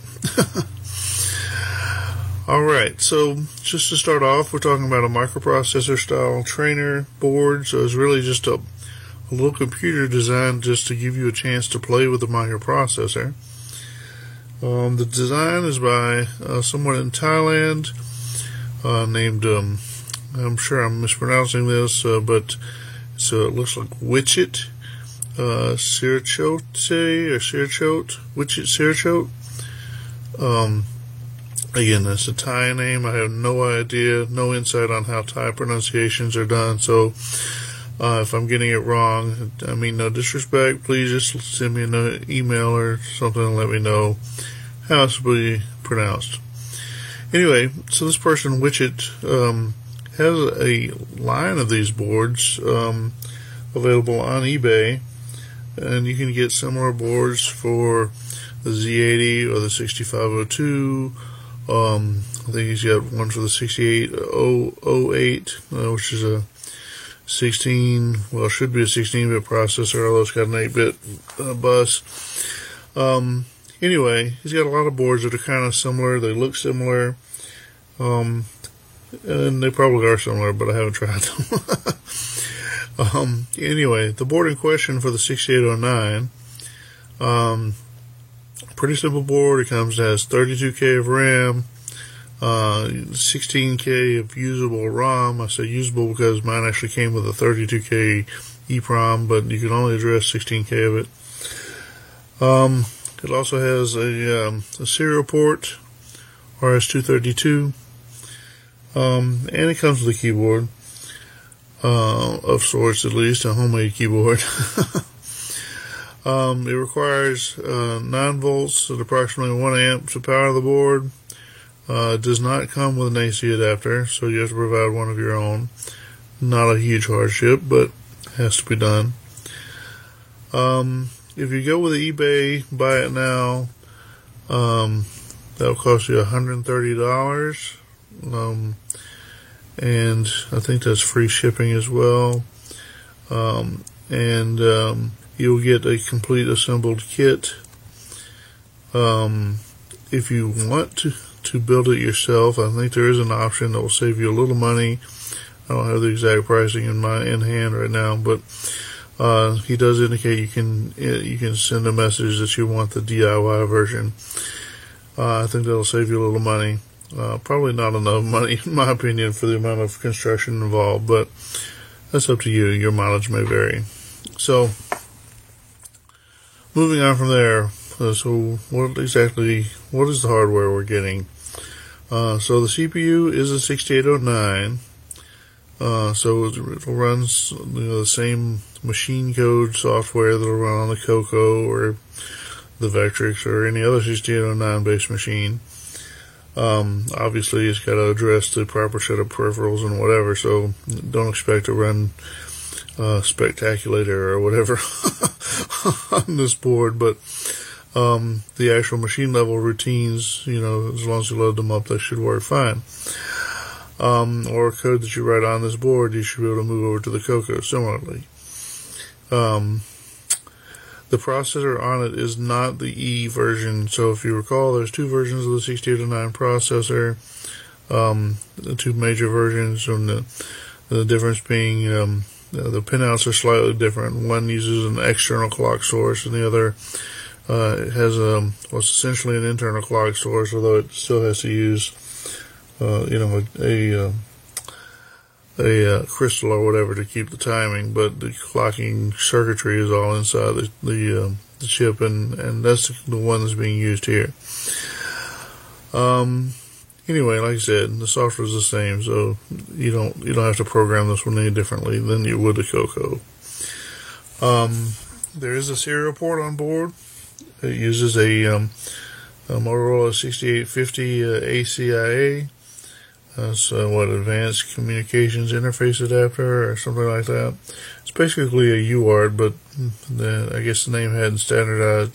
The industry hadn't standardized on the term UART at that point, so Motorola called them ACIAs.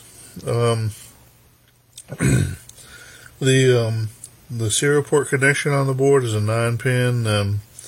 I think this is a DTE, or data terminal equipment, which means that it should be the same as your PC, and so therefore you need a null modem cable to connect it to your PC. I think that's right.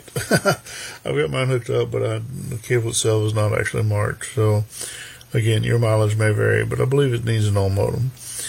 One thing about the serial port connection, it is fixed at a 19,200 bits per second. Not super fast, not particularly slow. Biggest thing, you just can't change it. So, again, not really a big deal as long as you can handle the speed, and almost anything probably can these days. But, you never know. So the board comes, the lower, somewhere between a third and a half, probably closer to a half, but not quite. The lower part of the board, as you look at it, is covered by a keyboard. Except it's not a keyboard, it's not something that came off the shelf. The keys in this case are actually made up from what are called tactile switches. So these are little switches, kind of like a lot of boards use tactile switches for reset switches. So if you've ever had to go and push a little reset switch on the inside of a computer on a PCB or whatever, it's that kind of a switch. He's got 36 of them that he's put out in a rectangular grid, and then he's printed an overlay on some kind of thick stock, like sticker paper, I think is what he referred to it as. So it's got a nice looking overlay to it. So even though it's homemade, it has a good feel to it. The overlay or the layout is not any kind of typing layout or whatever. It's basically a numeric keypad with some extra buttons. So I don't think you're going to wear this out too quick anyway. Let's see what there are. There's a few keys on there related to controlling the board. So if you want to start and stop software, that sort of thing. There's a few keys on there related to data entry, particularly the numerical and the numerical keys, including the A, B, C, D, E, F, because it deals in hexadecimal. And then there's a number of keys that are related to, along with control and stuff. There's speaker control, and then there's some that are related to event generation. There's a reset key, and there's separate keys for generating IRQ, NMI, or FIRQ signals. So if you want to program and deal with, or learn how to deal with interrupt requests, you have a way to generate those requests just with your finger. You can just push the button. Let's see, what else is on the board? Well, the main display is actually, it's actually, there's 8 7-segment displays, LED displays. There's 8 characters worth. but only 6 of them are wired up. It looks like a 7th one can be used if you put a jumper in place, but it'll just sort of flash as you update the different options. So I'm not sure how useful that one is, but anyway, so for whatever reason, only 6 of them are wired up, and those are used by the internal software on the board. So just typical 7-segment displays with the weird numbers made by little bars. Not much else to say about that. They are utilized by the onboard software, the onboard monitor ROM. So they're useful for when you're entering data. There is a PAL chip, a programmable logic chip on board that's being used for some of the address decoding.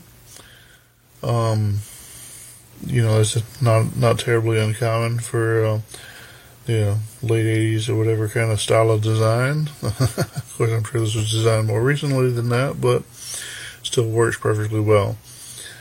There is a 8051 style microcontroller on board. It's actually an Atmel 89C2051 microcontroller, which is a fairly small one. And the main purpose of this controller is to provide a timer tick source. So if you turn it on and hook everything up correctly on your board, you'll get a 10 millisecond timer tick. So you can put in a multitasking kernel running on your board if you want to, or whatever else might benefit from a periodic interrupt like that. There is a speaker. It's a piezo style speaker. Also on the back of the board. It's 1 bit. You can drive it with one of the output ports. So handy for making a little beep. Not handy for a lot else, but it is possible to get to coax more fidelity out of 1 bit than you might think is possible. You might surprise yourself, but in general, you're not exactly talking about high fidelity. One of the features on board the design, there is a brownout detector, so your software running on the board can be smart enough to detect when your voltage levels are running low. So if you were to use this board in an actual field application or something and have a power source that might, like a battery that might get low, there's a way to at least tell that that's happening, and you could maybe shut down gracefully, something like that. Not super useful just for learning how to program the 6809, but like I said, it's something that's out there, and it could be used if you want to teach yourself a little bit more about embedded hardware and that sort of thing. Okay, hardware expansion. One obvious expansion port on the board is there's 16 pins, I guess, of single inline header designed to connect to an LCD module, which one of these common LCD modules that are controlled by a Hitachi HD44780 style of controller. These are extremely common. If you Google for it or go on eBay and search, there's all kinds of them. They come in a variety of configurations, some with backlight, some with not, some traditional black on gray, some with a blue color. So I think some of them are even graphical. But there's a lot of different displays that can use it, and it's a common display. If you're new to microcontrollers and want to learn about LCD displays, that might be worthwhile to buy this board just to have that connection, just to teach yourself that. You will need the LCD to have the female sockets on the back of the display to plug into the male pins on the board. I think that's a little unusual, although most of them come with no connection at all. You have to solder something in anyway, so it just means you have to get the proper kind of socket. Let's see, one other expansion connector on the board is pretty obvious. There's a 40 pin what you call it, IDC or installation displacement connector. It basically looks like an IDE controller connector.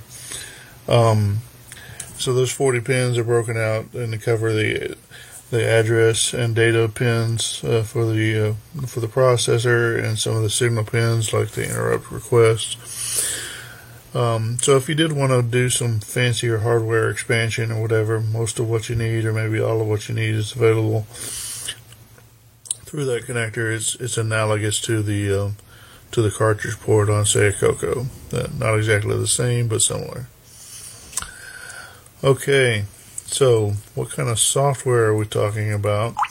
Well, as I mentioned, there's an onboard what's called a monitor program, and when I say that, I mean a program that monitors the keyboards or the serial ports for input, especially for interacting with a user.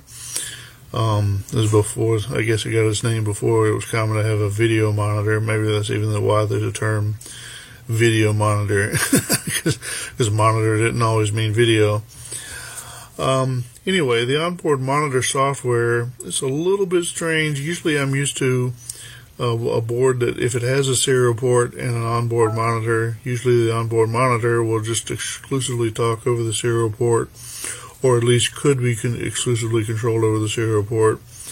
What I find with this software on here is that it expects 90% of the interaction with the user to occur with the keyboard, and the pretty much the sole exception is there's a dump routine that will actually dump data over the serial port, and of course if you're going to load a program, it'll load the program over the serial port. The format for the loading of data over the serial port into the into the board is what's called an S record. An S record is it's an old format that was originally produced by Motorola, and where data is uploaded as lines of ASCII text, and each line starts with an S. So therefore each record is an S record.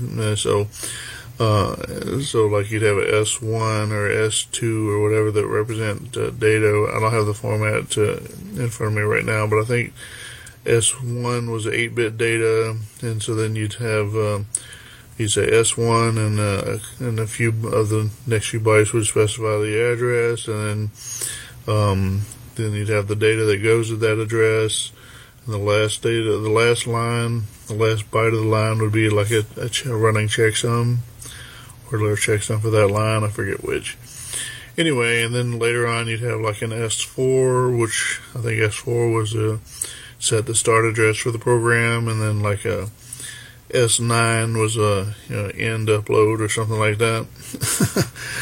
You have to check me on that, but those may not be totally accurate. But the point being is, different S records that would identify different things to do with the incoming data, and that's the format that's being used by the onboard monitor over the serial port when you upload code over the serial port.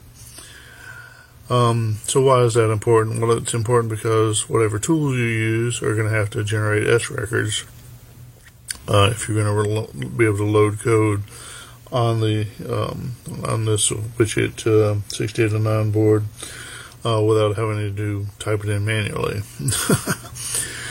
So in the downloads that are available with this board, it does include a tool set. It's both an assembler for regular 6809 assembly, and a compiler. It's a small C compiler, but I don't just mean it's little. I mean there's a language defined back in the day called small C, which is a subset of C. Basically anything written in small C would be able to compile on a regular C compiler, but not just everything for a regular C compiler will compile on a small C compiler. You get it?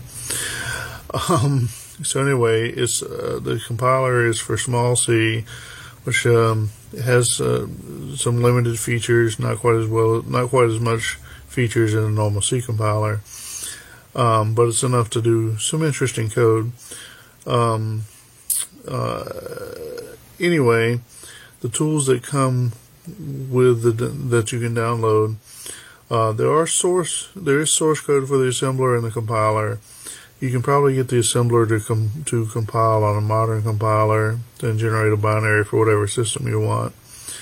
I had a ton of trouble trying to get the compiler to compile on a modern system, so your mileage may vary there. The provided code does include pre-built executables for DOS for both the assembler and the compiler, and they will run under DOSBox, at least under Linux, and DOSBox on Linux. Presumably you could run DOSBox on a Mac or a Windows machine and be able to run them from there. And if you're really clever, you might be able to compile the source for your native system, and if you do so, I'd love to hear about it, because I had a lot of trouble with that one. Anyway, those tools as they come will generate, so the compiler just generates assembly code by itself. You have to run that through the assembler. The assembler by itself produces S records. If you don't like the toolset, if you don't want to run DOS, don't otherwise like the toolset, or if you have trouble, there are other options. There's, of course, the LWSM assembler that many of us use for the Coco. I know it has the capability now to produce S records. There's other assemblers. DASM, I think, is one. Anyway, there's other 6809 assemblers that can generate S records, and if nothing else, if you can generate a flat binary, the OBJ copy tool that comes with most Linux distributions, it's part of the binutils package. OBJ copy can convert between raw binary and an S record. So you're not stuck with the tools that come with the kit. You can use LWSM or GCZ 6809, or I would bet you can use CMOC with a certain amount of tinkering, but I haven't gone through that exercise. There is even the Dunfield compiler, which is interesting. It's a good compiler. It has many of the same limitations as small c and only runs under DOS, so I'm not sure you're escaping much if you go with the Dunfield compiler, but it might be an option. Anyway, the main point is you just need to be able to generate S records, and once you got that, you're pretty much golden on tools. So what sort of documentation comes with which is 6809 kit? Well, it includes a quick start guide that has the memory map, and it has some basic information on how things work or whatever, how to hook things up. It's definitely worth taking a look at. It's only a few pages.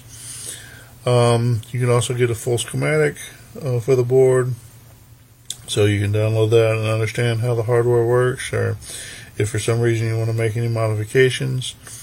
The schematic seems like a good place to start.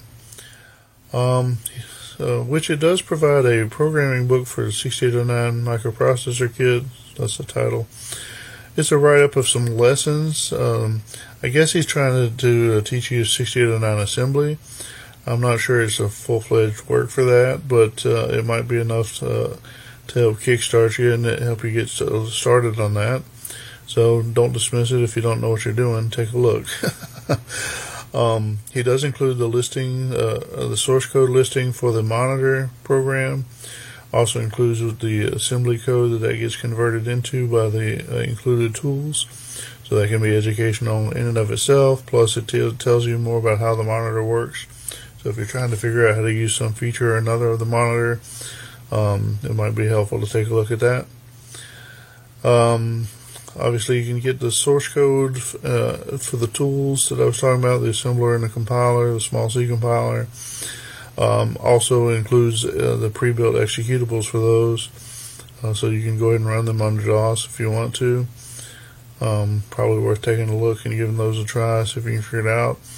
I think the package is not super organized, so you may have to wade through a few things and try to do some investigation and digging before you actually figure out quite how they work.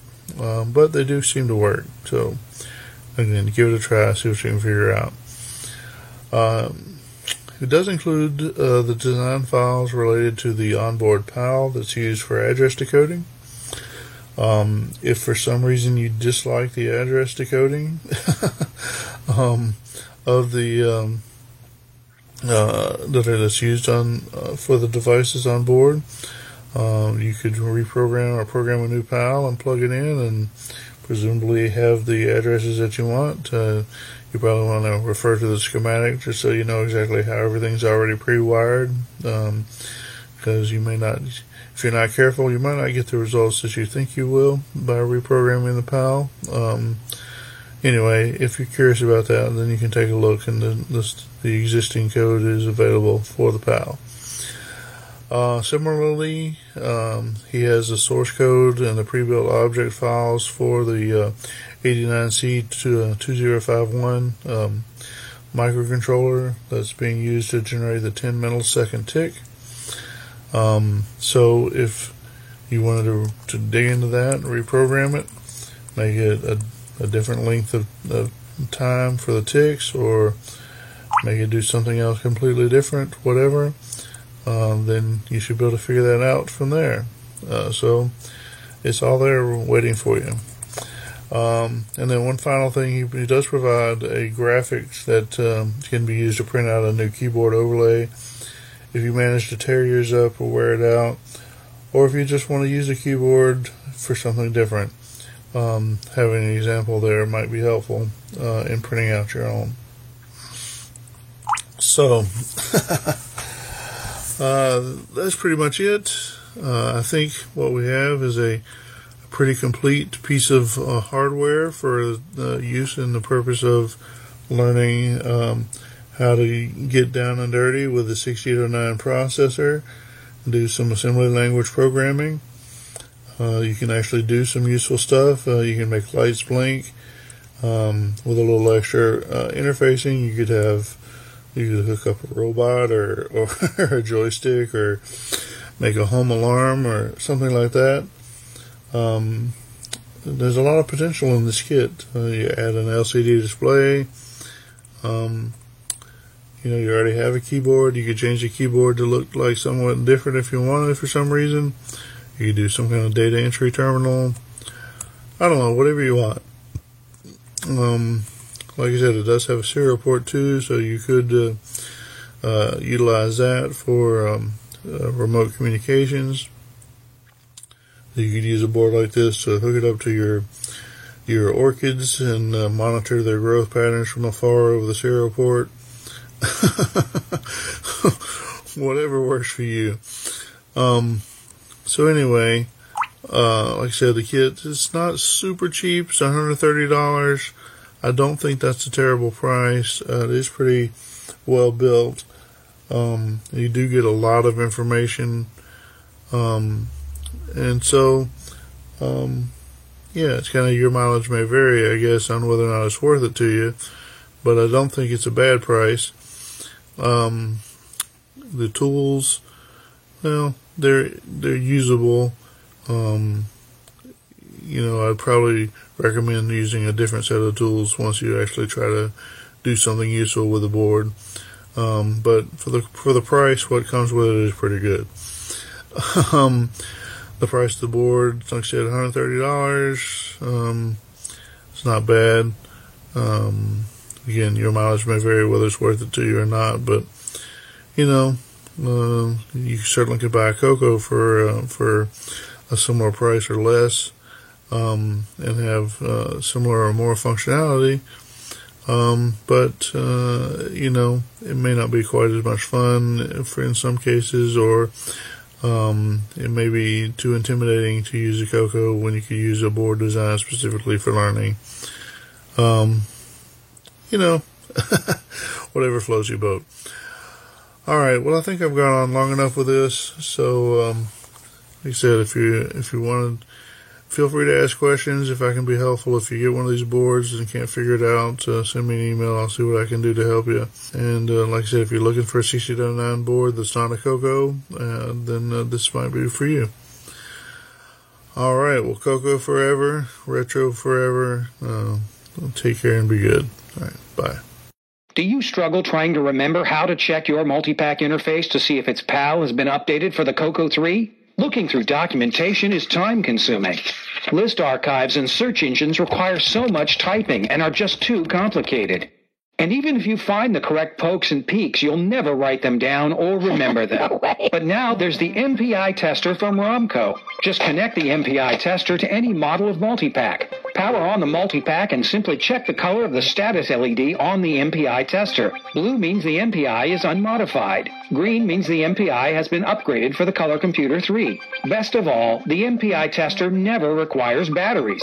It's perfect for home, camper, boat, and RVs. Get the MPI tester from Romco, a great Christmas gift for only $7.77. Available at Walgreens, Shoppers Drug Mart, Woolco Woolworth, Family Drug Centers, Osco Drug, Canadian Tire, McDonald's, Piggly Wiggly, Montgomery Ward, Sears Roebuck, Village Pantry, Burger King, Sandy's, Dwayne Reed, Kate Spade, The Church of Scientology, Five Guys, Baby Gap, Swizzles, 7-Eleven, Albertsons, participating Exxon stations, Beauregard's, Almost Fried Chicken, ABC Liquors, Moon Pie General Stores, Whole Foods, Taco John's, Sherwin-Williams, and Goldblatt's. Wouldn't it be great if you could get everybody's Christmas gifts at the same place? Well, maybe you can. I'll let you in on a little secret. The Holiday Gift Center at Radio Shack. After all, everyone loves electronics. And who has more favorites than Radio Shack? Calculators, radios, personal stereos, computer accessories. Oh, plus all kinds of handheld electronic games for the kids. So take care of everybody on your list. Make it a Radio Shack holiday. Do you know where you are? Because I certainly do. Well, in case you just had a memory lapse or drank too much spiked eggnog, you are listening to the Coco Crew Podcast. Hello, all you coconuts. This is Neil Blanchard, and welcome back to the Games Corner. After we recorded the main segment of this podcast, John and Mike both asked me what game I was going to review this month. And I honestly had no idea. I had nothing planned. But they both recommended I talk about Xmas Rush, seeing it fits in with the holiday episode. So I was like, sure, I'll do that. And afterwards I got to thinking, are there any other Christmas-related Coco games? Or could John Linville's Xmas Rush be the first one? So I quickly logged on to our trusted Coco Archive website and did some searching. I could not find any games listed on there to do with Christmas. There were ample Orchestra 90 Christmas songs, some Christmas demos, and applications, but no games. The only game I could find was Xmas Rush. If any of you listening know other Christmas games for the Coco, please drop me a line. I'd definitely like to know. Looking back now, I find it strange how I never reviewed this game yet, especially a game that I enjoy playing as well. Well, better 2 years late than never. Alright, here's a rundown of the game. Xmas Rush was coded in December 2015 by our host John Linville. It requires a whopping 16K of memory and is compatible with the Color Computer 1, 2, or 3, Dragon 32, Dragon 64, Tannel Dragon, and other compatibles that resemble Coco architecture. For input, it supports keyboard, spacebar to start, and arrow keys to move your character. Also supports joystick in left port. The reason why I mention what port it uses is because of the talk over on Facebook right now about standard and non-standard joystick ports. So I thought that was kind of interesting. This game is super simple, but that's what makes it fun, just like a lot of old Atari 2600 games. The games were simple, but yet so addicting, and even today they're still fun to play. The object of Xmas Rush is to enter into a forest and find the last evergreen tree, and try to take it out of the forest without the evil snowman getting you. The game starts off easy with only one snowman to worry about. Every time you escape and clear the level, there is another snowman added. The scoring system is really unique. Instead of just a generic high score number like most games, there's a screen that keeps track of 3 fields: attempts, seizures, and escapes. Another thing that's cool about this game that I'll mention, well at least it's cool to me, is the graphics mode that John chose to use when programming it is CG3. So what's nice about that is if you're playing it on a Color Computer 3 with an RGB monitor, you still have color. It doesn't go to that black and white. So it's very convenient no matter what platform you have on the Coco world. It just works. Maybe you can call that ease of use. So there you have it, another fantastic game to play on your Coco. This game is available to download on the Coco Archives website and of course on John's blog. However, it is also available for purchase on a premium authentic ROM cartridge in professional packaging with manual card insert and the whole deal. It also helps support retro game coders. Plug, plug, plug. Oh, one other interesting factoid that many of you may not know. There's also an MC10 version of this game. John coded it for the MC10 as a Retro Challenge project in January 2016. If you're interested in trying this version out on your MC10, it is also available for download on John's blog. Well, I'm off for now. It's just about time to sit in front of a warm Coco this holiday season, playing all the latest and classic Coco games. Until next year, happy Coco gaming. It's a Radio Shack Merry Christmas. Oh, I remember that Christmas. Dad gave me my first shortwave radio from Radio Shack. What memories. This Christmas, we got our son's Color Computer 3 from Radio Shack. It hooks right up to our TV and was on sale for less than $130. The Color Computer 3 makes learning fun. Jimmy even lets me use it for word process when he isn't playing computer games. Lucky I still got my shortwave. Save $70 on the sale-priced Color Computer 3, only at Radio Shack. Well, we have reached the end of episode 31 and the end of the year. I'd like to thank our host John Linville for keeping up with the latest news and providing excellent tech segments each month. Also like to thank Mike Rowan, or Myro, for creating those most glorious, wacky commercials you hear each month on here. I really think he topped himself this month with those commercials. Wouldn't you all agree?